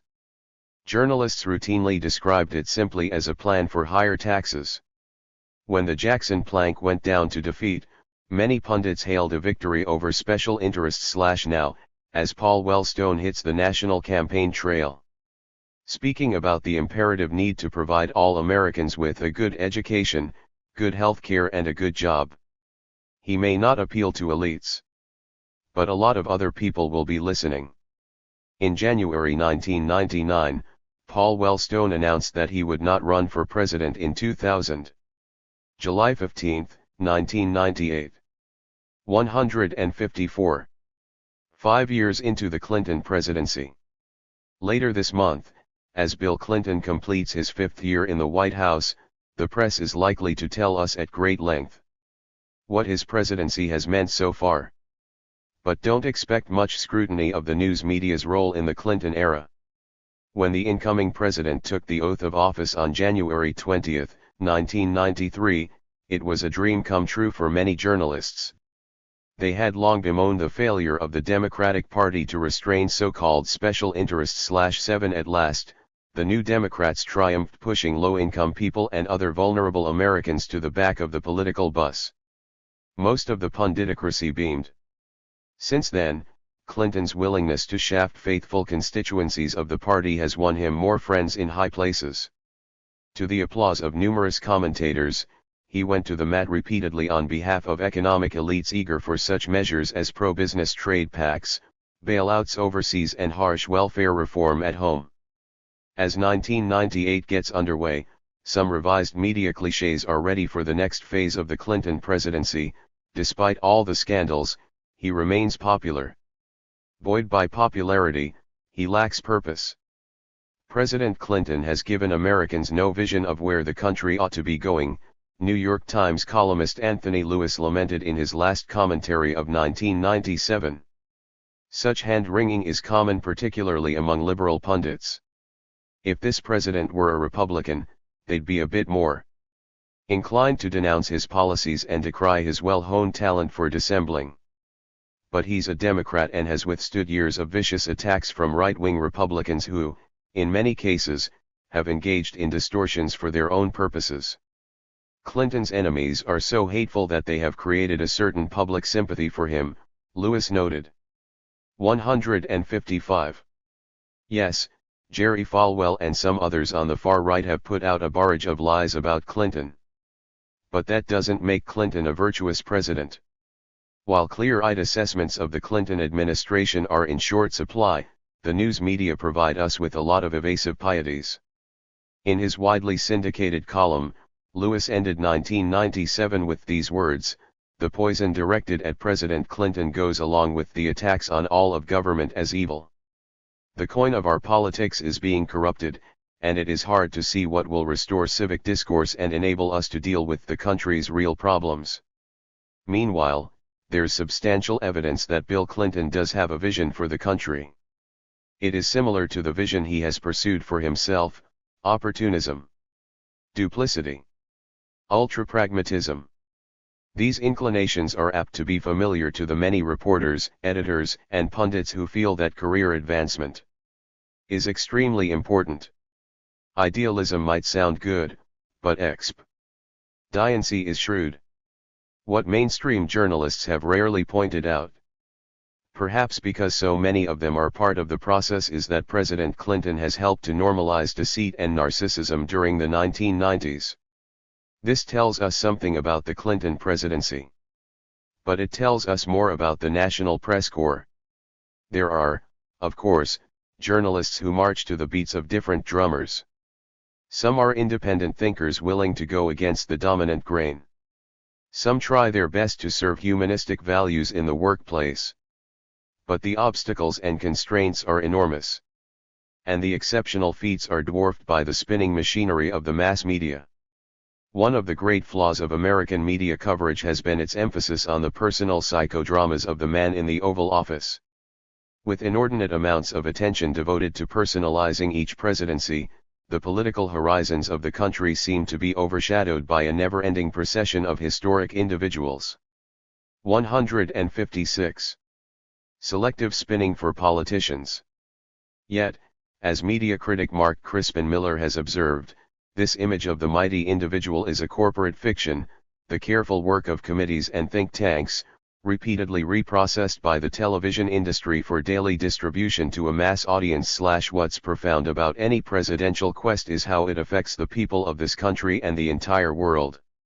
That's easy for journalists and the rest of us to forget. This column appeared 3 weeks before the Monica Lewinsky scandal broke. December 31, 1997. 157. Part X. Confining by race. Diagnosis for news media. Diversity fatigue. A new term for an old problem has just emerged in the national press. We're now told that much of the media industry has come down with diversity fatigue. Before this malady, the story goes, the American Society of Newspaper Editors was committed to racial diversity. Back in 1978, the group set a goal of achieving minority employment at daily newspapers that matches minority representation in the general U.S. population by the year 2000, or sooner. 20 years ago, when the editors did a nationwide survey, they found that only 4% of staffers were Black, Latino, Asian or Native American. Today, the numbers look better, 11.4%, but hardly impressive. After all, fully 1/4 of the American public is composed of racial minorities. Never swift, the progress stalled during the 1990s. At this rate, the editors group will miss its announced deadline by about a century. Of course, the American Society of Newspaper Editors could choose to redouble its efforts. Instead, ASNE has proposed dumping the goal in favor of less ambitious targets. Daunted by its own inertia, the newspaper industry is pleading exhaustion. Media outlets, whether daily papers or broadcast networks, face many challenges. When it comes to battling for market share, there's no sign of fatigue. When it's a matter of struggling for a big profit margin, their eyes are always on the prize. But somehow, when racial equity is at stake, weariness is too overwhelming. The media establishment continues to summon a great deal of energy for boosting the bottom line. But the top honchos are oh so tired of the quest for racial equality. 159. Let's give credit where due, a lot of media managers can be innovative and tenacious. The colorful arrival of USA Today in the 1980s, for instance, spurred hundreds of daily papers to bring color to their newsprint with eye-pleasing design makeovers. Frequently, presses were junked or modernized at a cost of many millions of dollars. but diversifying the color of people in the newsrooms rarely got that kind of priority. Some sincere editors and managers, as well as reporters, pushed to bolster minority hiring. Yet perhaps the burden has worn out its welcome. If the nation's top editors were as committed to profitability as they've been to racial balance, most media companies would have gone bankrupt a long time ago. Ironically, the retreating sounds from the American Society of Newspaper Editors came just after the 30th anniversary of the Kerner Commission report on the causes of urban riots. The 1968 commission didn't simply call for integrating the ranks of newspaper reporters, who were almost all white at the time. The panel stressed the need for minorities in decision-making positions. Newspaper and television policies are, generally speaking, not set by reporters. Editorial decisions about which stories to cover and which to use are made by editors. These days, so-called diversity fatigue seems to be widespread. After many years of bashing from pundits and politicians, affirmative action is on the ropes. One result: University of California campuses are now seeing a sharp drop in applications and admissions of Black and Latino students. Whether in the media business, colleges, or other institutions, whites often embrace the illusion that people can transcend racism by ignoring it. But this colorblind approach has a way of being blind to the power of racism in the present day. Many editors seem notably patient about racism, while patience with measures like affirmative action has declined or disappeared. 160. Confining by race. Diversity fatigue is a rather euphemistic way to describe the process. If you peer through the foggy evasions, you might catch a glimpse of white supremacy, more subtle than decades ago but still very powerful. No wonder so many Americans, in their hearts, are suffering from racism fatigue. April 8, 1998. 161. Honoring King while clouding his legacy. Whether by design or a random twist of fate, President Clinton's return to Washington from his historic Africa trip came just before the 30th anniversary of the death of Martin Luther King Jr. Another laudatory statement from the White House was predictable. Like countless other politicians, Clinton often pays tribute to King while selectively praising his legacy. But imagine the media uproar if Clinton had stepped off Air Force One and proceeded to quote some of King's less palatable assertions. For instance, in a speech exactly 1 year before he was assassinated on April 4, 1968, King declared, "A true revolution of values will soon look uneasily on the glaring contrast of poverty and wealth." And he denounced capitalists of the West investing huge sums of money in Asia, Africa, and South America, only to take the profits out with no concern for the social betterment of the countries. The mass media and both major parties have no use for this sort of talk. They like the safe images of King as a great orator, a brave civil rights leader, a martyr on a postage stamp. King's denunciations of predatory investments in the Third World may seem outdated or exaggerated. After all, journalists and pundits frequently tell us, investments from abroad are key to the uplift of poor nations, especially in this era of economic globalization. But the truth is more complex, and the continent that President Clinton just visited is a prime example. You wouldn't know it from the usual media coverage, but foreign investors have brought widespread calamities to Africa. The popular myth is that the West has poured humanitarian aid into Africa. But actually, more money is flowing out of Africa than into it. The reason? Debt service. The loan. 162. Confining by race. Repayments, including interest and portions of the principal, required by banks and other lenders. Africa actually pays out more than 4 times as much on debt servicing than it spends on education and health services. Scholar Deborah L. Toller reports in the April 1998 issue of Essence magazine. Western economic exploitation continues through unfair trade practices and enforcement of crushing debt burdens, Toller writes. That's an update on the kind of analysis that Martin Luther King offered during his final years.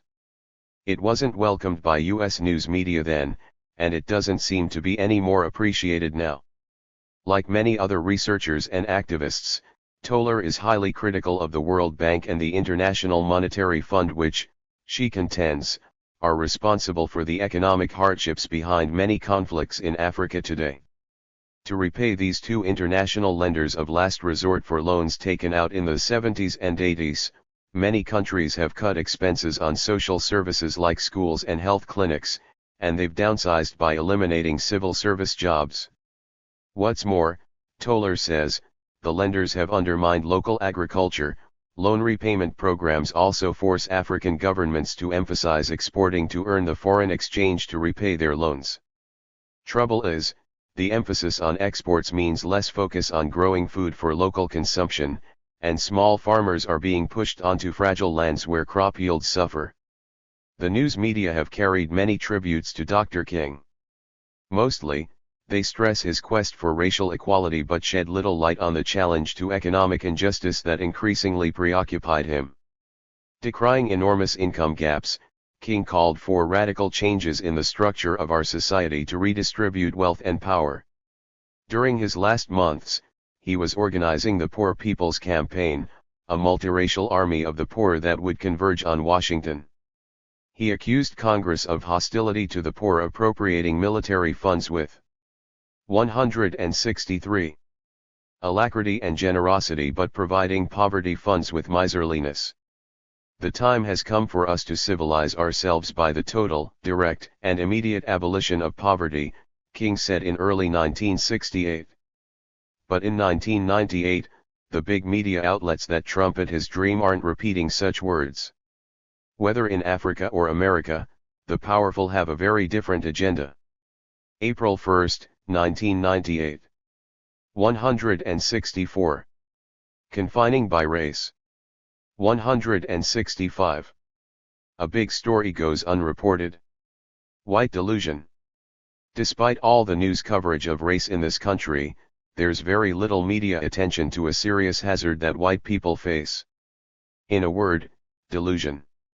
Today, 3 out of 4 Americans remain at risk, susceptible to frequent intimations that they're superior because they're white. Sunscreen is a big seller, but there isn't a product available to protect against the implicit touting of whiteness as a virtue. Whites receive plenty of reinforcement for the conceit that the color of their skin somehow makes them smarter and better. Although messages of that sort have become more subtle in recent decades, a lot of media images and political rhetoric still encourage belief in such fantasies. If newsrooms and media suites weren't so overwhelmingly white, this situation might be more widely and forthrightly discussed in print and on the airwaves. Perhaps some pundits would voice concern about white pathology and wonder aloud at the extent of moral failures by Caucasians who live in the outer city. But as things stand, we don't hear much about the social sickness involved in the propensity of white commentators to confuse their monologues with real dialogue on the subject of race. Affirmative action is a flashpoint for the unspoken and often unconscious white delusion of superiority. We're commonly told that affirmative action is now unnecessary because a level playing field exists. Out of touch with reality, these claims ignore the fact that racial prejudice and institutional bias continue to pervade American society and that few blacks or Latinos can be found in the more lucrative and powerful professions. Given the lopsided statistics, the level playing field argument doesn't. 166. Confining by race. Hold unless, of course, one actually believes that racial minorities are inherently inferior. A new twist in the debate contends that affirmative action isn't worth fighting for. Early this fall 1997, in the liberal Mother Jones magazine, editor-in-chief Jeffrey Klein declared that we need to admit that affirmative action has failed as a long-term political strategy and has eroded liberals' moral credibility as reformers. Writing an introductory essay for a collection of articles on America's Changing Colors, Klein explained that the topic's importance caused the magazine to devote so much of this issue to rethinking race. But the rethinking was rather limited, as were the experiences and outlooks of the rethinkers. While they appeared under the heading of America's Changing Colors, all 5 of the articles were written by whites. That helps explain why, on one page after another, Blacks and Latinos and Asian Americans come across as little more than political chips to be moved by white hands. In the process of urging progressive people to discard affirmative action as a loser, Mother Jones itself displayed the causes and consequences of such a mentality. An all-white editorial hierarchy decided to publish a cluster of articles exploring race in America, written only by white people. But apparently, Klein is untroubled by the magazine's position. He told me that although as a transitional program, it did a lot of good, now affirmative action is a bad course to be going down. Klein sounded satisfied with the special issue on race. We've gotten a mixed positive response, he said. And he added, the issue seems to be selling extremely well. In media outlets, the results are grim when white people are presented as the arbiters of public discourse on race. Those who aren't white tend to fade into abstraction as the other. Talked about extensively and heard from occasionally. And so continues the dominant and ponderous white monologue on America's racial conflicts. 167. 2 years ago, Village Voice media critic James Ledbetter wrote a series called The Unbearable Whiteness of Publishing. Its conclusions are even more relevant now. Under the best of circumstances, the print media's domination by whites would be a stain of dishonor. In today's political climate, the persistence of whiteness leaves the press ill-equipped to raise persuasive challenges to the accelerating attack on civil rights. In late summer 1998, under pressure, Jeffrey Klein resigned as editor-in-chief of Mother Jones. October 8, 1997. 168. Black women confined in media cage. In Medialand, some people have every right to be angry. So we see affluent white guys on television all the time, expounding views forcefully, letting us all know what they like and what makes them mad. Black women are another matter entirely.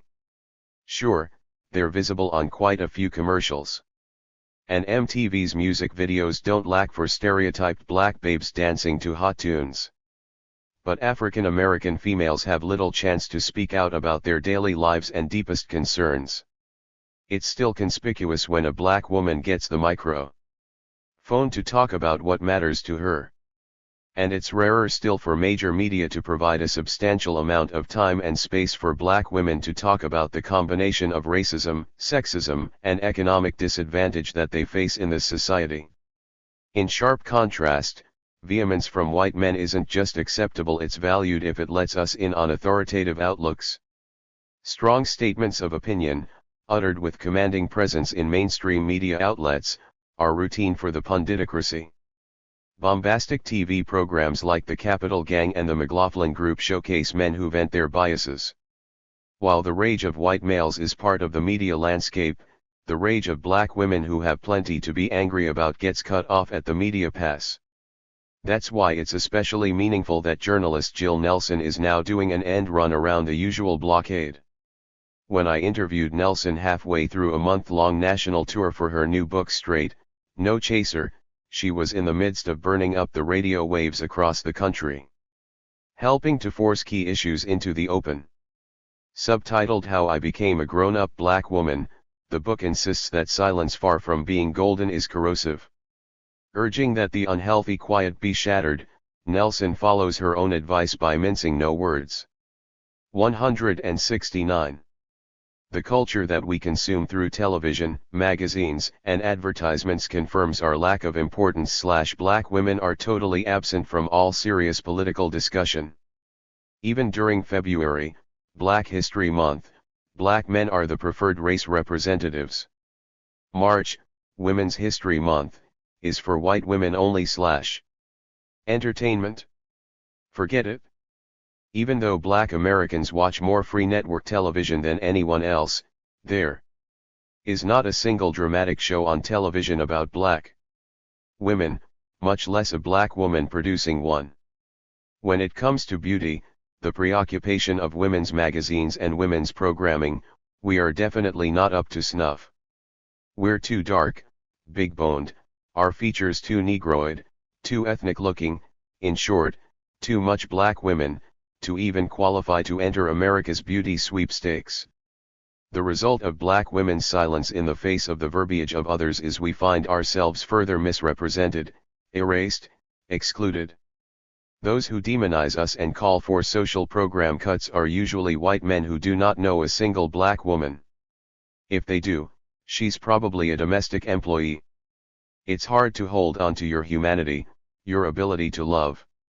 When the national psyche is so profoundly invested in defining black people as always part of the problem, rarely part of the solution. The affirmation, strength, and voice that black women desperately need must initially come from ourselves and other black women, those who share our experiences. Those who don't define themselves are doomed to be defined by others, erased, or, as is the case with black women, both. 170. Confining by race.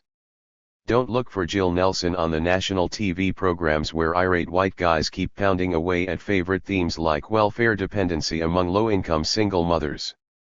Those blowhards don't have to contend with articulate black women who could shine a fierce light on their assorted bigotries. The dominant media pundits want to go up against opposition that's meek and mild and, as usual in Medialand, they get their way. September 24, 1997. 171. A media malady. Image distortion disorder. Are we suffering from image distortion disorder? It's not listed in medical dictionaries. But physician Michael Lenore is urging our society to treat image distortion disorder as a very real and very unhealthy condition. Possible remedies aren't discussed on television. Instead of helping to alleviate image distortion disorder, prime time is ablaze with programming that inflames it. This is a pervasive ailment that has no obvious physical symptoms. It stokes fears and antagonisms so familiar that they're apt to seem natural. Most of the images that one ethnic group has of another are developed by the media, Dr. Lenore has observed. And media images have a way of feeding on themselves. The incessant portrayal of African Americans as criminals and buffoons has been responsible for the success of many police programs and sitcoms. The white majority remains ill-informed. Most people in America get their information about people of color from radio, movies, print, and especially television, Lenore notes. In most instances, people of color are depicted as drug-addicted, homeless, child-abusing, welfare criminals. Lenore, an African American who practices medicine in Oakland, California, is calling for more realistic images of our young people. He adds, most of them graduate from high school, do not go to prison and enter the workforce in significant numbers. A new study confirms that media outlets keep applying blackface to this nation's afflictions.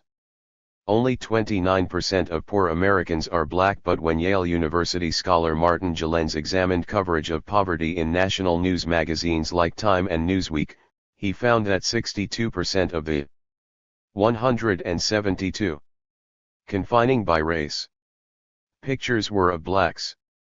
On network TV evening newscasts, the figure was 65%.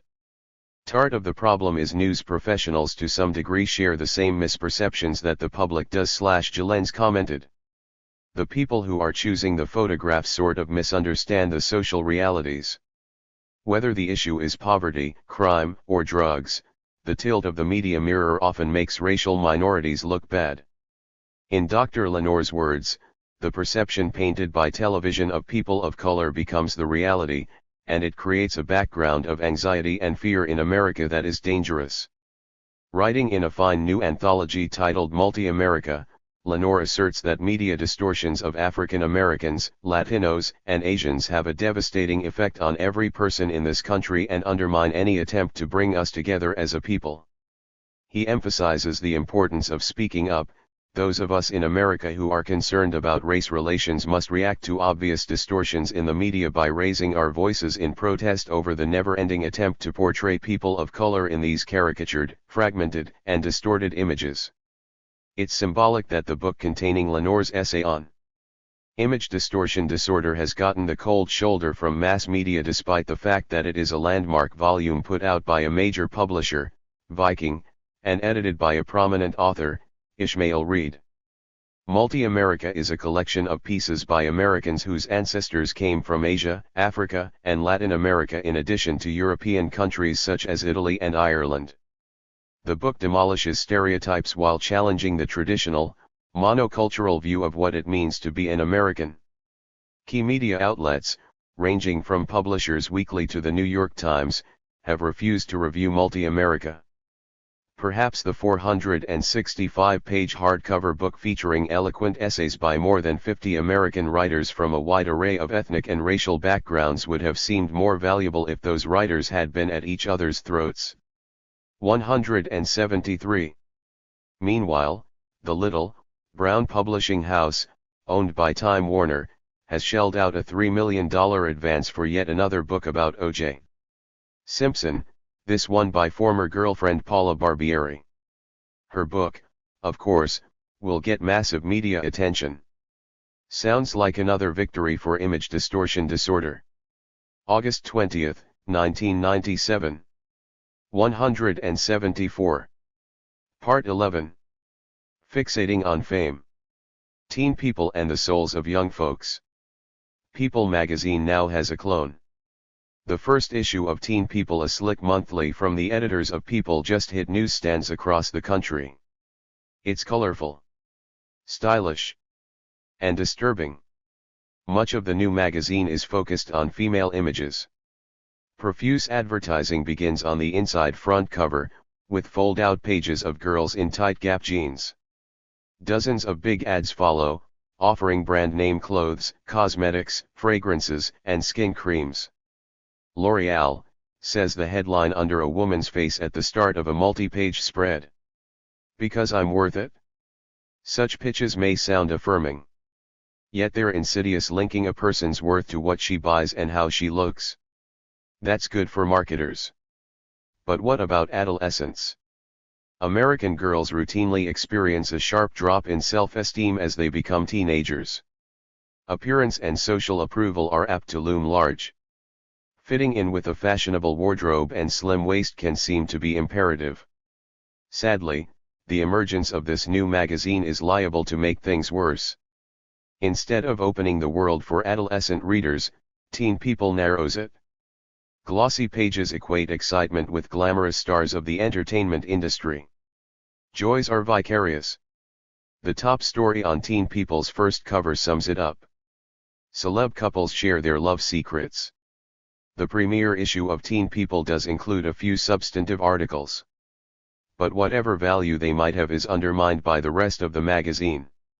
A story about the brutal rituals of a college fraternity, dying to belong, warns of binge drinking and rampant hardcore hazing on campuses. It's a well-done article that depicts an extreme form of peer pressure. But it appears in a magazine that relies on peer pressure to sell its wares. 176. Fixating on Fame. Another feature praises virginity among teenagers. Waiting can be a cool choice, the magazine advises. Yet many of the ads and photos in Teen People are highly sexualized. All the better to hook readers and hawk products. The debut issue of Teen People also devotes 4 pages to a major problem: the alarming rates of eating disorders among American females. The article warns against obsession with weight. The whole dieting mentality is exactly what leads to severe cases of anorexia and bulimia, says one expert. Teen People sounds a cautionary note. It can be all too easy for some girls to get sucked into the warped social scene of competitive dieting or the greater extreme of group binging and purging. But the article is totally silent about the fact that much of our society's dangerous emphasis on thinness comes from media outlets. Unfortunately, media images that glorify thin as beautiful, sometimes to the point of emaciation, are well represented in the pages of Teen People. Quite a few of the magazine's ads display skinny young women gazing into the camera. Readers of Teen People will learn what they need, or, more precisely, what merchandisers want them to feel they need. The magazine is just the latest addition to the portfolio of Time Warner, the world's largest media corporation. The firm expects Teen People's formula to boost revenues from advertisers. In a book titled Ways of Seeing, published a quarter of a century ago, John Berger denounced the shallow mania for publicity that limits so many dreams. It recognizes nothing except the power to acquire. All other human faculties or needs are made subsidiary to this power. All hopes are gathered together, made homogeneous, simplified, so that they become the intense yet vague, magical yet repeatable promise offered in every purchase. Publicity, wrote Berger, turns consumption into a substitute for democracy. The choice of what one eats, or wears or drives, takes the place of significant political choice. Publicity. 177. Helps to mask and compensate for all that is undemocratic within society. Berger made that complaint in 1972. People magazine was founded 2 years later. Since then, the glamorizing of individual fame has continued to escalate. Today, with 38 million readers every week, People calls itself the most successful magazine in the world. Teen People is now being touted as the first general interest publication for teens that celebrates their diverse lifestyles and wide array of interests. Sounds like progress. But it isn't. January 7, 1998. 178. Fixating on fame. th choice qfanswg eratjo 179. Good grief, when it rains, it pours. During the weeks since the death of Princess Diana, a variety of news outlets have commented on the startling importance of emotions. Jolted by intense public mourning, many reporters now proclaim that human feelings matter. A lot. As a journalist, I've long avoided feelings/news analyst Daniel Shore confessed to National Public Radio listeners. I used to consider thoughts important and feelings irrelevant. No longer.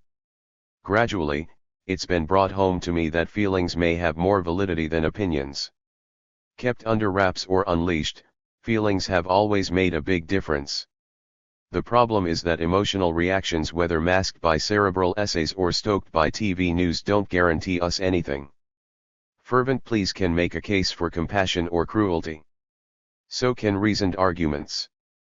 The key issue is not whether feelings matter. They do. Or whether they should. They always will. The deeper questions about news media revolve around which feelings matter and whose. When the focus is on tragic events, media accounts seem to zigzag between pallid facts and easy sentimentality. Michael Hare, a journalist who covered the Vietnam War, later wrote that the U.S. media never found a way to report meaningfully about death, which of course was really what it was all about. Obscured by countless news stories, the suffering was somehow unimpressive. The same media outlets that can go into paroxysms of grief over one celebrity's demise have shown themselves fully capable of ignoring or even celebrating the deaths of many people. In 1991, when U.S. bombs killed enemy soldiers and civilians, the American news media rejoiced. At the end of the slaughter known as the Gulf War, the Pentagon quietly. 180. Fixating on fame. Estimated that 200,000 Iraqi people had died as a result of America's firepower. Not a faint breeze of concern blew through U.S. mass media.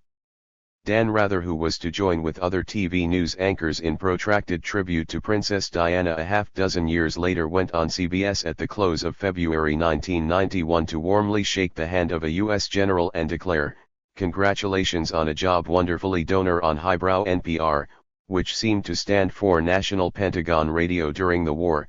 The enthusiasm for the killing was similarly palpable.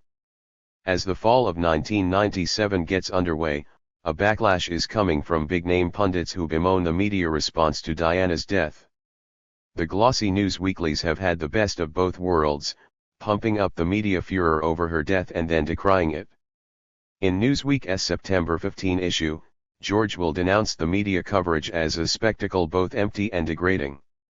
He lamented that we have mass media with wondrous capacities for subtracting from understanding by adding to the public's inclination for self-deception and auto-intoxication. Will continued, by turning everyone everywhere into bystanders at events, and by eliciting and amplifying their feelings, the media turn the world into an echo chamber and establish for the promptable masses the appropriate reaction to events. A week later, with like-minded indignation, Charles Crothammer filled the last page of Time with an attack on the psychic pleasures of mass frenzy and wallow. He complained, "The public's surrender of its sensibilities and concerns to mass media was never more evident than during the Diana convulsion." But none of these pundits, Will or Crothammer, or for that matter Daniel Shore, could be heard sounding the alarm when media hysteria ignited patriotic passion in early 1991. On the contrary, by the time the first missile barrage hit Baghdad, they were among the many journalists pounding the war drums and screaming for blood. 181. Joseph Stalin would have understood. "The death of one man is a tragedy/7," he reportedly said at Potsdam in 1945. "The death of millions is a statistic." Journalists have a responsibility to disprove Stalin's horrible quip. That would require going beyond comfortable biases and striving to treat all human life as precious. Dylan Thomas, the poetic Prince of Wales, advised us to rage against the dying of the light. In contrast, all too often, journalism does little more than turn the page. September 17, 1997. 182. / 30 years later. A day in the Liffey resonates. I read the news today, oh boy. About some lucky men and women who made the grade. A recent issue of Time magazine revealing the most influential people in America arrived on newsstands exactly 30 years after the Beatles finished recording their most famous album. That coincidence is worth pondering. The final surreal song on Sgt. Pepper's Lonely Hearts Club Band mounted quite a polemical assault on mainstream news. A day in the life deftly blasted shallow media fixations.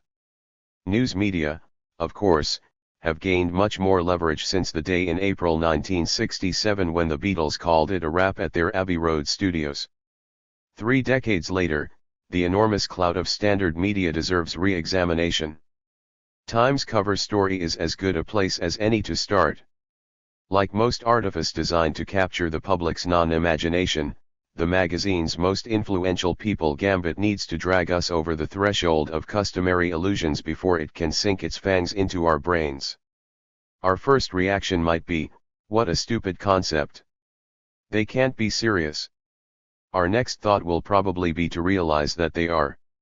Moments later, we're reading, and the hook is set. Pretty soon, it's all apt to seem fairly reasonable. Flipping through the April 21, 1997 edition of Time, even before you get to the main story, some powerful messages are hard to miss. The first advertising spread, on a pair of pages just inside the cover, compares the Mercedes-Benz logo favorably to a peace sign. Right behind every powerful icon lies a powerful idea. Turn the page, and a blurb describes the cover story. Time's roster of the most influential people in America includes a young golfer and an industrial rocker, a Buddhist. 183.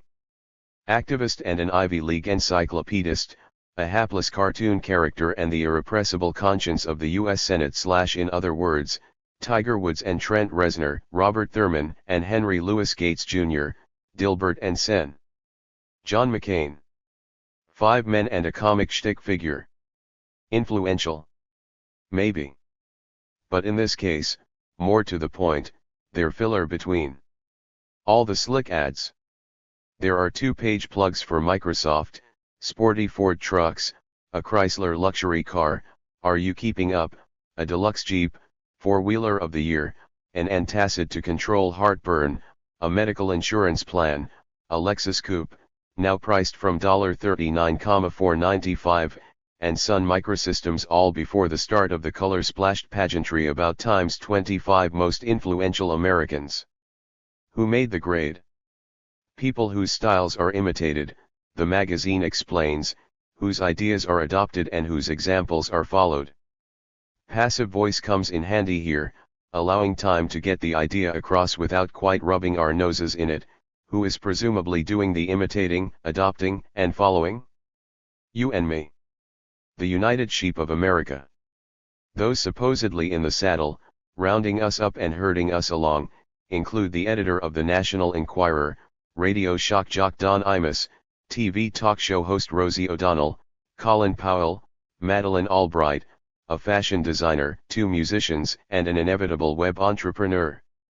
To add a bit more realism, the magazine also lists a couple of very wealthy men with divergent politics, Richard Scaife and George Soros, plus Treasury Secretary Robert Rubin, who just happens to be a centimillionaire. Out of the 25 visionary sheep herders, Rubin actually has the closest proximity to the nation's power centers. But such a listing of the most influential people winds up inviting us to mire ourselves in the vicarious images of personalities. The spotlight falls without context. A day in the life evokes the vast distances between routine media preoccupations and what we experience on a daily. 184. Fixating on fame basis as we go about our lives. Mostly, the mass media offer white noise and trivia instead of depth and meaning. And though the holes were rather small, they had to count them all. April 16, 1997. 185. Part 12. Worshipping media heroes. Old and new. Letting media myths rest in peace. Back in the early 60s, Alan Shepard and Robert Young cast huge shadows on the national media stage. So, after the heroic astronaut and the famous actor both died on the night of July 21, 1998, the media coverage stirred up memories that are dim yet deep. On May 5, 1961, when Shepard became the first American to fly into space, he electrified the nation. In those days, we were hearing a lot about a torch that had been passed to a new generation. Shepard served as a symbol of youthful vigor and high-tech prowess. The media emphasis was on technological achievement fused with Cold Warrior firmness. The best and the brightest macho men would bear any burden, pay any price for democracy. Rhetoric about a new frontier implied renewal of America's pioneer roots. Like the Indians who had perished in past centuries, the poor of the Third World were beside the point. It seemed fitting that Shepard's brief and historic flight was in a space capsule dubbed Freedom 7. Shepard and the 6 other Mercury astronauts were America's A-team in the space race. President Kennedy declared prophetically that the United States could land a man on the moon by the end of the decade. In the media spirit of the times, NASA epitomized the nation's strong sense of purpose. But such steely resolve never developed to pursue goals like ending poverty in this country, or seeing to it that all children could grow up with equal access to the resources of society. Meanwhile, as front pages told of America's breakthroughs in space, the most popular TV entertainment included Father Knows Best. The program had an endearing quality. Mild humor and kindness prevailed. Minor tensions created just enough turmoil to make the televised drama seem plausible. 187. On Father Knows Best, Robert Young was good-natured and reassuring, week after week and year after year. The show remained on primetime national television from 1954 to 1963. But off-camera, in his own life, the man playing the father who knew best was struggling with alcoholism. I drank, and I drank a lot, he later recalled. Outwardly confident, even serene on the set, Young was inwardly consumed with fright. For over 30 years, he was to remember, I lived almost every waking hour filled with fear. Fear of many things, the unknown of some expected calamity around the corner that never comes. A feeling that the stardom I was lucky enough to attain would not last, that I was not worthy, that I didn't deserve it. But when we watched Father Knows Best, we were apt to measure ourselves against the mythic characters, the parents, Margaret and Jim Anderson, and their kids named Betty, Princess, Bud, and Kathy, Kitten. For them, doubts and confusion seemed slight. Looking back on Father Knows Best, 17 years after the shooting stopped, the actor who'd played Bud gave voice to the kind of introspection that was anathema to the program. I'm ashamed I had any part of it, Billy Gray said. People felt warmly about the show, and that show did everybody a disservice. Gray perceived that he'd had a role in a deceptive project. I felt that the show purported to be real life, and it wasn't. I regret that it was ever presented as a model to live by.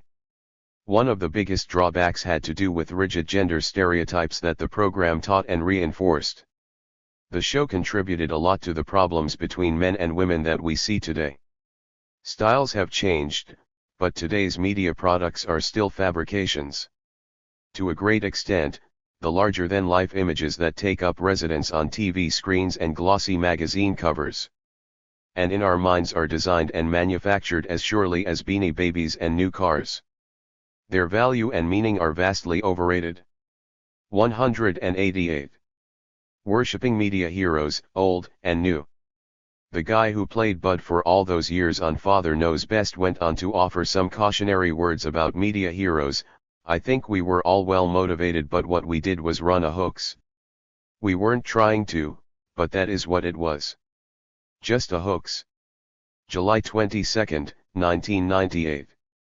189. Time Magazine's skewed. Tribute to Henry Luce. The nation's biggest news weekly is celebrating itself. Time magazine has put out a 75th anniversary issue paying tribute to the vision of founder Henry Luce. Readers get an inspiring and expurgated story. Time began as a path-breaking news magazine in March 1923, the special edition recalls, and Luce was its undisputed leader for nearly 40 years. We're told that he wanted Time to be a vehicle of moral and political instruction, a point of connection between the world of elite ideas and opinion and middle-class people in the true America hungry for knowledge. Luce died in 1967, and the magazine is now the flagship of the largest media conglomerate ever, Time Warner. But the firm still doffs its corporate hat to the Luce mythology. After more than 60 pages devoted to self-homage, Time closes its March 9, 1998 issue with an essay by managing editor Walter Isaacson that clings to the Luce mantle. While acknowledging that Luce let his global agendas unduly influence Time's content, Isaacson assures us that the rough edges have been smoothed. Although our stories often have a strong point of view, we try to make sure they are informed by open-minded reporting rather than partisan biases. Yet the magazine lays claim to Luce's core values. Above all, we continue to share his belief that journalism can be, at its best, a noble endeavor. But Time's 75th anniversary issue is a telling instance of how lofty rhetoric can easily serve as a cover story. The hero of the retrospective, Henry Luce, gets plenty of adulation and some hazy references to flaws. But it's sanitized history, omitting less pleasant facts. They aren't hard to find. As tragic events unfolded in Europe, Luce ran his thriving magazine empire with an odious tilt. In 1934 he devoted an entire issue of Fortune to glorifying 190. Worshipping media heroes, old and new. Mussolini and Fascism, wrote independent journalist George Seldes. And in Time, Luce permitted an outright pro-fascist, Laird Goldsborough, to slant and pervert the news every week. In the mid-1930s, Luce often expressed admiration for the far-right advances in Europe. The moral force of fascism, appearing in totally different forms in different nations, may be the inspiration for the next general march of mankind, he told one audience. Meanwhile, Time played a pivotal role. Luce biographer W. A. Swanberg documents that when the lights of liberty were going out and the forces of brutality and oppression were rising, Time was guilty of throwing its considerable weight in favor of Mussolini and Hitler. When Nazi forces remilitarized the Rhineland in 1936, Time's reporting took a sentimental view. Swanberg writes in Luce and his empire quite as if it were a joyous festival instead of a grave step toward war. And when Hitler coolly announced another treaty breach in the secret Nazi organization of an air force equal to England's, Time described it with great good humor as Hitler's exit from the jam closet, sticky-faced and said, "Germany has been naughty but is not to be spanked." Late in the decade, Time began to denounce Hitler and Mussolini, with detailed coverage of their evil deeds. Had not time for so long applauded the fascist dictators, Swanberg comments, these things would not so badly have needed saying. One of many brilliant books by Seldes, Witness to a Century, recounts a revealing incident in March 1942. Thurman Arnold, the Assistant Attorney General, appearing before a Senate committee investigating war profiteering, testified that Ethyl Gasoline Corporation, General Motors, Standard Oil, and IG. Farben of Germany had an agreement by which the American corporations supplied Hitler with the secret of making tetraethyl lead for gasoline, without which Hitler could not have operated his air force or gone to war, and also supplied him with the secrets of making synthetic rubber. 191. The head of the committee, Sen. Harry Truman, responded by declaring this is treason. But the big press glossed over the matter. As Seldes noted, Henry Luce's Time, for example, ridiculed Truman on page 16 one week and published a $5,000 Standard Oil advertisement on page 89. After formation of the Central Intelligence Agency in 1947, Luce, a close friend of U.S. Spymaster Allen Dulles, privately urged his correspondents to cooperate with the agency. Meanwhile, Luce debriefed with the CIA about his own travels overseas. Along with some other powerful media executives, Luce joined Dulles on the board of directors of the National Committee for a Free Europe. That private front group funneled money to neo-Nazi émigré organizations.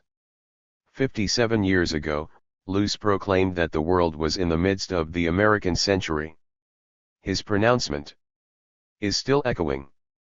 On March 3, when Time spent $3 million to throw a celebrity-filled anniversary party at Radio City Music Hall in New York, one of the featured guests was Bill Clinton. Tonight, Time magazine has paid tribute to the time it not only observed but helped to shape, the president said, the 100 stunning years that your founder Henry Luce so unforgettably called the American century.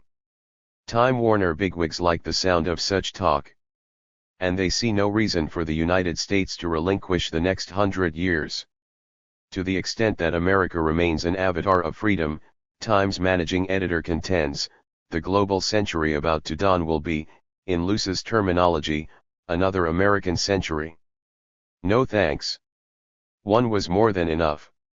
March 4, 1998. 192. Worshipping Media Heroes, Old and New. /F4/Fe and K. 193. The New Media Heroes. Corporate Rebels. By now, we've run across similar stories many times. A scrappy innovator took on the business establishment and made a fortune. An engineer battled myopic bosses to develop a great new product. A brilliant computer nerd overcame entrenched foes and now heads the firm. Today's news reports seem to be more focused on mutiny than conformity in corporate suites. At a time when many companies are urging employees to challenge old concepts, the media coverage often makes the latest changes sound almost radical. Nowhere is this media tone more fervent than at Wired magazine. Founded in 1993, the colorful monthly calls itself the Journal of the Digital Revolution and honors its readers as digital revolutionaries. Wired went over the 300,000 circulation mark in early 1996. The ornate magazine is quite influential with an affluent readership including many journalists eager to keep tabs on cutting-edge computer trends. When Wired published a special 12-page report titled Corporate Rebels, May 1997, it cranked up the rhetoric of revolt. Inflexible bureaucracy, top-down management, tightly regulated industries, monopoly, these are the tired remnants of the old corporate world order, Wired proclaimed in big type. But the magazine saw hope. Those who break the shackles of business as usual corporate rebels set the pace for the next millennium. They are iconoclasts who question the status quo, cut through red tape, and challenge their bosses to greatness. The smarter companies tap the uprising within, creating ways to turn the steam of the rebel into the fuel that drives the business.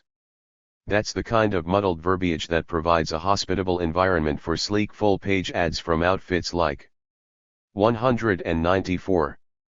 Worshipping Media Heroes, Old and New. Intel, Sony, Lucent Technologies, Microsoft, Panasonic, and U.S. Robotics. Wired mingles technical updates and human interest features with idolatry of huge corporations now gaining unprecedented control over systems of mass communication. Evidently, Wired's editors are complacent about the dire implications for democracy. In recent years, Time and Newsweek have imitated a bit of Wired's style. But while the news weeklies can print only a few cyber-fixated pages, Wired pumps out more than 200 in a single issue. And the hero worship is remarkable. For instance, IBM research fellow Ted Zelka, Wired's leading corporate rebel, earned the headline "Rebel without a pause." Wired explained that Zelka had a cause. He battled engineering and manufacturing skeptics to create the TrackPoint, the knobby red pointing device that helped boost sales of IBM's ThinkPad portable PC. Wow! That's a rebel for you. Right behind him were other Wired heroes: the wealthy founder of a discount global phone service, the designer of a radical company-wide internal network for U.S. West Communications, a pioneer of online stock brokering. Wired's pretenses are grimly laughable. The magazine glorifies a procession of vaunted rebels for struggling to persuade a corporate hierarchy to let them generate profits. In a vague echo of 60s counterculture and New Age platitudes, these crusades are likened to the sacred quest for human freedom. The limits aren't hard to discern. When the magazine's corporate parent, Wired Ventures, tried to attract investment capital in 1996, it boasted that none of the company's employees is represented by a labor union. Today, with more than 300 people on the Wired Ventures payroll, that's still the case. While Wired praises pseudo-rebels for challenging conventional wisdom, the proof of their virtue is a higher rate of return. Rebellion is laudable if it results in making more money for the company. 195. Of course, according to some mainstream news outlets, Wired itself qualifies as a corporate rebel. The New York Times has dubbed Wired the icon of the Internet generation. /7 The newspaper declared, "The genius of Wired is that it makes the digital revolution a self-fulfilling prophecy, both illuminating this new subculture and promoting it." Despite all the hype, skilled technicians and shrewd investors don't merit acclaim as profound visionaries. "Happy is the country which requires no heroes," said the German playwright Bertolt Brecht. Such a nation may not exist today. But at least we might hope for a country where the news media can tell the difference between a heroic rebel and a clever entrepreneur.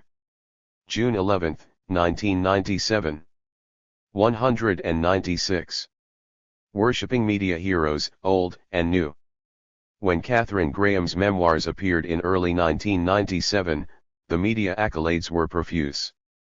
"Extraordinary," wrote New York Times reviewer Christopher Lehman Haupt. "You chew your nails down to the nub for her. That she grew and finally succeeded is inspiring." In the Sunday Times, Nora Ephron praised Personal History as a riveting, moving autobiography wonderful and brimming with candor and forthrightness. NPR's All Things Considered and Fresh Air featured long and reverential interviews with the author. Even Time magazine, assessing the book by the owner of arch-rival Newsweek, called it disarmingly candid. A huge bestseller, Personal History is well on its way to status as a classic. Typically, syndicated columnist Mary McGrory lauded a drop-dead honest story of a woman who tremblingly took over the management of the Washington Post after her brilliant husband's suicide and changed the face of American journalism. McGrory, who is based at the Post, speculated that the book will soon be required reading for high school students. Readers glimpse some of Katharine Graham's most painful memories, her bittersweet upbringing with distant parents, sorrows that came with early adulthood, including the loss of her first child at birth, the descent of her husband Philip Graham into years of manic depression that ended when he killed himself with a shotgun in 1963. As Kay Graham recounts a lifelong quest to overcome routine sexism, her efforts to gain self-esteem and confidence provide a crucial narrative thread. Personal History is also a very political yarn about journalism, but few enthusiasts have scrutinized the book in those terms. Enthralled with her hard-earned evolution from downtrodden female to powerful businesswoman, reviewers and interviewers accepted as a given the high quality and integrity of the journalistic enterprise she ran, the Washington Post Company. 198.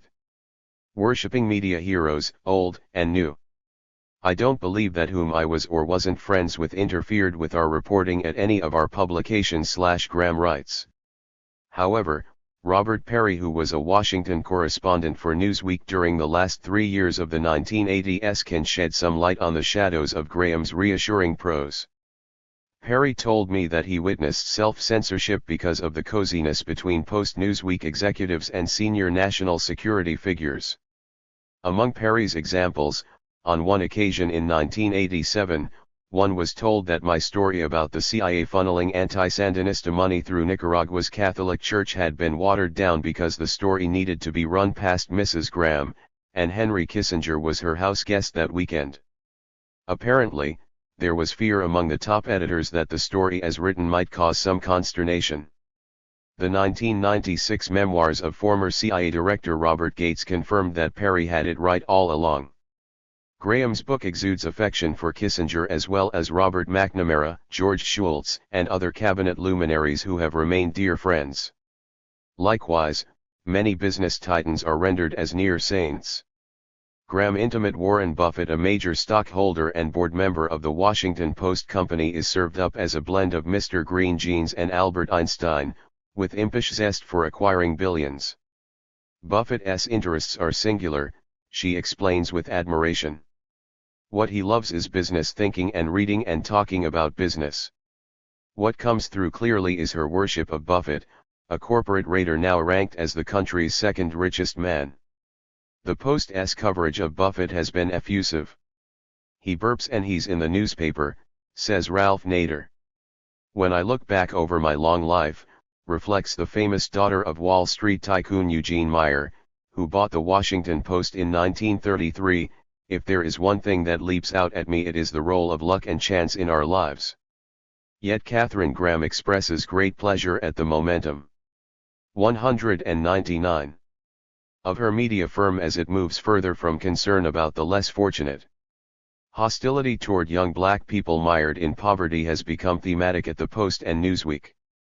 For years the magazine vented the outbursts of staffer Joe Klein, who was repeating himself when he wrote in 1993 that out-of-wedlock births to teenagers are at the heart of the nexus of pathologies that define the underclass. Colleagues learned to harmonize. Jonathan Alter, a stellar journalist in Graham's book, proclaimed the next year, "The fact remains, every threat to the fabric of this country from poverty to crime to homelessness is connected to out-of-wedlock teen pregnancy." In retrospect, a quarter of a century ago there was much symbolism in the Post's embrace of George Will, who chose to become a syndicated Post columnist rather than continue as a speechwriter for Jesse Helms. Today, Will, who also graces Newsweek, has plenty of ideological companionship on the Post's op-ed page, where veteran rightist Robert Novak holds a steady berth alongside newer recruits such as James Glassman, Robert Samuelson, and Charles Crothammer. The dominant debate on the page pits pro-corporate reactionaries against pro-corporate centrists. After the Post fired the exceptional columnist Coleman McCarthy in late 1996, managing editor Robert Kaiser said that it opted to take a cue from the marketplace. The number of papers buying McCarthy's syndicated column had dropped.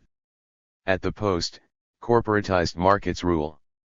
Another straw in the wind was the recent cancellation of Jack Anderson's column, a fixture in the paper since the 1960s. His product was hardly left-wing, but it stepped on enough big-money toes to unsettle management. During the NAFTA debate in 1993, pro-NAFTA sources quoted in the Post's news coverage outnumbered anti-NAFTA sources by 71% to 17%. Among scores of op-ed page articles, the pro-NAFTA ratio was 6-1. Later, during the GATT battle, Post editorials pushed hard for approval of the Global Trade Pact, and Post publisher Donald Graham personally lobbied Congress and the executive. 200. Worshipping media heroes, old and new. Branch. As it happened, the Washington Post company had millions of dollars at stake with GATT. Corporate solidarity has led the Post to close ranks in editorials and in federal court with foes of adequate product liability. In a May 1996 letter to the editor, which the Post declined to print, Public Citizens President Joan Claybrook noted that the Post company has filed briefs in the U.S. Supreme Court supporting limits on punitive damages in civil lawsuits, although this fact was not disclosed in the Post's many editorials on the subject. Members of the Post hierarchy are pursuing their financial interests. They represent the corporate conglomerate that they are, says Ralph Nader. They have a party line on globalization. They refuse to examine the shibboleth of free trade. As early as 1989, Nader was contending that one of the best-kept secrets in journalism is the transformation of the Washington Post into a right-wing newspaper. His current appraisal? The Post is becoming more and more corporatist. He condemns their lack of critical coverage of corporate power in this town. They're very much official source journalism. The Post is part of the oligarchy. The Post has grown particularly conservative on economic issues, as the Washington Monthly showed in November 1995. Writer Amy Waldman documented the corporate slant pervading the paper, including the financial pages where much more of the business coverage serves as a press release-based bulletin board for company profits, mergers, and personnel moves. Meanwhile, consumer reporting has become sporadic. The vigorous reporter on that beat for 3 decades, Morton Mintz, retired in 1988, and the Post has done little to fill the gap. But it would be a mistake to laud good old days. The Post's entanglements with government policy makers go back a long way. Publisher Phil Gramm, a frenetic power broker who aided his buddies Lyndon Johnson and John Kennedy, maintained warm friendships with CIA officials. He knew many secrets that he kept out of the Post, such as plans for the 1961 Bay of Pigs invasion. Styles have changed since then, but the Post Company 201 has preserved strong bonds with Washington's movers and shakers. Unmentioned in Katharine Graham's lengthy book is the Gulf of Tonkin incident in early August 1964. She had been president of the Washington Post Company for almost a year by then. Considering the consequences of the Congressional Tonkin Gulf resolution that followed days later, the Post's coverage, which presented falsehoods as absolute facts, might have merited a few words. But Graham's book avoids any semblance of introspection about the Vietnam War and the human costs of her craven behavior. In August 1966 she huddled with the writer in line to take charge of the editorial page. We agreed that the Post ought to work its way out of the very supportive editorial position it had taken, but that we couldn't be precipitous, we had to move away gradually from where we had been. Many years of carnage resulted from such unwillingness to be precipitous. Graham's passions, personal and political, run elsewhere. Some of my deepest friendships began with an administration person whom I got to know because of my association with the paper. Bob McNamara and Henry Kissinger come immediately to mind, but grew over time into relationships whose core had nothing to do with politics or work. While those ties grew, others frayed. Joe Raw, a liberal strategist and old friend, was no stranger to dubious compromises. But during the 1980s he recoiled as the Post cozied up to the Reagan administration. When the paper endorsed Edwin Meese for confirmation as Attorney General, with the regulatory quid pro quo a real possibility for the Post Company, Raw submitted a contrary op-ed piece to the newspaper. After rejection, Raw went to an editorial board meeting but got nowhere. In an interview with Katharine Graham biographer Carol Felsenthal, Raw recalled what her son Donald Graham had said as they walked to a taxi outside the Post building: "Mr. Raw, you have to remember one thing, this is not the liberal paper that you remember." 202. Worshipping media heroes, old and new. Acknowledging none of this in her book, Kay Graham skips over the Post's rightward direction. That's appropriate, since the company line remains denial. When, this year, I asked managing editor Kaiser about the Post's move to the right, he insisted that it had never occurred. Katharine Graham is truly a bipartisan spirit. She recalls that two of her maids watched a limousine pull up when Ronald Reagan came over for dinner soon after winning the presidency. They saw President-elect Reagan step out and embrace me, kissing me on both cheeks. During the 1980s, she and Nancy Reagan became pals, their lunches often joined by Post editorial page editor Meg Greenfield. In December 1992, Graham threw a dinner party for President-elect Bill Clinton and Al Gore.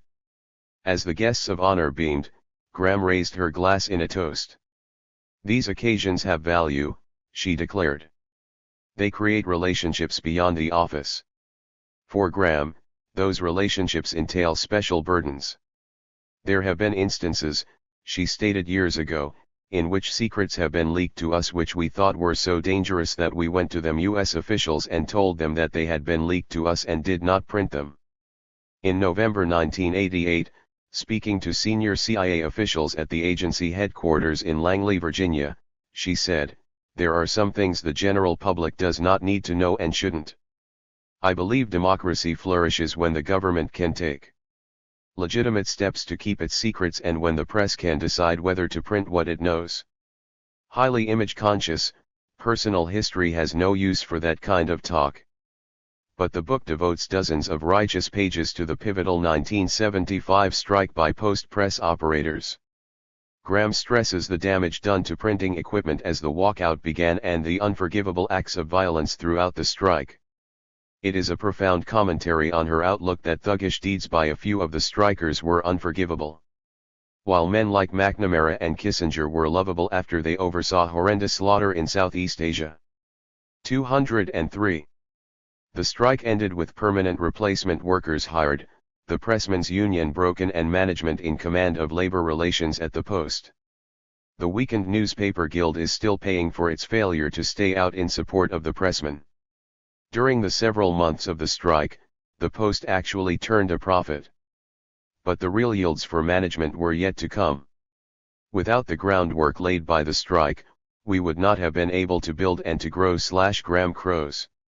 And she reports, even those publishers who denounced the so-called liberalism of the Post's news and editorial pages applauded our actions on the management side.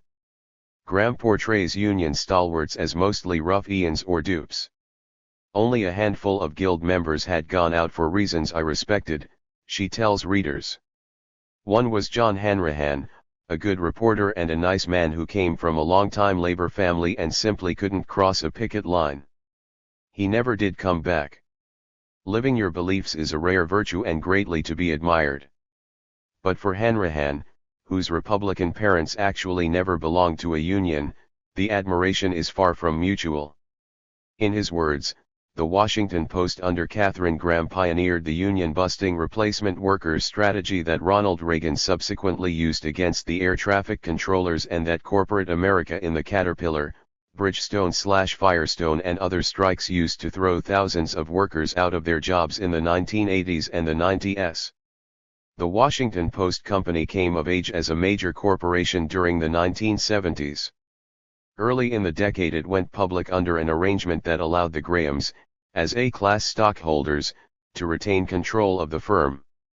"Going on the American Stock Exchange gave us some proper discipline about profit margins," Katharine Graham writes, "although I worry about the overemphasis at times on the price of the stock." Graham announced in the mid-70s that she expected profits of at least 15% and this became, de facto, the Graham family politics. Now, with 80 years behind her, Katharine 204. Worshipping media heroes, old and new. Graham is continuing to loosen her grip on a media empire left to Donald Graham and investors hungry to maximize profits. Preoccupied with such concerns as the price of the stock/7, the company persists in distancing itself from independent journalism. Meanwhile, the Post's role in helping to set the national media agenda is immense. The news it reports and the opinions it showcases have enormous repercussions, so do the everyday refusals to include perspectives that seem irrelevant or threatening to elites. For a book so widely touted as a feminist parable, personal history is notably bereft of solidarity for women without affluence or white skin. They barely seem to exist in Katharine Graham's range of vision. Wrenching realities of class and race are dim, faraway specks. She does not seem inquisitive about why the Post has encountered so many formal complaints about racial and gender bias. And Graham's 625 pages make no mention of former Washington Post staff writer Jill Nelson, whose book Volunteer Slavery is a genuinely blunt account of working in the Post's newsroom between 1986 and 1990. Nelson's grim experiences as a black woman directly contradict Graham's upbeat version of conditions at the paper. Overall, Graham gives short shrift to the unric and unfamous, whose background noise is peripheral to the real drama played out by her dazzling peers. Even activists who made history are mere walk-ons. The name of Martin Luther King Jr. does not appear in her star-studded, history-drenched book. Today, Katharine Graham's priorities find frequent echo in the Post's local preoccupations. When two well-known men died in Washington within 10 days of each other this spring 1997, the contrast was revealing. The death of sports magnate Jack Kent Cooke set off massive and adulatory coverage in the Post, which splashed dozens of articles eulogizing him as a heroic figure. But the passing of the D.C. Council's longtime chairman David A. Clark was marked by a few restrained news items. Clark's decades of grassroots efforts for the poor and dispossessed of the city, and his 12 years as D.C.'s number 2 elected official, seemed to count for little. In the 205 judgment holding sway at the Post, the life of Cooke, who amassed several $100 million he couldn't take with him, was much more worthy of celebration. The laudatory media response to Katharine Graham's autobiography testifies to exalted low standards. The Post and Newsweek represent what legions of journalists and media executives wish to emulate. Her fervent embrace of corporate power is hardly conspicuous. On the contrary, it is an affirmation of shared faith. "I was and am a centrist," Graham writes, a mass media applause line if ever there was one. The greatest triumphs of propaganda have been accomplished, not by doing something, but by refraining from doing, Aldous Huxley observed a half-century ago. Great is truth, but still greater, from a practical point of view, is silence about truth. Katharine Graham's book is filled with such silence. The mainstream journalists praising her candor didn't seem to notice. In April 1998, about 10 months after a version of this article appeared in the progressive magazine, Katharine Graham's book Personal History won the Pulitzer Prize for Autobiography. June 1997. 206. Part 13. Expelling Heretics from Media Temples. Newspaper's conscience gets tossed overboard. You could almost hear the clink of expensive champagne glasses in the nation's capital when the most influential newspaper inside the Beltway published a column under the headline "So long, with thanks." Coleman McCarthy, a man known as the conscience of the Washington Post, said goodbye to readers on January 8, 1997 with typical grace and optimism. He did so despite the fact that, after 18 years as a Post columnist, he'd been dumped overboard by media big shots. A conscience is always in danger of wearing out its welcome. And the 58-year-old McCarthy lacks a record of trimming his sails to suit the prevailing winds.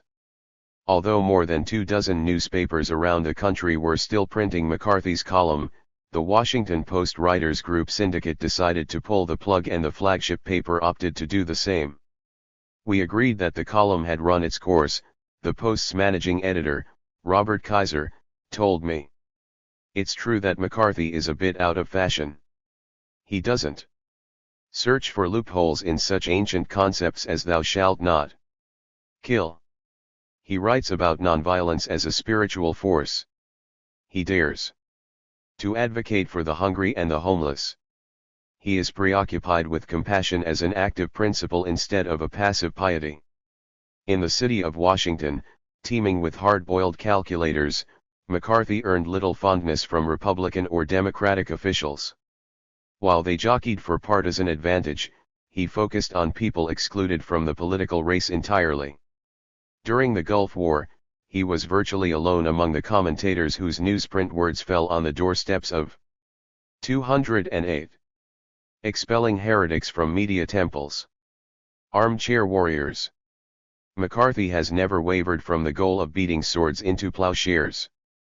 Now, the politicians and the generals, the arms contractors and the corporate lobbyists won't have to see McCarthy's column in the August Washington Post. No other regular columnist in the newspaper which unfolds across the breakfast tables of Washington's high and mighty is nearly as willing to disregard the unspoken taboos. What should be the moral purpose of writing, McCarthy asked in his final Post column, if not to embrace ideals that can help fulfill the one possibility we all yearn for, the peaceable society? Peace is the result of love, and if love were easy, we'd all be good at it. He added, I've sought out the experts at love, the only expertise that matters.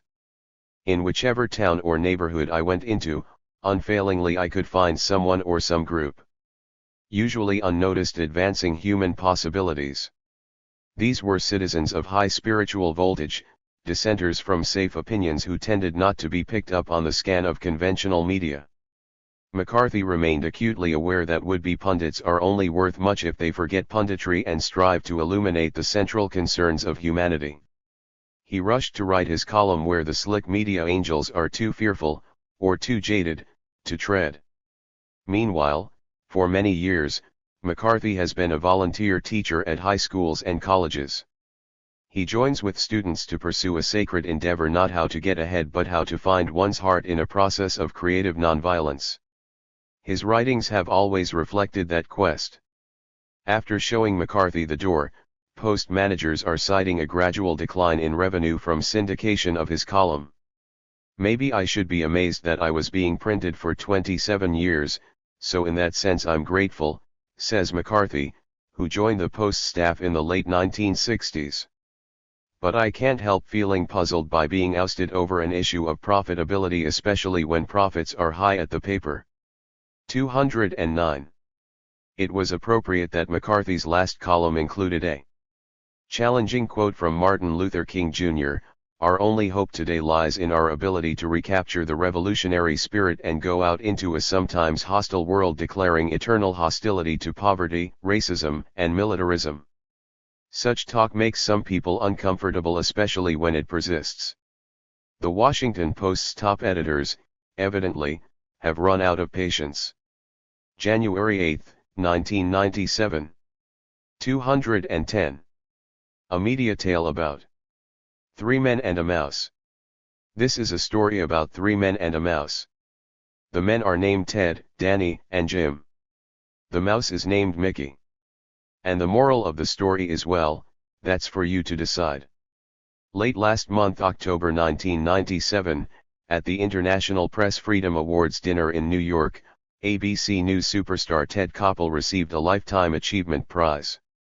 In a brief speech, he lamented the fading lines between television news and entertainment. And he warned that American journalists are threatened by the trivialization of our industry. Decrying the sorry state of America's airwaves has become a ritual among the most famous names in broadcast news, who step away from their multimillion-dollar jobs just long enough to tell us how concerned they are about the mess they're still helping to perpetuate. Perhaps Koppel should take a serious look at The More You Watch, The Less You Know, a new book by Danny Schechter. Published, coincidentally the day before Koppel delivered his high-sounding speech. After 8 years as a producer at ABC's 2020's program, Schechter left the network in 1988 and proceeded to find meaningful work by creating it. Since then, his output with like-minded colleagues has included documentaries ranging from South Africa to Bosnia. He also co-produced Rights and Wrongs, Human Rights Television, a regular series that aired on public TV from 1993 to 1996, without support from PBS. Schechter's feisty new book is not an attempt to compensate for daily conformity. Instead, it's an extension of gutsy endeavors that have typified his work as a media insider and outsider. The biases of network television don't amount to a conspiracy, he explains. No, rarely is someone picking up the phone and telling some producer to skew the news. The board 211. Room rarely faxes orders to the newsroom. But then again, they don't have to if they hire professionals who share the same worldview and language, rely on the same sources, and tend to shape their reporting the same way. In spite of the sad media saga he recounts, Schechter exudes optimism. It doesn't have to be this way, he contends early in the book.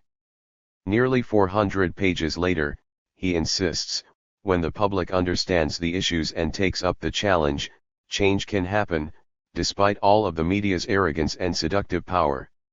Schechter adds, fighting to democratize the media will not be an easy or quick fight, and cannot be won before the next commercial break.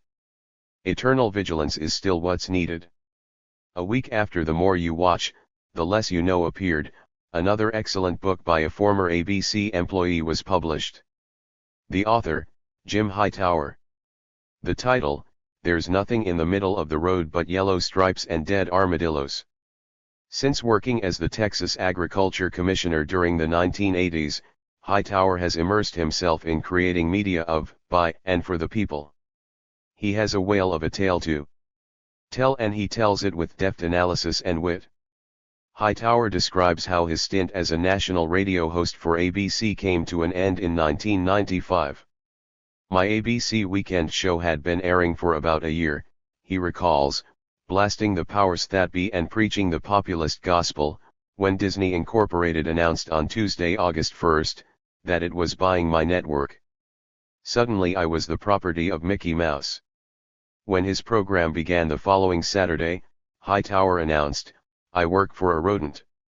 He went on to denounce the Disney takeover as well as the Telecommunications Act that had just passed the Senate, paving the way for accelerated media mergers and buyouts.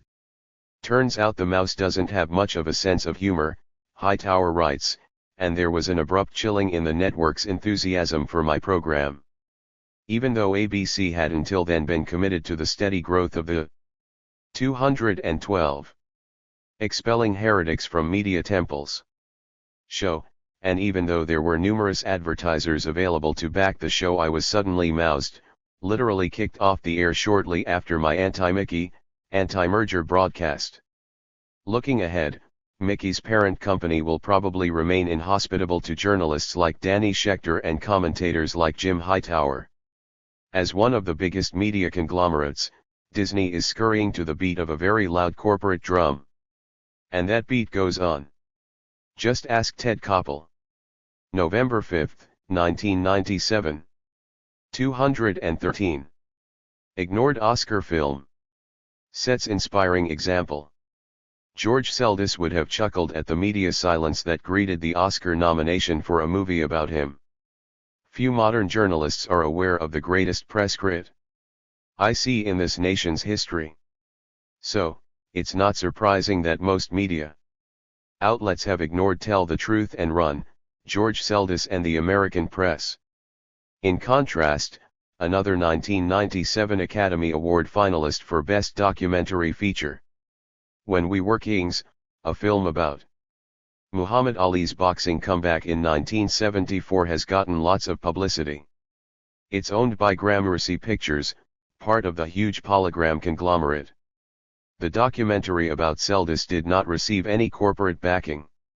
The film's producer and director, Rick Goldsmith, created Tell the Truth and Run in much the same way that Seldes lived his life, independently. The most sacred cow of the press is the press itself, Seldes concluded.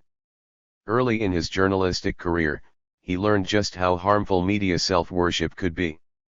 When Armistice Day brought World War I to an end, Seldes broke ranks with the obedient press corps and drove behind the lines of retreating German troops. For the rest of his life, Seldes remained haunted by what took place next. Seldes and three colleagues secured an interview with Paul von Hindenburg, the German field marshal. Seldes asked what had ended the war. The American infantry in the Argonne won the war, Hindenburg responded, and elaborated before breaking into sobs. It was an enormous scoop. But Allied military censors blocked Hindenburg's admission, which he never repeated in public.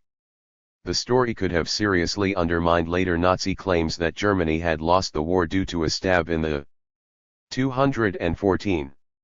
Expelling heretics from media temples. Backed by Jews and leftists. Seldis came to believe that the interview, if published, would have destroyed the main planks of the platform on which Hitler rose to power. But the reporters involved did not think it worthwhile to give up our number-own positions in journalism by disobeying military censors in order to be free to publish. Seldis gathered first-hand news about many historic figures. Lenin did not appreciate the young American journalist, and neither did Mussolini. The Bolsheviks banished Seldis from the Soviet Union in 1923. 2 years later, with black shirt thugs on his heels, Seldis caught a train out of Italy. In 1928, after nearly 10 years as a foreign correspondent for the Chicago Tribune, Seldis quit, fed up with biased editing. The last straw came with the newspaper's selective use of his dispatches from Mexico.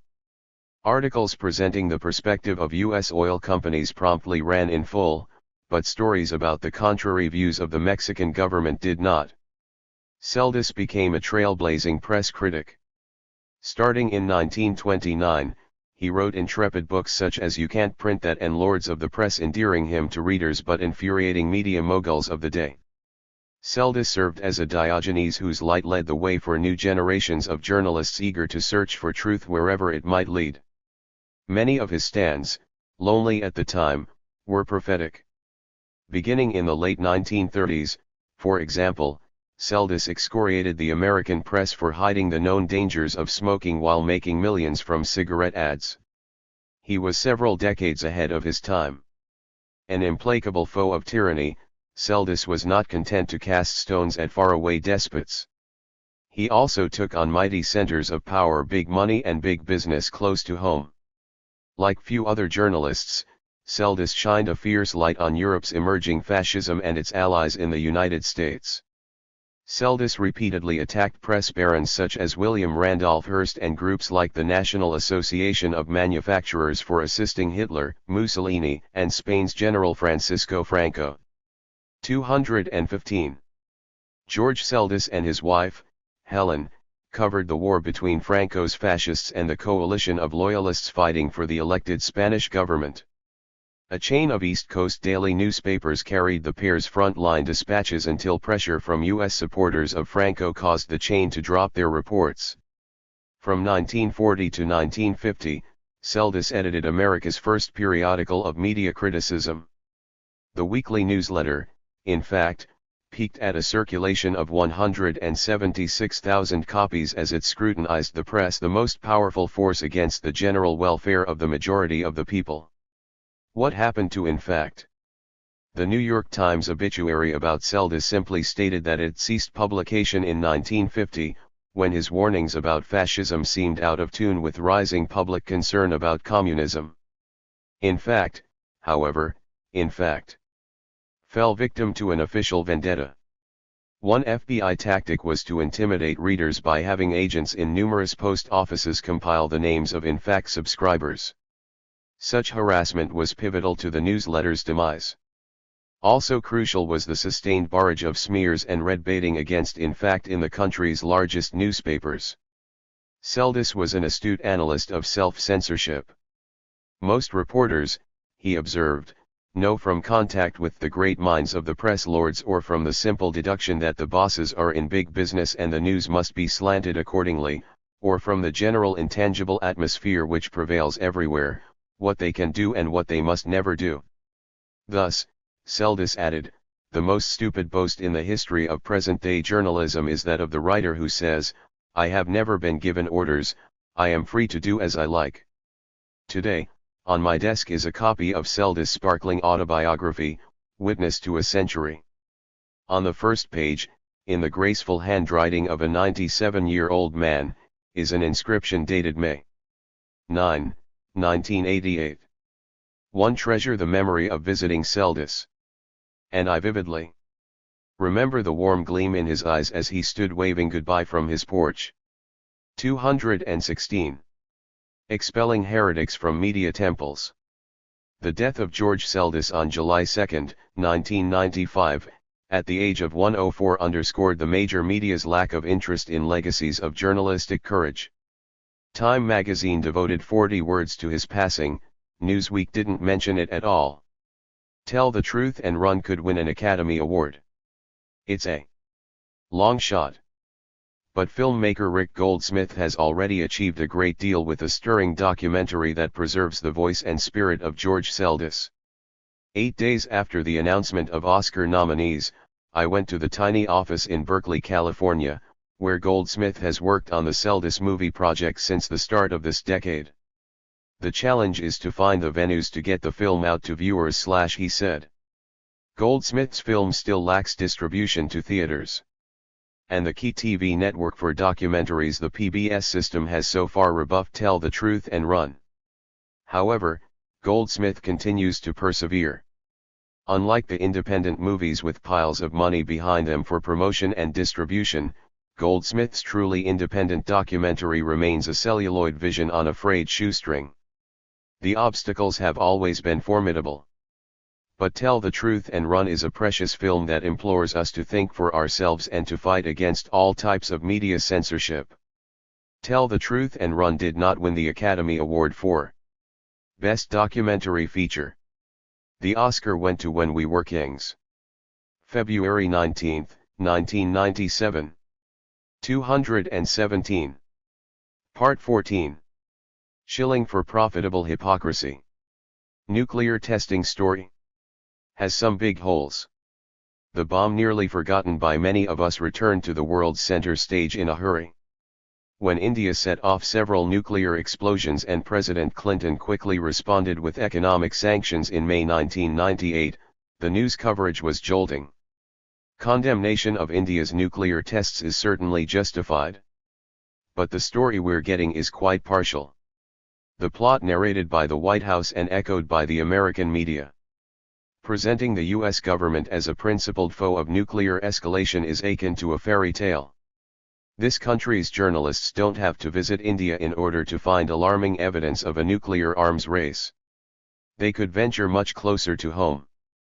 40 miles from San Francisco, scientists at the Lawrence Livermore Laboratory are still designing thermonuclear bombs.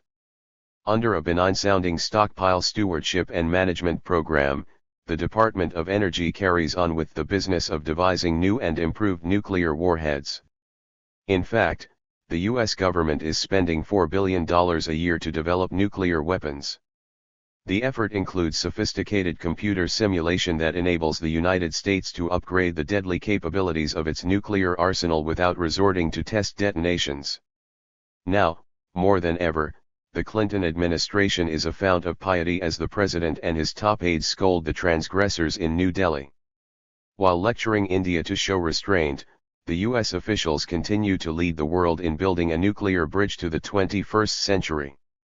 The news media hardly seemed to notice as the United States completed the testing and deployment of B-61-11 Earth-penetrating nuclear warheads in 1997. And when conflicts with Baghdad intensified over the next winter, we heard little about 219.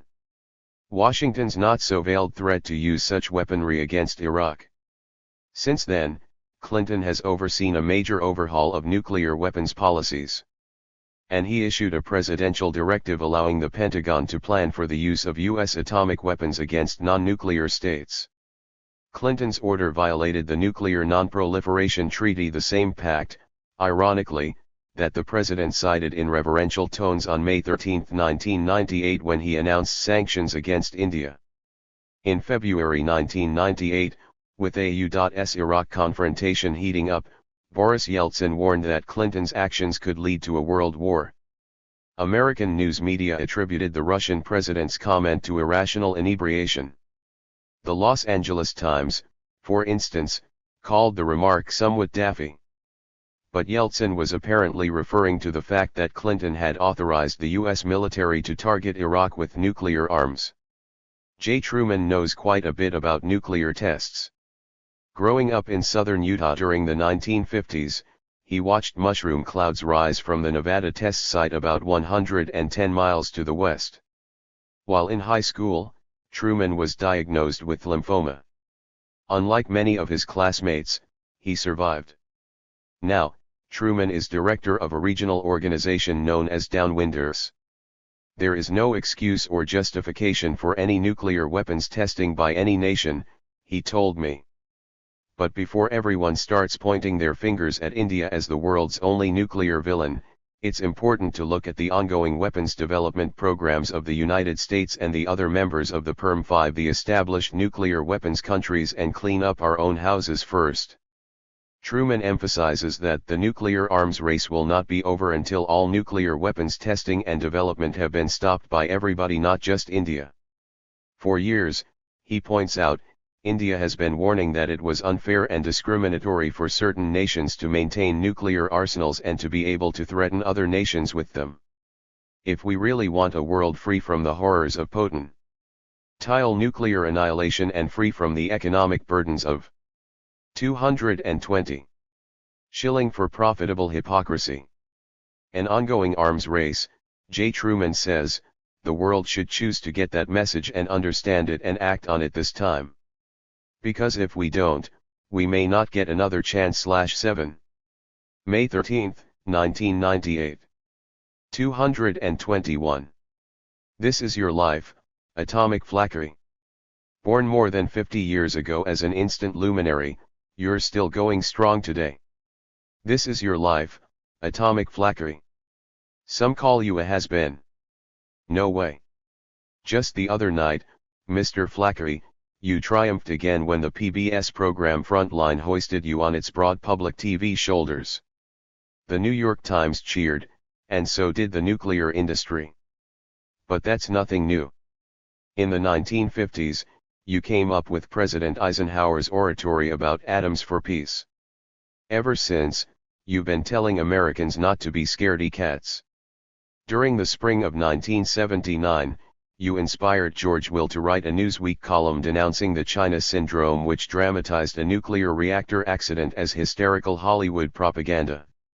Nuclear plants, he scoffed, like color TV sets, give off minute amounts of radiation. A few days later, however, a lot of people in Pennsylvania stopped laughing at nuclear phobia when the 3 Mile Island plant came close to turning much of the state into a nuclear wasteland. It was a setback, Mr. Flackery. But as a great counter-puncher, you never took unfortunate events lying down. And you're still slugging away. The New York Times has published many dozens of editorials extolling the virtues of nuclear power. So, Times Television. Critic Walter Goodman was in sync April 22, 1997, as he praised the Frontline nuclear documentary right before it aired on PBS. Frontline recycled themes from a pro-nuclear hour that NBC News produced in 1987, soon after NBC was bought by General Electric, the nation's second-largest vendor of nuclear power reactors. These days, CBS News employees are also in no position to scrutinize nuclear matters now that CBS belongs to Westinghouse, another firm heavily invested in atomic power. 222. Shilling for profitable hypocrisy. TV viewers might have hoped that PBS public television would be different. But you, Mr. Flackery, didn't miss a beat. Echoing what NBC/GE provided 10 years earlier, Frontline proclaimed that nuclear power works in France, where people trust their experts. The narration was soothing. It contrasted sober risk analysis with fearful risk perception by ordinary people. Frontline depicted worries about nuclear power as functions of ignorance. I spoke with the producer in charge of the documentary, John Paffreyman, the day after it aired. He admitted that he hadn't bothered to interview a single anti-nuclear scientist for the program, which showcased several scientists enthusiastic about nuclear power. Paul Freeman told me he'd stuck to credible, mainstream scientists, in other words, the ones accepting the rosy assumptions of the nuclear industry. In the glowing spirit of Mr. Flackery, the Frontline narrator Richard Rhodes intoned that no one was injured or killed in the accident at 3 Mile Island. Later, he widened the assertion. In America, there have been no deaths or injuries from nuclear accidents in commercial power plants. But 2 months before that claim went on the air as supposed fact, the Washington Post published a very different news report. Researchers have linked radiation releases from the 3 Mile Island nuclear plant to higher cancer rates in nearby communities. The findings appeared in the February 24, 1997 edition of the Journal of the U.S. National Institute of Environmental Health Science. As the Post reported, the study concluded that neighbors who were exposed to radioactive releases suffered 2 to 10 times as many lung cancer and leukemia cases as those who lived upwind. When I asked Paul Freeman about those findings, he said they were not worth mentioning in the Frontline documentary. Also judged irrelevant was the Ukrainian government's estimate of at least 8,000 deaths due to the 1986 Chernobyl. 223. Nuclear plant disaster. Acknowledgement of that figure would have made it tough for Frontline to stick with its script. The actual death toll from Chernobyl is surprisingly low. 31 firefighters died in the accident. So far, leukemia and adult cancers have not measurably increased /7 and so it goes, Mr. Flaherty. You're still on the case. And your favorite pro-nuclear hat trick is still in use. Frontline showed a piece of paper blocking plutonium's radioactive rays. No need to explain how tiny particles of plutonium, cesium, strontium and many other isotopes do horrendous damage to human bodies if swallowed or inhaled. This is your life, Atomic Flaherty. There's so much more to say about your achievements, but we're out of time. April 23, 1997. 224. The Partnership for a Candor-Free America. The most famous anti-drug commercial in history. A frying egg and a somber warning, this is your brain on drugs is badly in need of a sequel. Our new spot opens with a wide-angle shot of a press conference featuring the president of ABC television. Also in the picture are speakers from the Partnership for a Drug-Free America, plus federal officials in charge of education, health, and drug policy. This is your nation's leadership on drugs, the announcer intones. A more sanctimonious and hypocritical bunch you couldn't imagine. With the help of computer graphics, the dignitaries slowly morph into upscale party-goers. Some are smoking cigarettes, others are sipping cocktails and all have large checks spilling from their pockets. On March 4, 1997, these men and women gathered in Washington to launch yet another anti-drug campaign. The script goes on. But they continued to tiptoe around the most damaging drugs in our society. As a practical matter, they're flunkies for the multibillion-dollar interests behind cigarettes and alcohol. You might think that such a public service ad would be unfair. But consider these facts. The U.S. government is providing half the funds for a new $350 million media campaign against drugs. But the advertising drive, which depends on matching donations from media companies, will give short shrift to cigarettes and alcohol. This month, March 1997, the ABC television and radio networks are engaged in a march against drugs. 225. Programming blitz with little to say about smoking and drinking. During the past 10 years, the Partnership for a Drug-Free America has produced $2 billion worth of ads. None of them have said an ill word about tobacco or alcohol. The partnership depends on free airtime and print space. By far, ABC has contributed more media time and space than any other company, the organization declares. Our tremendous success over the past decade is a direct reflection of their belief in our cause. Now, after joining itself at the hip with the partnership and like-minded federal officials, ABC News is in no position to let the chips fall where they may. ABC's march against drugs, which has enlisted such key shows as Good Morning America and World News Tonight, would more aptly be named ABC's March Against Journalism. In a letter to ABC, several drug policy groups blasted the partnership. By excluding any mention of alcohol and tobacco, the implicit message sent to kids and the general public is that legal drugs are not as harmful as illegal drugs. Yet, in the United States, Over 500,000 people die each year from alcohol and tobacco, 35 times the number of deaths from all illegal drugs combined. Mike Males, a sociologist who authored The Scapegoat Generation, points out that federal authorities concentrate on bad-mouthing underage use of tobacco and alcohol, thereby enhancing the image of smoking and drinking as mature activities. Instead of teaming up with political and private drug war interests to scapegoat young people, Males comments, ABC and other media would do a far greater public service to investigate at arm's length why the war on drugs is such a monumental failure. Clearly, finger-wagging techniques don't work.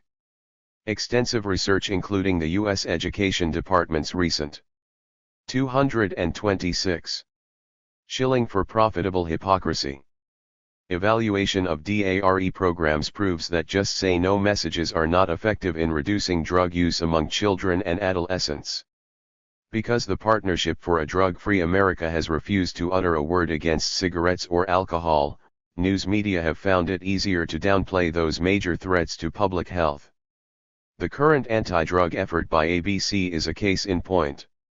When ABC faxed me a dozen pages about this month's special news reports with anti-drug themes, the only targeted drugs were marijuana, heroin, and sniffing inhalants. The selective coverage will, no doubt, gratify the beer marketers and conglomerates with tobacco holdings that pour huge ad revenues into ABC's coffers. Talk about addiction. From the network suites of ABC to the Partnership for a Drug-Free America to officialdom in Washington, movers and shakers are hobbled by dependency on this nation's legal drug sellers, the alcohol, tobacco and pharmaceutical firms that are all too happy to focus anti-drug ire elsewhere. Take a look around. This is your country. This is your country on drugs. March 5, 1997. 227. News media hit jackpot with state lotteries. By now, we're so accustomed to the spectacle of state-run gambling that we rarely give it a second thought. Lotteries have spread across the country during the last couple of decades. From sea to shining sea, the get lucky hype is hard to miss. If people want to gamble, that's their choice. But is it proper for government agencies to constantly exhort the public to buy lottery tickets at supermarkets and liquor stores? Such questions should be debated. But most news outlets seem too caught up in lottery mania to scrutinize it. Americans get a steady stream of news and feature stories about bulging pots of gold at the end of the lottery rainbow. Nationwide, a lot of local TV stations report on the state lottery with great enthusiasm. Nightly newscasts announce the winning numbers and the size of the next jackpot. And, of course, we learn about the ecstatic winners who have become instant millionaires. If you've been reluctant to play the lottery, the state tries hard to promote the idea that you're out of step. Plenty of public relations expertise goes into creating glamorous images for games like Super Lotto and Powerball. While few lottery players benefit from their gullibility, many print and broadcast outlets hit the jackpot. Overall, states spend a little more than $1 million per day for lottery advertising. We're encouraged to go out and buy lottery tickets on the extremely slim chance that lightning will strike. Financially and psychologically, it's quite a rip-off. In the 38 states with lotteries, total sales topped $34 billion in 1996. The lotteries are touted as a way to fund government services. But, as Money magazine has reported, lotteries are an 228 shilling for profitable hypocrisy. Inefficient way to raise public money with 2/3 of sales going to administrative costs and prizes. Meanwhile, the media spotlight seldom falls on such matters as compulsive gambling and the regressive nature of collecting revenue from lotteries. Lower income people are more apt to play the lottery and more likely to suffer as a result. Many state governments have expanded their gambling operations with flashier offerings and cranked up promotional campaigns. At the same time, news outlets have remained upbeat about the mirage of lottery salvation.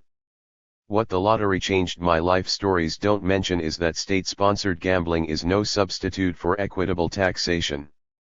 Propelling a few lucky players into wealth is a lousy substitute for implementing a fair tax system. Politicians like to say that lotteries underwrite schools and other commendable government projects as if generating more tax dollars from large corporations and the wealthy were not an option. Amid all the media hoopla about miraculous lottery tickets, it would be helpful to hear more about the grim realities of today's tax picture. For instance, during the 1950s, U.S. corporations paid 28% of federal revenues. Now, corporations pay just 11%. During the past 4 decades, the top bracket of marginal tax rates for personal income has plunged from 91.2% to the current level of 39.6%. Drops in the federal tax rate for the most well-to-do have shifted more of the tax burden onto others. The richest taxpayers, who saw their income go up the fastest in the last 20 years, pay fewer taxes than they did 2 decades ago, points out John Miller, a professor of economics at Wheaton College in Norton, Massachusetts. In 1996, the top 1% paid 1/3 of their income in federal taxes, well below the 2/5 of their income that went to federal taxes in 1977. Miller adds that not all income is taxed and some income is taxed at favorable rates. It is the capital income of the rich. 229. From capital gains to interest on state and local bonds that is most often tax-exempt or taxed at more favorable rates rather than take on such issues, it's much easier for politicians and the news media to keep banging the drum for state lotteries. The ads emphasize that we can't win if we don't play. But no matter what, our society keeps losing. May 6, 1998. 230. Shilling for profitable hypocrisy.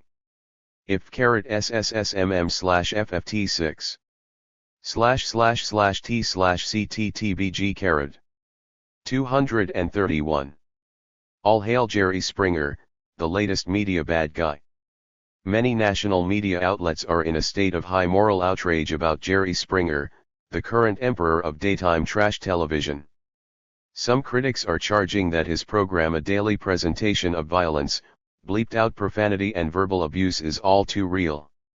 Or, at the same time, not real enough. By indignantly accusing the show of fakery, critics indicate that they would prefer authentic sleaziness. What airs on the Jerry Springer Show can be troubling. Sometimes, it may seem like a not-too-distant mirror of anguish, idiocy, and confusion. Recent titles of the one-hour program have included "My Daughter is a Teen Prostitute" /7 "I'm Pregnant by My Brother and I'm in a Bizarre Love Triangle." Supplying plenty of material to titillate viewers, the guests tell salacious stories, denounce each other and engage in violent confrontations on stage. Meanwhile, renowned individuals in the media business can pose on lofty moral ground and shake their heads. A lot of high-profile head-shaking occurred in late April 1998, when ABC's 20/20 and NBC's Dateline took turns bemoaning Springer's depravity and greed. Conveniently, both networks chose to broadcast their in-depth Springer coverage in the midst of the ratings sweeps period. Nice to have it both ways. These days, Springer appears to be the king of TV's amoral profiteers.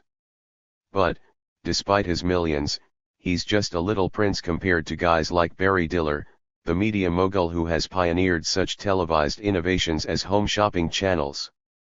Diller is the head of USA Networks Incorporated, the conglomerate that produces and distributes The Jerry Springer Show. While Bad Jerry faces down hostile questions from a wide range of 232. Shilling for profitable hypocrisy. Journalists, Good Barry stays out of the line of fire, running his vast media empire. As the years pass, the Springers are apt to come and go. They're people who function as products. In contrast, the Dillers tend to have much more staying power and their giant companies keep getting bigger. Complaints about trash TV never get very far. That's because most commentators, whether they consider themselves to be conservatives, liberals, or whatever, are afraid to challenge the principle of the so-called free market. Of course, the free market is a myth. Media titans like Diller or Rupert Murdoch and corporate outfits such as Time Warner, Disney, and Viacom have a lock on huge portions of the mass media. Steadily larger in size and fewer in number, the dominant biggies are fixated on doing whatever it takes to boost profits. They're not about to sacrifice any appreciable part of profit margins on behalf of the public interest. Do media tycoons like Diller and blow-dried hirelings like Springer just give the public what it wants?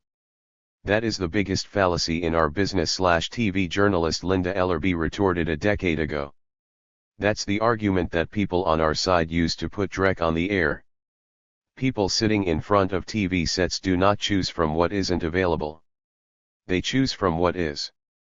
The American public didn't ask for trash television, Ellerby pointed out. They'll watch it the same way we go out and watch a fire. It's not all they want. Now, as arguments fly about the Jerry Springer show, insights are diluted by abundant quantities of hogwash. Yes, some of the show's critics are elitist. They're put off by low-income, unschooled people who don't have the social graces usually regarded as minimal for the airwaves. But Springer's defenders are absurd when they wrap his program in a populist flag. Such TV shows are caricatures. The people on stage are carefully selected to fit a script that stereotypes rather than illuminates. Relatively few Americans, 233, are qualified to make it onto Jerry Springer's stage.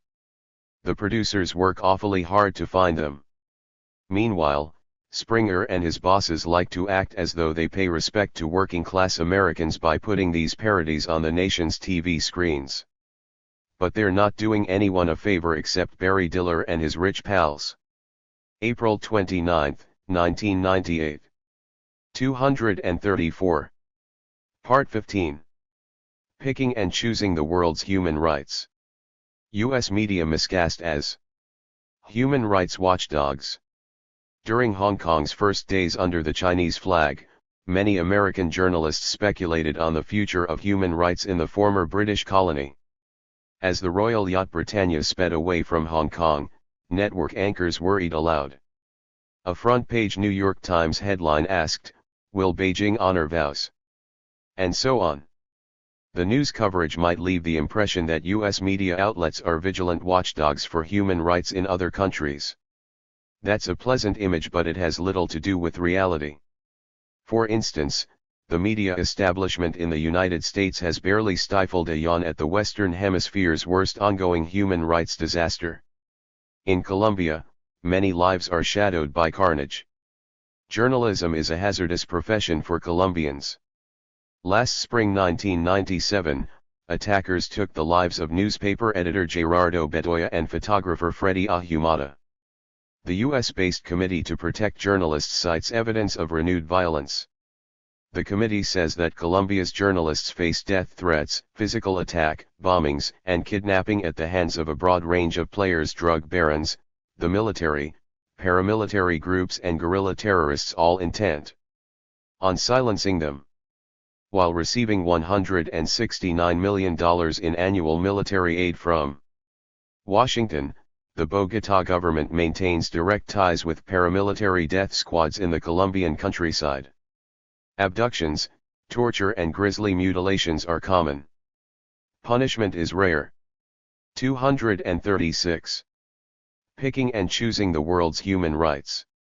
A Human Rights Watch report released in autumn 1996 but virtually ignored by the U.S. press showed that the Clinton administration is equipping killer networks operated by Colombian military and paramilitary units.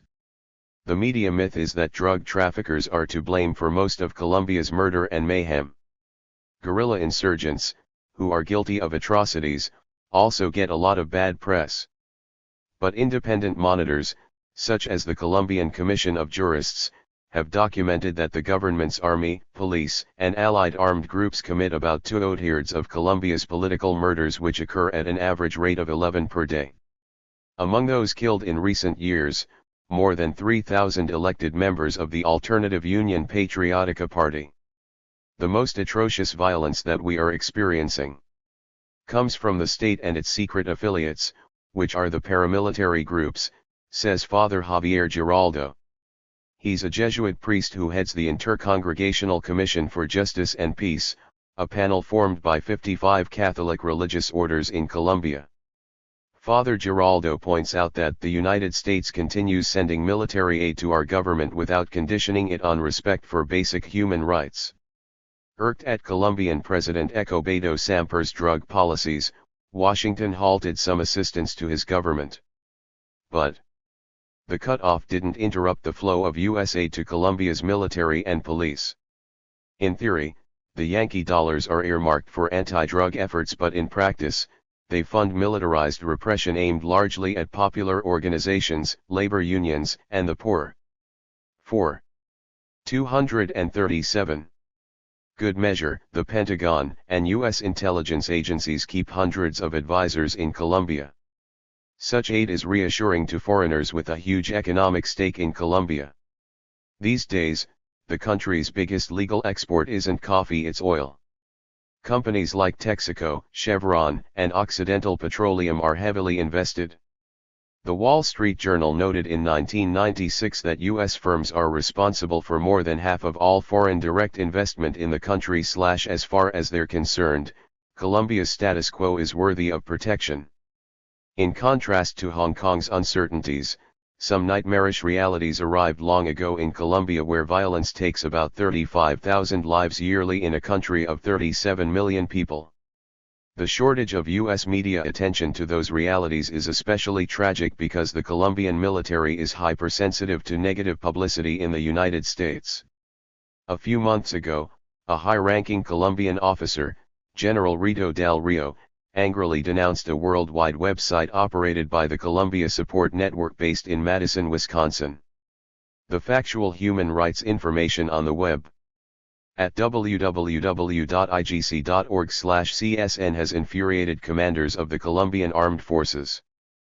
But the top brass of Colombia's murderous military don't have much to complain about when it comes to U.S. media coverage of human rights.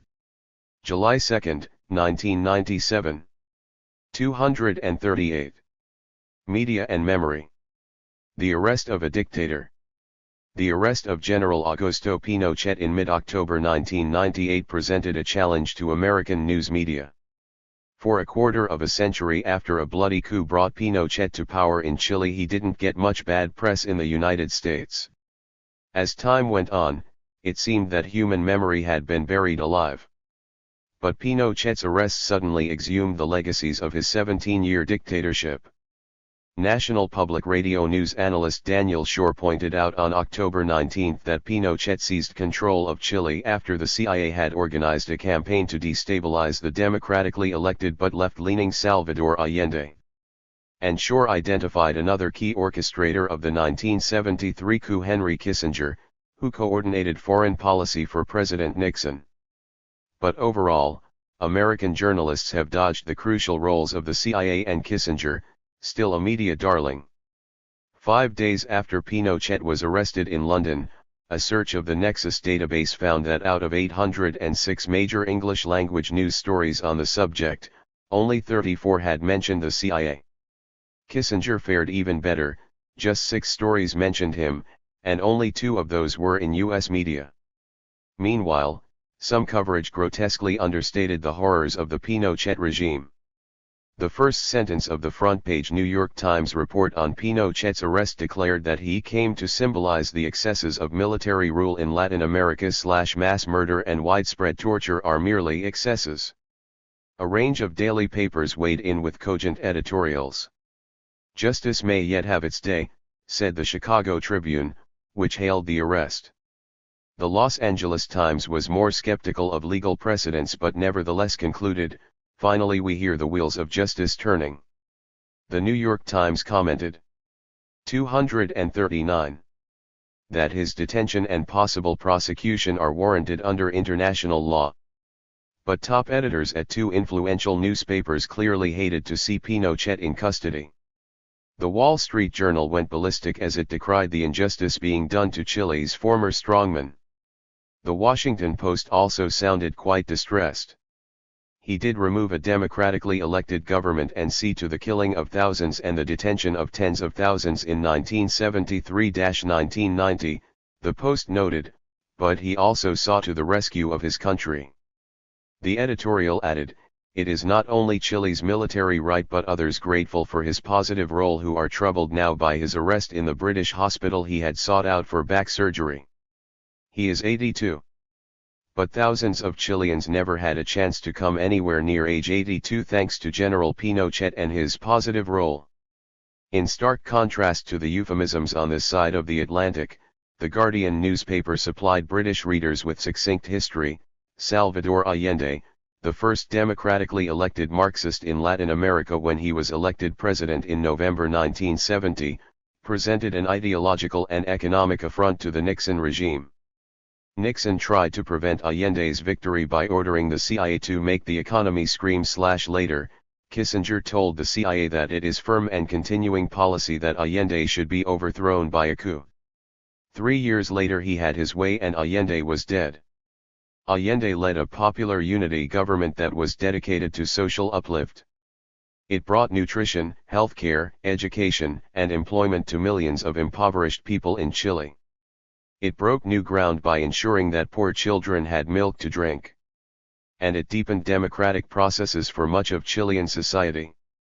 Almost without exception, news accounts give short shrift to the 3 years of enlivening changes that abruptly ended with the coup on September 11, 1973. The suppression of memory has included the blanking out of vibrant and humanizing values nurtured during the popular unity era. 240. Picking and choosing the world's human rights. The most premeditated manifestation of forgetting is depoliticization. Chilean sociology professor Tomasz Mulyan wrote recently. It is also the most pernicious, as it saps the strength of social solidarity. By now, Mulyan observed, Chile has come to resemble societies that do not seek to transform themselves and have become trapped by the dullness of repetition. They no longer think in terms of emancipation because they believe that the system itself produces a degree of equality that no other social system can attain. In Chile, and in the United States, the memory of other possibilities is also gasping for breath. October 21, 1998. 241. Poor journalism south of the border. Filled with speeches and photo ops, President Clinton's visit to Mexico in May 1997 produced a lot of good press back home.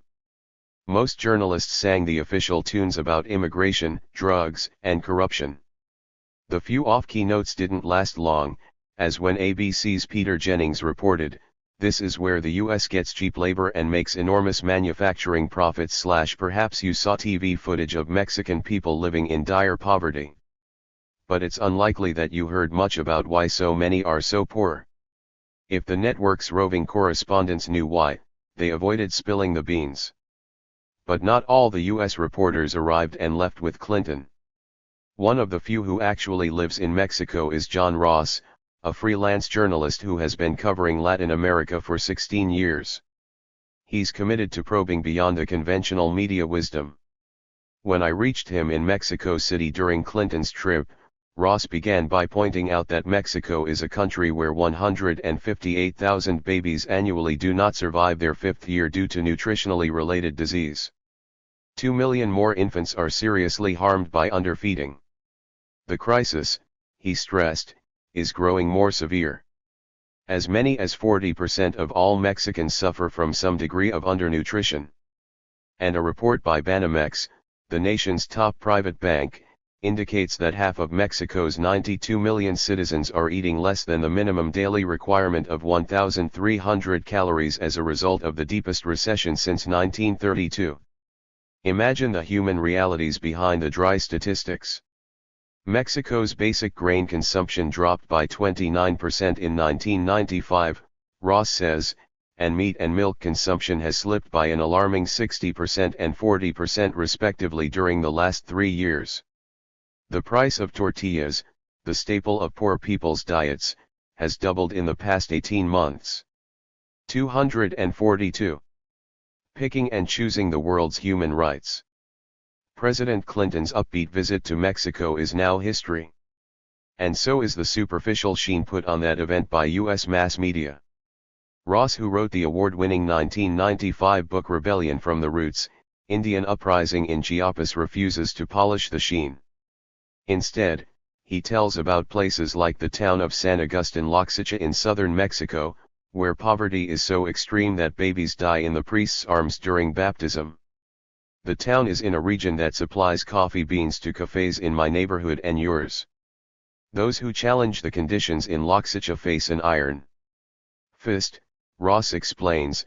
50 of Loxicha's most upstanding citizens, including most of the town government and 7 of its teachers, are penned up just outside the Oaxaca state capital, at the riot-scarred Santa Maria Ixcodal Penitentiary, behind thick black steel doors in 2 cramped cells.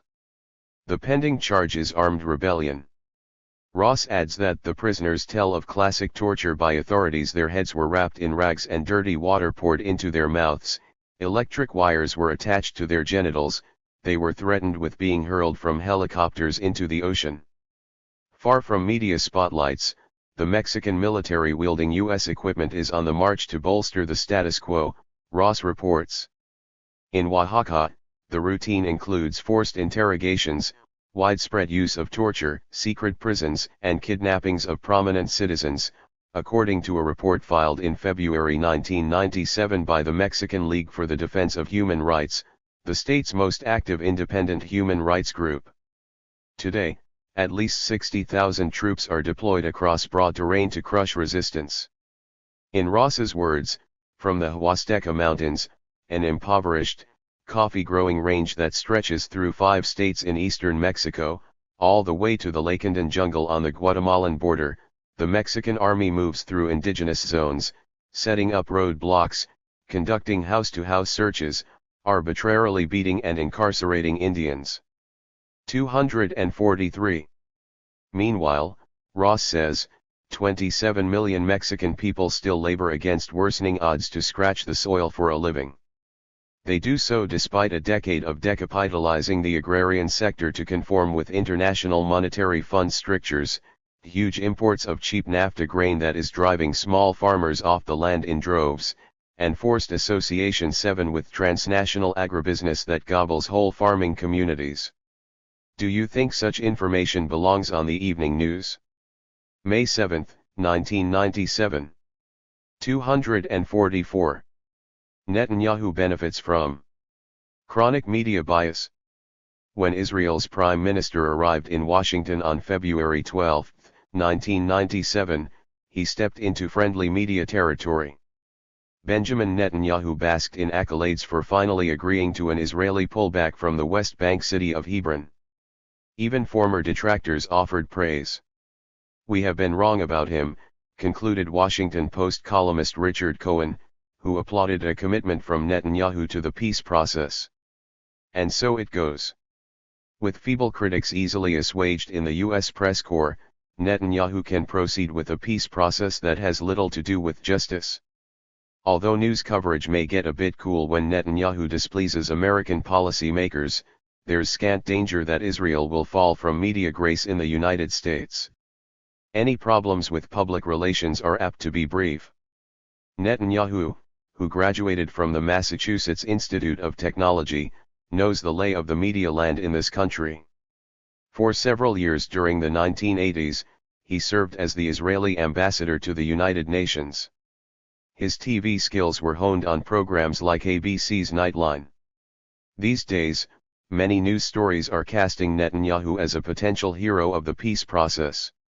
The grim details of his partnership with the head of the Palestinian Authority, Yasser Arafat, don't seem to matter much. In effect, the two leaders share the task of suppressing Palestinians who oppose their pact. 5 years ago, in East Jerusalem, I visited editors of a Palestinian newspaper going through the daily ordeal of submitting page proofs to Israeli censors. Lately, the censorship chores have fallen to Arafat's henchmen. Palestinians are also suffering more extreme measures. Investigators for Human Rights Watch report recurrent. 245. Israeli practices such as torture, arbitrary and prolonged detention without charge or trial, and wholesale restrictions on movement of people amounting to collective punishment. Meanwhile, Arafat's police are torturing and sometimes murdering prisoners. But US media attention to these human rights abuses is minimal and fleeting. American news outlets, long accustomed to giving the Israeli government the benefit of the doubt, now tacitly assume that Arafat is engaged in worthy endeavors when he serves the interests of Israel and the US government. We're so familiar with pro-Israel media bias that it may seem natural. But far more even-handed coverage is possible, as regular monitoring of Britain's BBC radio confirms. The contrast with our national public radio is striking. America's routine news accounts don't shed light on the extensive control that Israel retains over the land it has occupied since the 1967 war. In the West Bank, the isolated Palestinian enclaves resemble South Africa's apartheid-era Bantustans. Even further Israeli withdrawals won't change the fact that Israel's soldiers can restrict travel and commerce between the scattered Palestinian towns. At the same time, essential resources like water go primarily to Israeli settlements, which continue to expand. Like any other nation, Israel should be held to high standards of human rights. And Americans have a special reason for concern. The US government is sending more than $3 billion of annual aid to Israel. One of the trusty arguments used by Israel's boosters is that it's anti-Semitic to criticize the Jewish state. That's nonsense. Anti-Jewish bigotry can be found among Israel's foes and backers. For instance, as Oval Office tapes attest, Richard Nixon was prone to anti-Semitism even while he strongly supported Israel and expressed admiration for its military prowess. 246. Picking and choosing the world's human rights. In the United States, mainline Jewish organizations claim to speak for virtually all Jews. In a recent full-page New York Times ad, the United Jewish Appeal proclaimed, "The seeds of Jewish life and Jewish communities everywhere begin in Israel." But Israel's fervent enthusiasts drown out the voices of the sizable minority of American Jews who are appalled by the repressive character of modern Israel. As for Arab Americans, their outlooks have little media standing here. So, Benjamin Netanyahu doesn't have to worry about journalism in the United States. Despite occasional sniping, he can count on America's big media guns to back up Israel, right or wrong. February 12, 1997. 247. Media infatuated. With Madeleine Albright. Madeleine Albright may have charmed Jesse Helms on her way to Senate confirmation as Secretary of State, but she was merely flirting with a powerful lawmaker. Her real political love affair is with the National Press Corps. As she glided to the top job at the State Department, both Time and Newsweek described Albright as media savvy.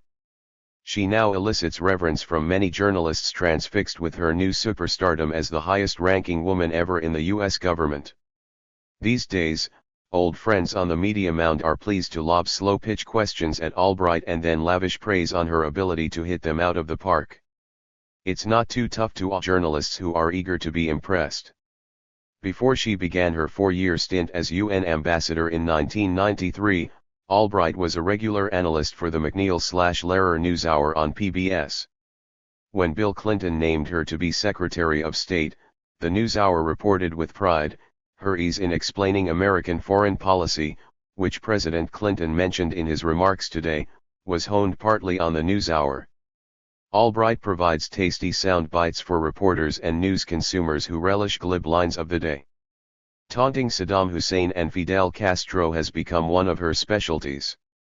But she never seems to muster any outrage at repressive regimes that the White House looks upon with favor, whether China, Turkey, or Saudi Arabia. Perhaps because she's adept at lacquering her hard-edged rhetoric with a humanitarian gloss, many liberal commentators express fondness for Albright. In a typical testimonial, columnist Christopher Matthews called her latest promotion a tonic to the country's mood. 248. Picking and choosing the world's human rights. A lot of pundits have depicted Albright's ascension as a breakthrough for feminism. In the same spirit, Sen. Dianne Feinstein of California asserted that Albright's rise to Secretary of State will open up new doors for women not just in this country but around the world. 7 top officials of the National Organization for Women joined with leaders of other influential feminist groups, in the fall of 1996, to pressure the White House on behalf of Albright. And then claimed credit as soon as she got the president's nod. This is the kind of narrow, short-sighted feminism that confuses symbols with substance. Across the globe, poverty is especially devastating for women.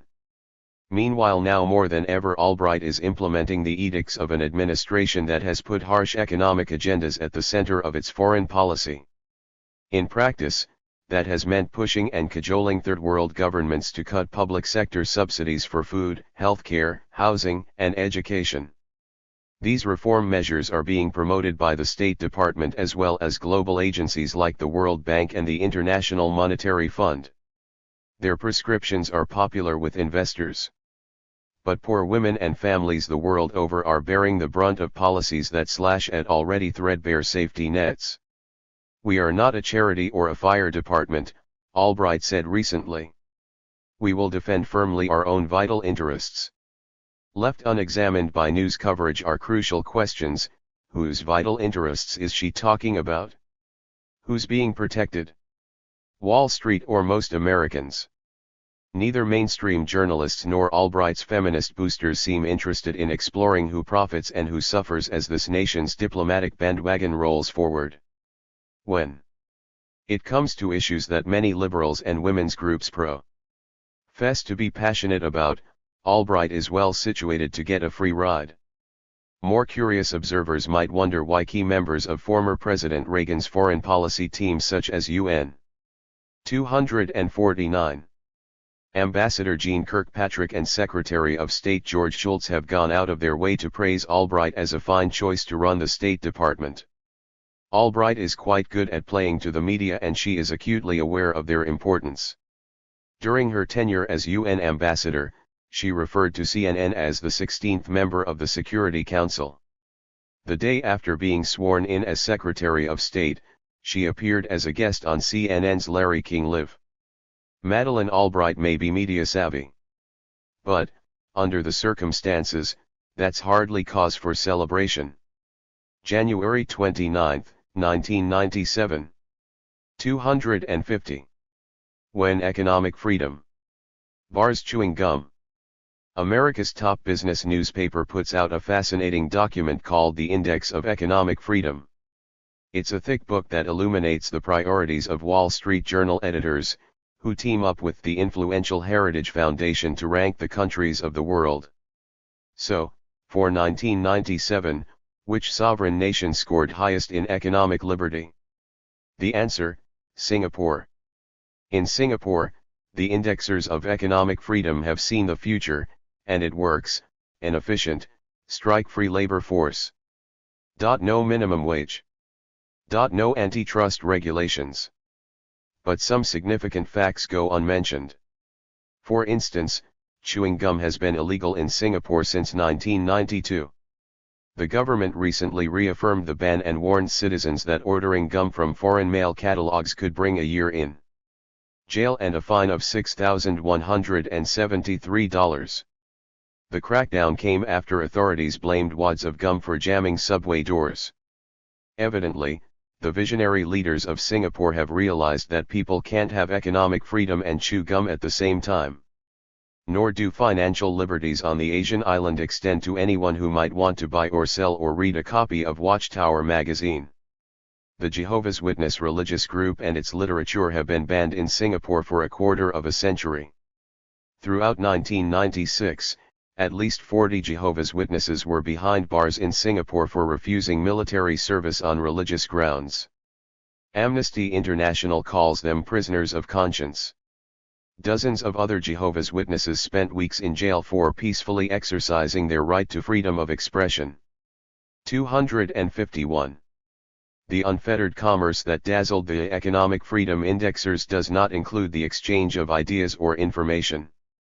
As the Associated Press reported, Singapore has some of the world's strictest media controls. and Singapore's methods of punishment remain harsh. Brutal caning is mandatory for vandalism and 30 other crimes. Death by hanging awaits those caught with 500 grams of marijuana.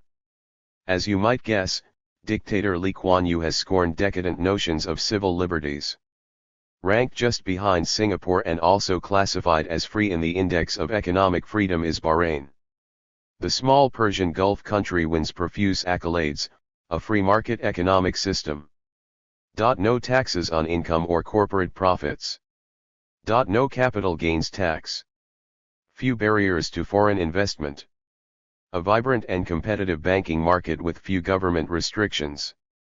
Overall, in Bahrain, businesses are free to operate as they see fit. To investors, that's high praise indeed. But you wouldn't know from the report that Bahrain is a traditional monarchy. Long ruled by the Al Khalifa family, it's a nation that gives plutocracy a bad name. A royal decree abolished Bahrain's parliament 22 years ago, and since then the government has suppressed dissent. During the mid-1990s, several thousand people were arrested for pro-democracy street protests. Amnesty International notes that Bahrain's recent political detainees have included children as young as 10. In Bahrain, the past year has brought large-scale and indiscriminate arrests, says Human Rights Watch. Serious, extensive, and recurrent human rights abuses continued in the form of arbitrary detention, abusive treatment of prisoners and denial of due process rights. Torture has been common. But there were no known instances of officials being held accountable.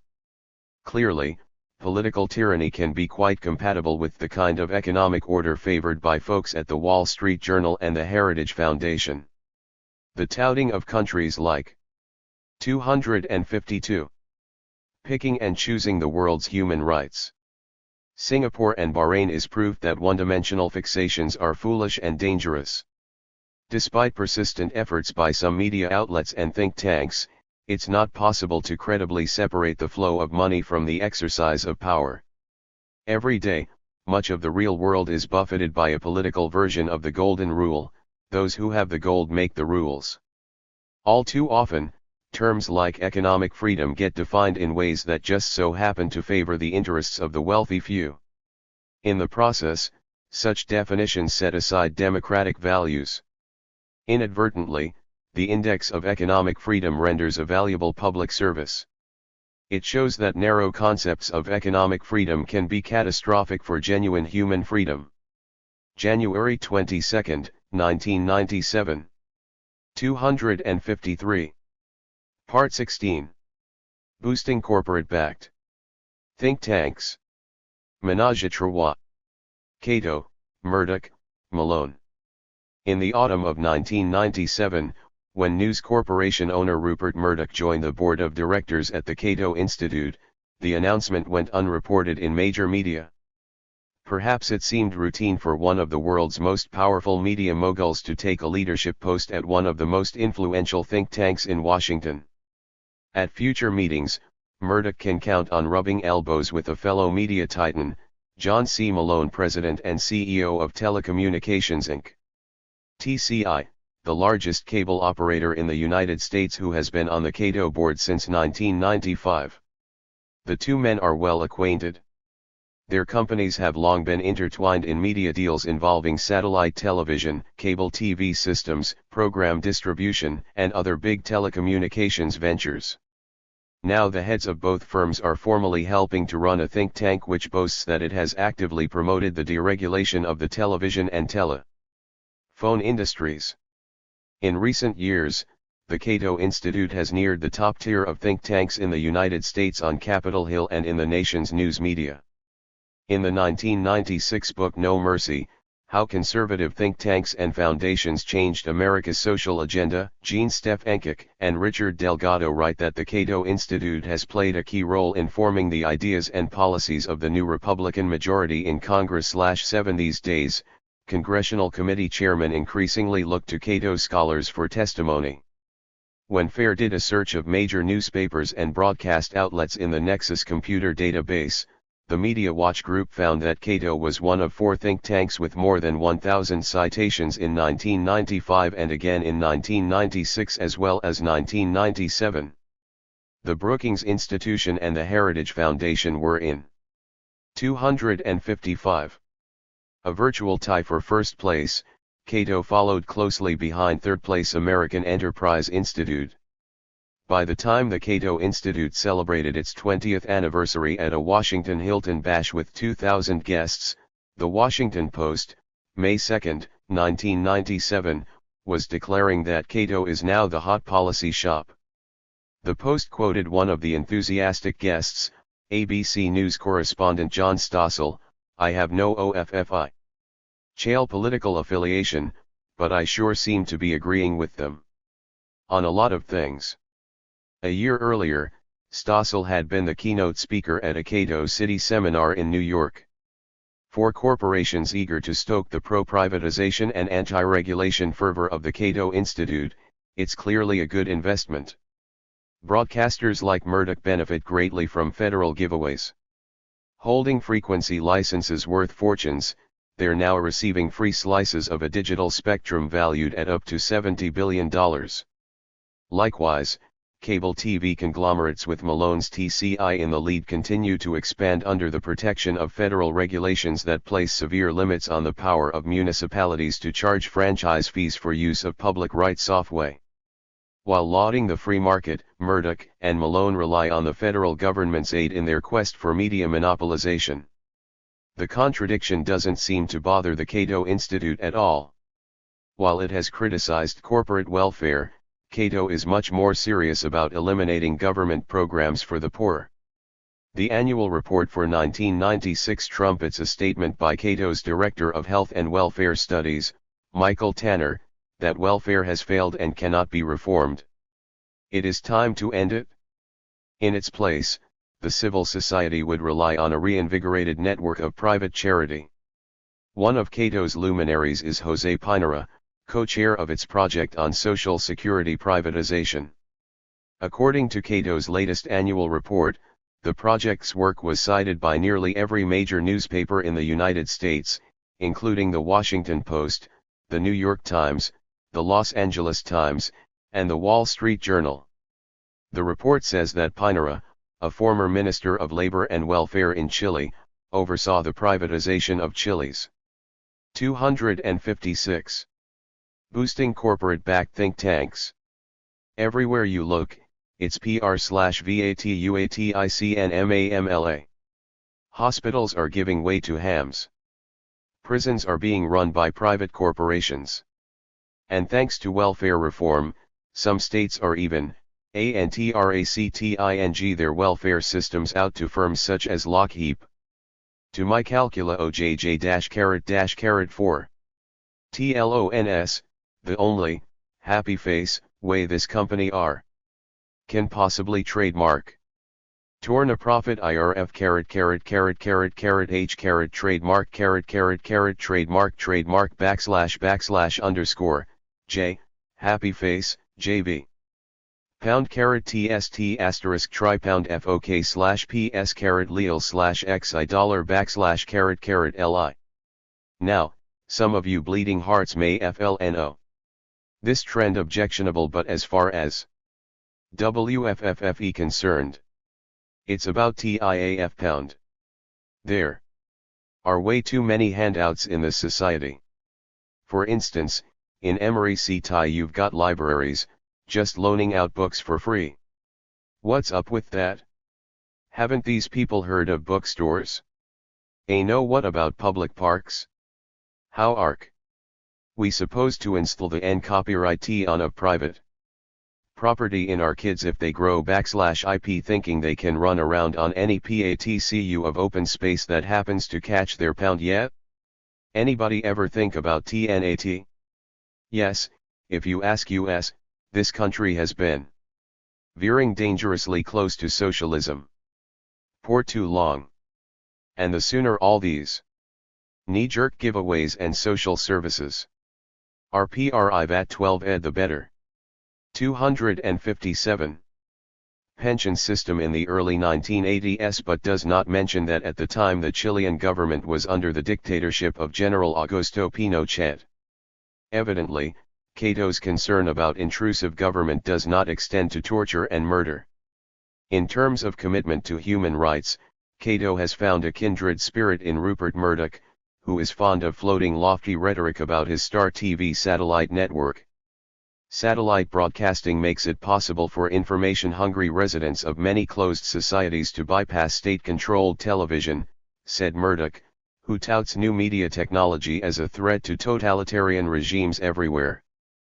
But Murdoch quickly kowtowed to China's totalitarian regime when Beijing objected to Star TV transmissions of BBC News reports about Chinese human rights abuses.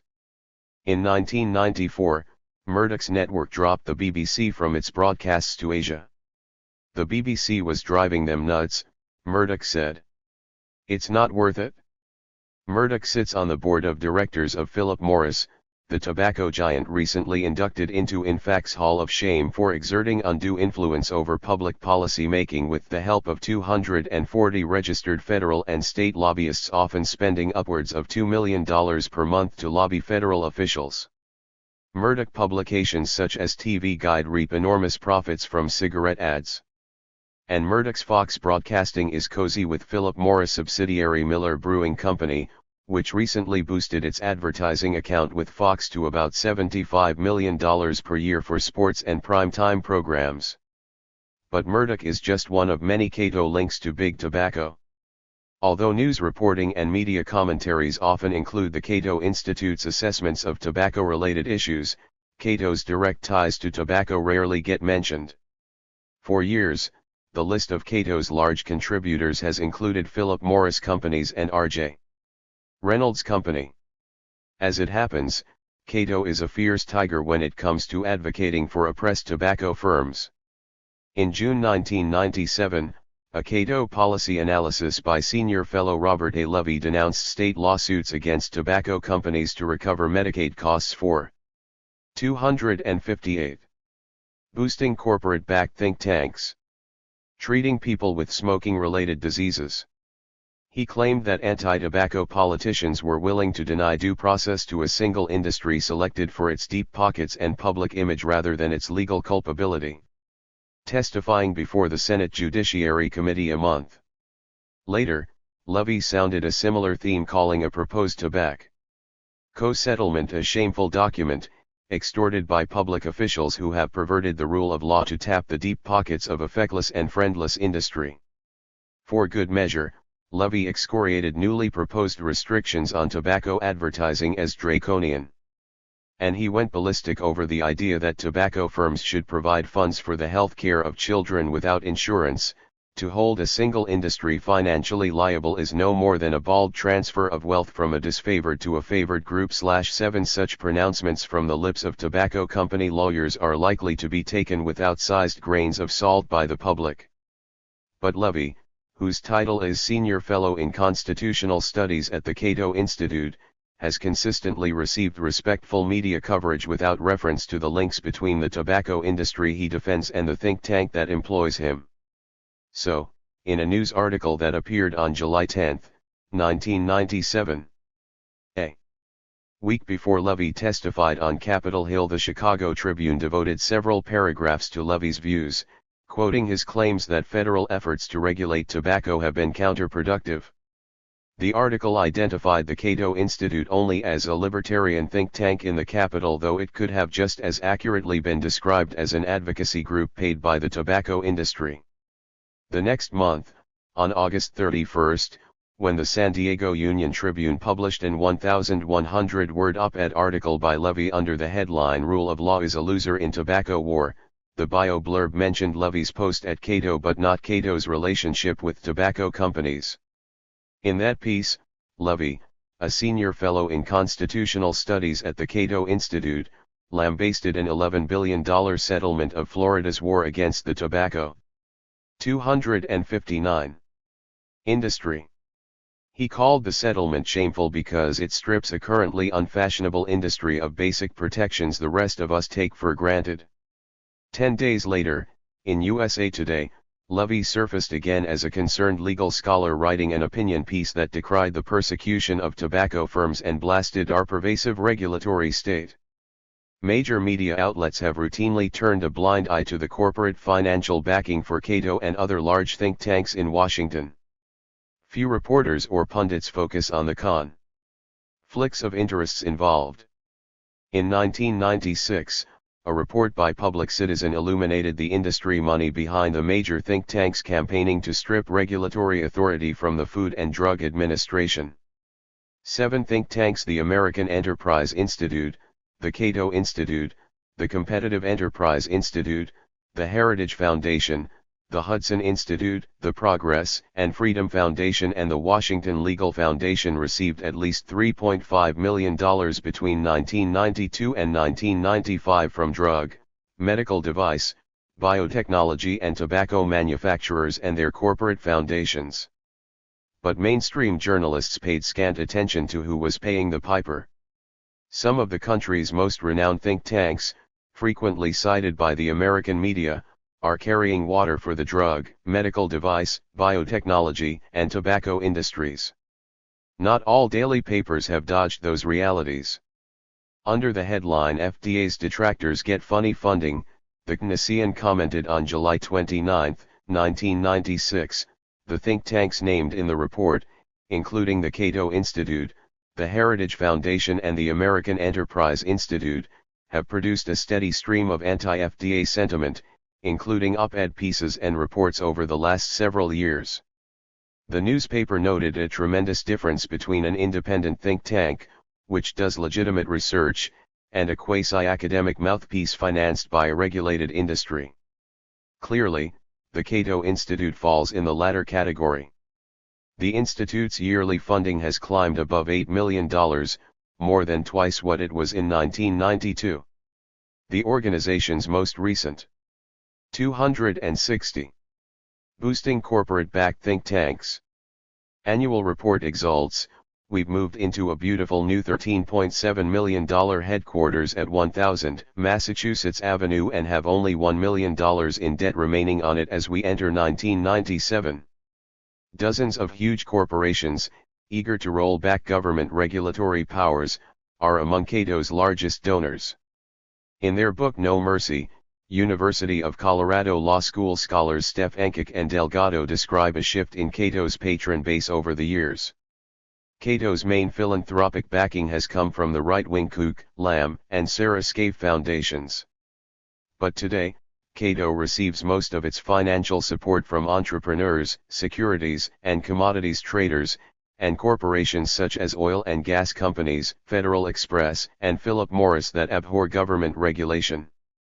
Financial firms now kicking in big checks to Cato include American Express, Chase Manhattan Bank, Chemical Bank, Citicorp/Citibank, Commonwealth Fund, and Prudential Securities. Energy conglomerates, Chevron Companies, Exxon Company, Shell Oil Company and Tinaco Gas, as well as the American Petroleum Institute, Amoco Foundation, and Atlantic Richfield Foundation. Cato's pharmaceutical donors include Eli Lilly and Company, Merck and Company and Pfizer Incorporated. While serving on Cato's board and making personal donations, TCI's John Malone is among many media heavies behind Cato. Big donors include Bell Atlantic Network Services, Bell South Corporation, Digital Equipment Corporation, GTE Corporation, Microsoft Corporation, Netscape Communications Corporation, 9X Corporation, Sun Microsystems, and Viacom International. It's understandable that Cato's news releases, while constantly urging privatization of the Internet and other communications systems, do not mention where Cato money is coming from. But it's inexcusable that media coverage seldom includes such information. Announcing that Murdoch had joined its board, a Cato news release praised him as a strong advocate of the free market and quoted his stirring words, "I start from a simple principle, in every area of economic activity in which 261 competition is attainable, it is much to be preferred to monopoly." Cato cited a speech that Murdoch had made 8 years earlier, proclaiming that across the world there is a realization that only market economies can deliver both political freedom and economic well-being. Murdoch is a global media giant whose U.S. possessions include the Fox television network, TV Guide, the tabloid New York Post, HarperCollins book publishers and the 20th Century Fox movie studios. Along the way, lax federal regulation has swelled the profits of Murdoch's News Corporation, now a $28 billion conglomerate.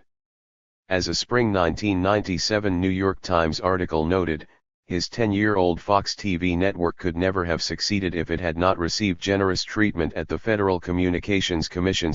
Naturally, turning such big governmental wheels requires lots of political grease. In 1996, Murdoch donated $1 million to the California Republican Party, while News Corporation gave another $654,700 in soft money to the national GOP. In Murdoch's native Australia, News Corporation dominates the mass media.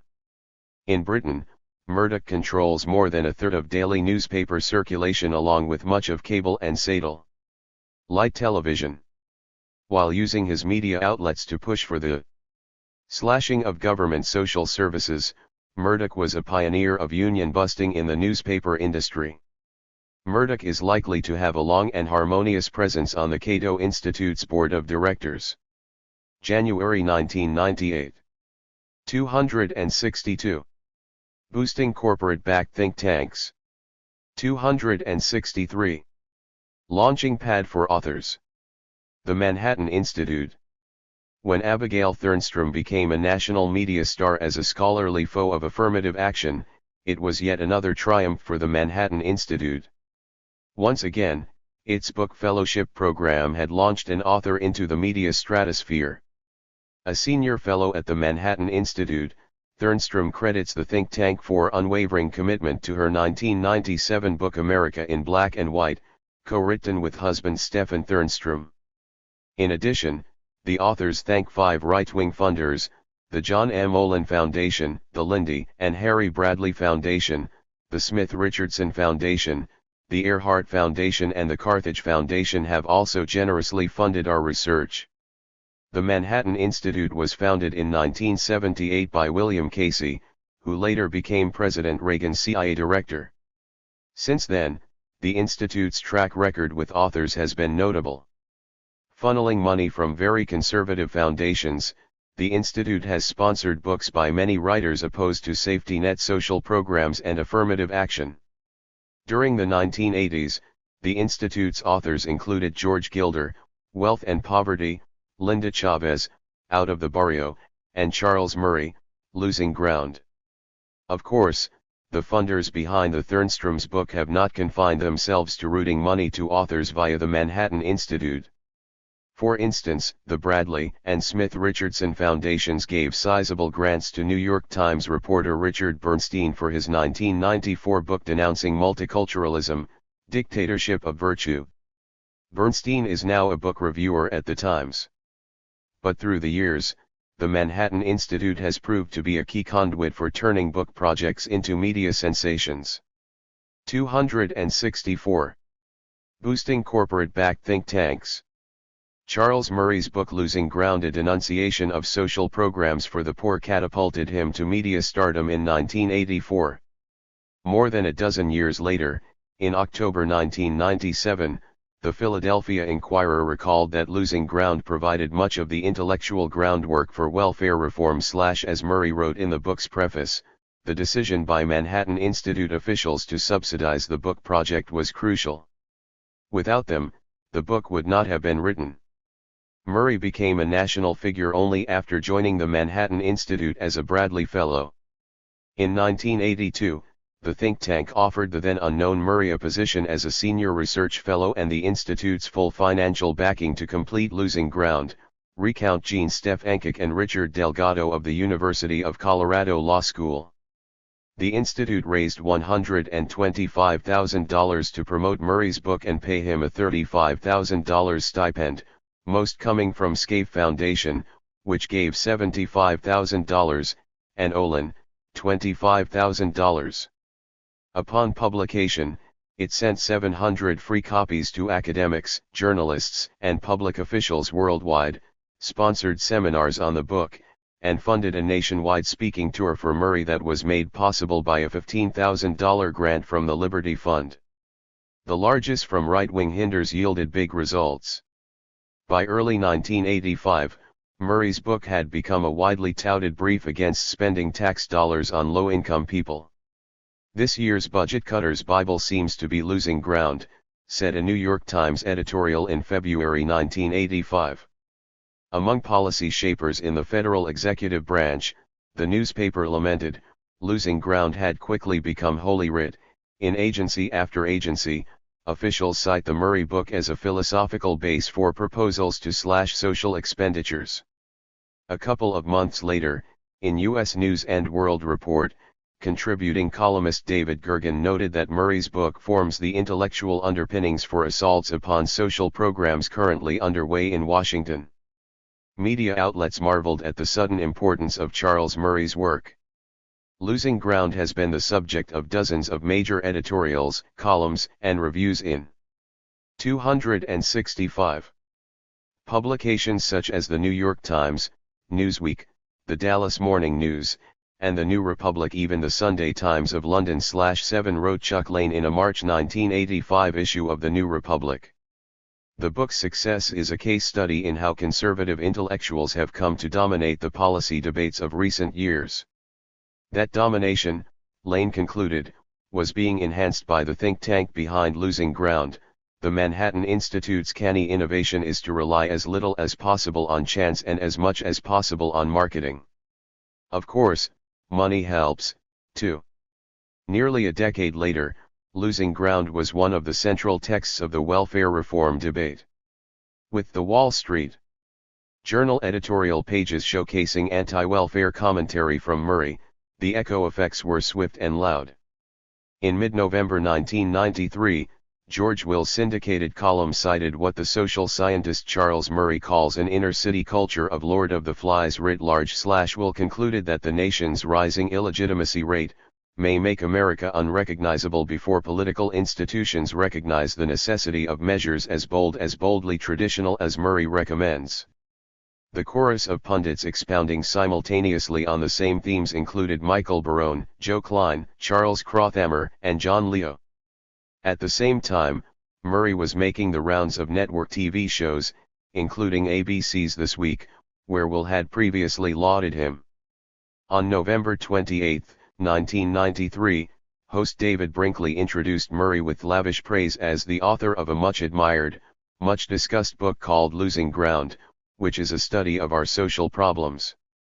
In minutes, Murray was explaining his solution: "I want to get rid of the whole welfare system, period, lock, stock and barrel. If you don't have any more welfare, you enlist a lot more people in the community to help take care of the children that are born. And the final thing that you can do, if all else fails, is orphanages." 6 months later, George Will was in typical form on This Week, misidentifying political scientist Murray as a sociologist along the way. Charles Murray, a sociologist here in town, says. 266. Boosting corporate-backed think tanks. The government must actively try to regenerate the stigma that attaches to illegitimacy. One way of doing that might be to abolish welfare. By this time, Murray hadn't been at the Manhattan Institute for several years.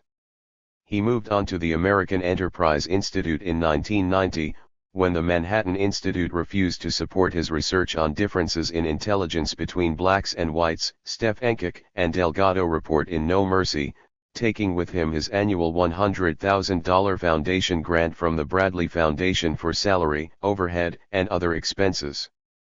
But, as Stefankic and Delgado put it, the Manhattan Institute appears to have forgiven him. Shortly after The Bell Curve was published in late 1994, the Institute sponsored a luncheon to honor Murray and the book, in which he proposes a genetic explanation for the 15-point difference in IQ between blacks and whites that is the basis for his dismissing affirmative action policies as futile. Over the past 10 years, the Manhattan Institute has raised a great deal of money from right-wing sources for designated book projects, with the Bradley Foundation alone contributing more than $1 million. Abigail Thernstrom has been one of the grateful beneficiaries. The Thernstroms wrote their book with a $100,000 advance paid by the Institute, the Philadelphia Inquirer reported in October 1997. Similar fellowships are given to other authors who espouse views that support the Institute's agenda.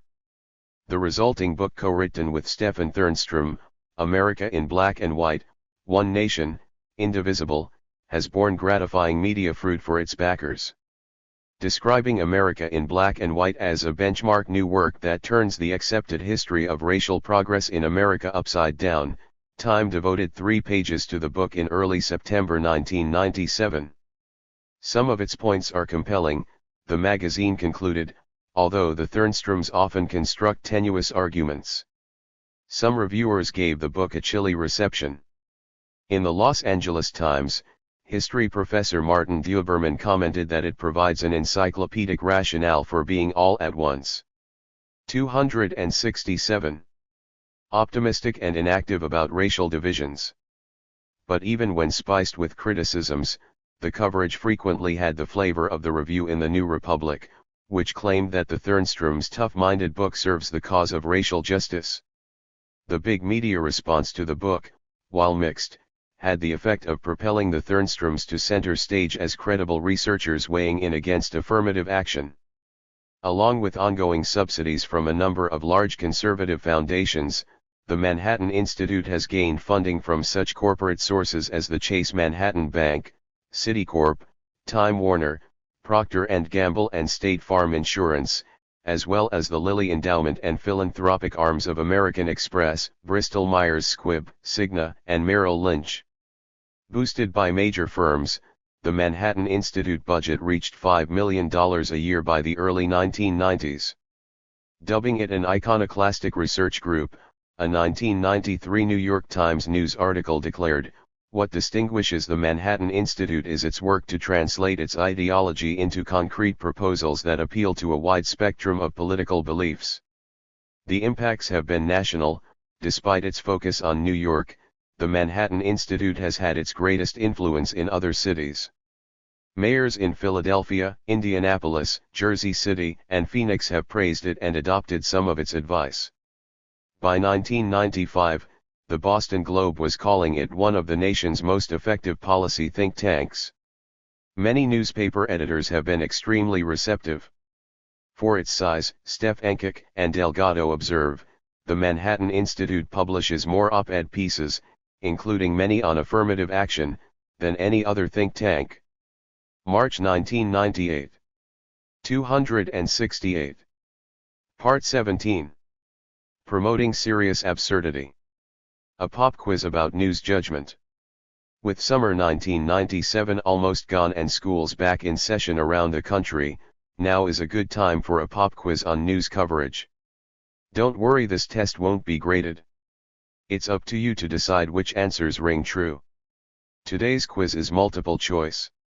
1. When America Online gained control of CompuServe the other day, there wasn't much concern expressed in news media because A. Antitrust is an obsolete idea that just belongs in history books. B. America Online was already huge, with 9 million subscribers, so 2.6 million more are no big deal. C. Key media conglomerates like Disney, Westinghouse and Time Warner have grown even larger because of recent mergers and buyouts, so they're hardly inclined to make an issue of such consolidation of media power. 2. Cyberspace continued to be a great subject for thousands of adulatory news stories over the summer because A. Everybody loves to sit in front of computer screens. B. Color graphics are more nifty than ever on the World Wide Web. C. Few journalists seem bothered by the fact that the Internet is well on its way to becoming a medium that's mainly dominated by a few corporations. 270. Promoting Serious Absurdity. 3. Secretary of State Madeleine K. Albright recently visited a Jerusalem hospital for a widely reported photo op with Israeli victims of terrorism. What are the chances that Albright will ever visit a Lebanese hospital for a photo op with civilian victims of the periodic bombing raids by Israeli Air Force jets? A. 50-50. B. 1 out of 100. C. Roughly equivalent to the odds that you'll win a lottery and collect several $1 million. For the death of Princess Diana was the biggest American media story of the season. That's because A. No other event in the world was more important. B. She was extraordinarily nice and helped a lot of charities. C. She was a glamorous mega-celebrity with stylish clothes, who boosted TV ratings and magazine sales as soon as she died. 5. In their first 2 issues of September, the nation's top news magazines, Time and Newsweek, devoted all 4 covers and a total of 129 pages to Princess Diana's life and death. Meanwhile, those magazines ignored many issues that deeply concern a broad range of Americans. This is an example of journalism. A. Giving people what they want. B. Telling people what they want. C. Telling people what they want and then giving it to them. 6. Many American reporters and pundits explained that Diana was heroic because she struggled to overcome adversity as 271. A single mother. However, the same reporters and pundits are much more likely to vilify than praise this country's millions of low-income single mothers. That's because A. Princess Diana endured more adversity than impoverished single mothers do. B. Princess Diana tried harder to be a good mom than they do. C. Generally, news reporting and punditry are respectful of the rich and disdainful of the poor. 7. In the mainstream media, hundreds of stories and comment areas have been very critical of the paparazzi because A. Unlike the photographers who make big money by hunting down celebrities as quarry, the owners of mainstream media are committed to placing public service above profits. B. It's moral to sell millions of dollars worth of TV commercials for repetitive specials about a dead princess but immoral to sell photographs of a live princess. C. This has been a wonderful opportunity for mass media outlets to tout their own moral superiority in a profitable manner. September 10, 1997. 272.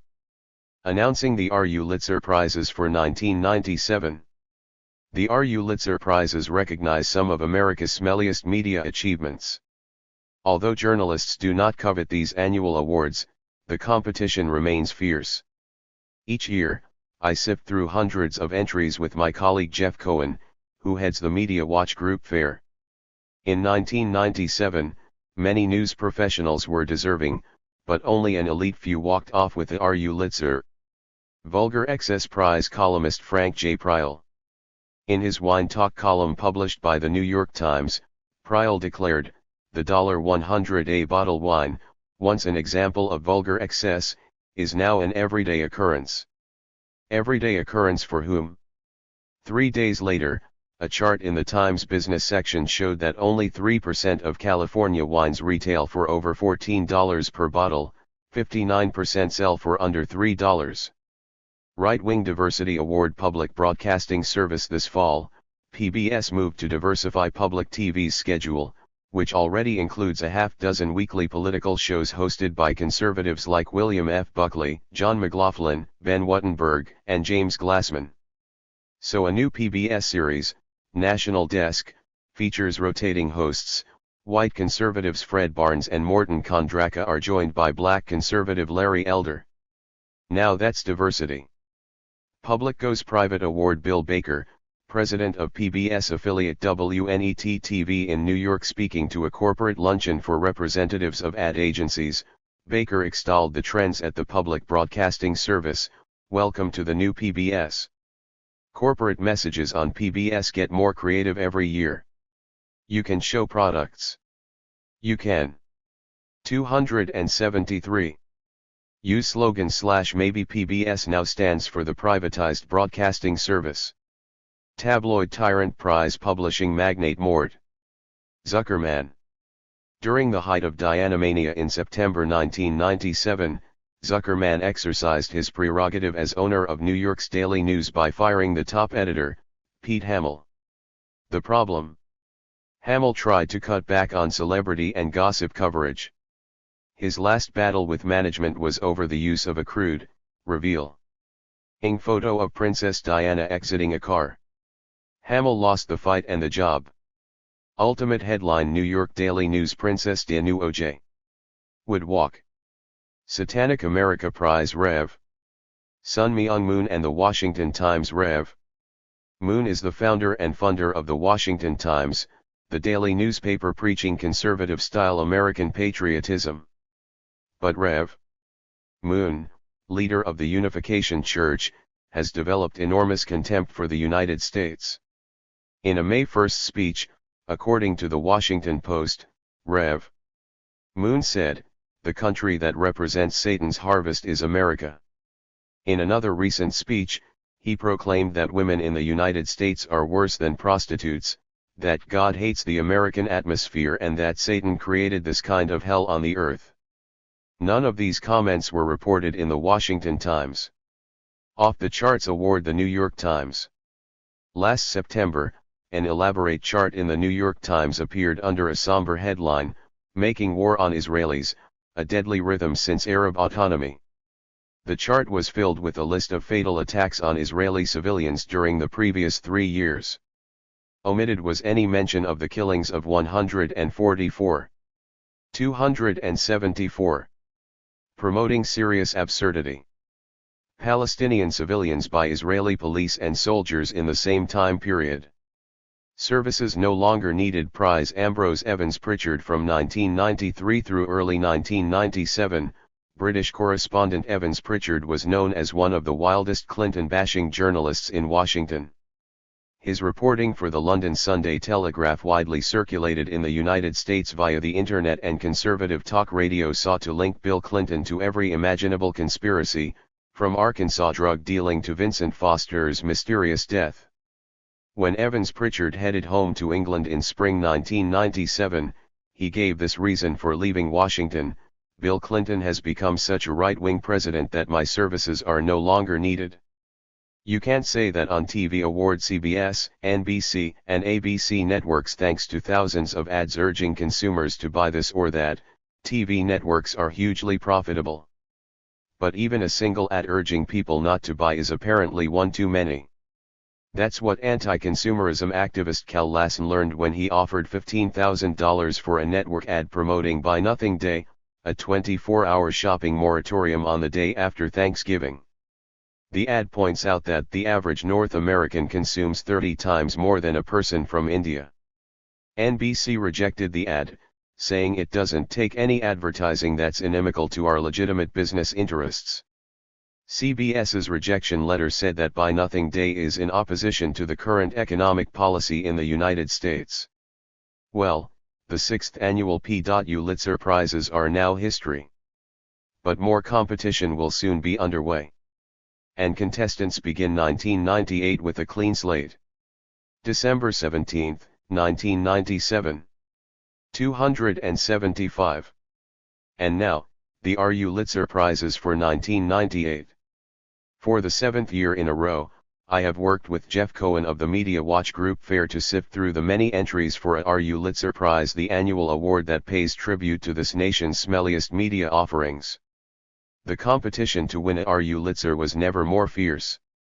Now, after long and careful deliberations, we are ready to reveal the Pulitzer Prizes for 1998. Lewinsky Obsession Award. Too many winners to name.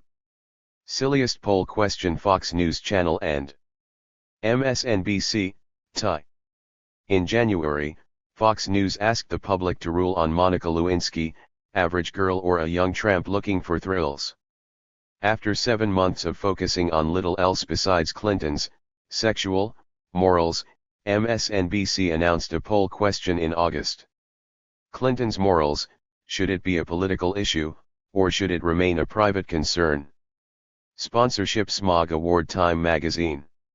Despite the fact that cars are the planet's leading source of smog, Time allowed the Ford Motor Company to be the exclusive sponsor of its environmental series Heroes for the Planet.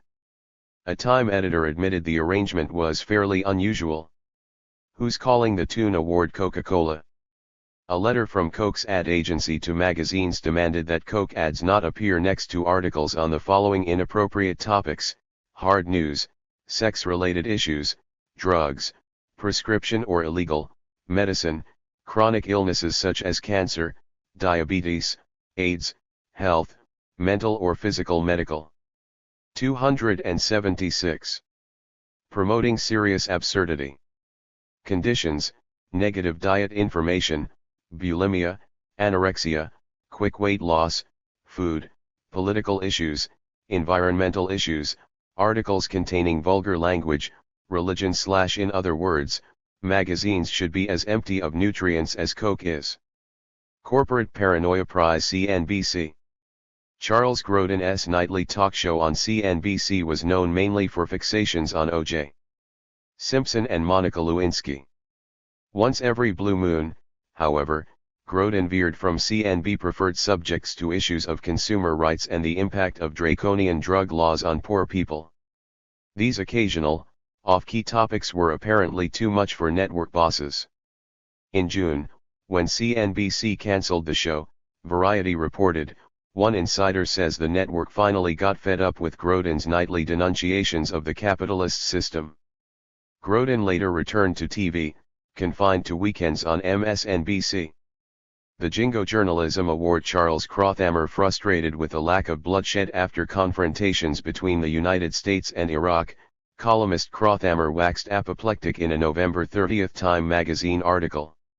He derided UN Secretary General Kofi Annan as the head of a toothless bureaucracy that commands no army, wields no power and begs for revenue. What's worse, Annan's diplomacy stalled the U.S. war machine. It is perfectly fine for an American president to mouth the usual pieties about international consensus and some such, Krauthammer wrote. But when he starts believing them, he turns the Oval Office over to Kofi Annan and friends.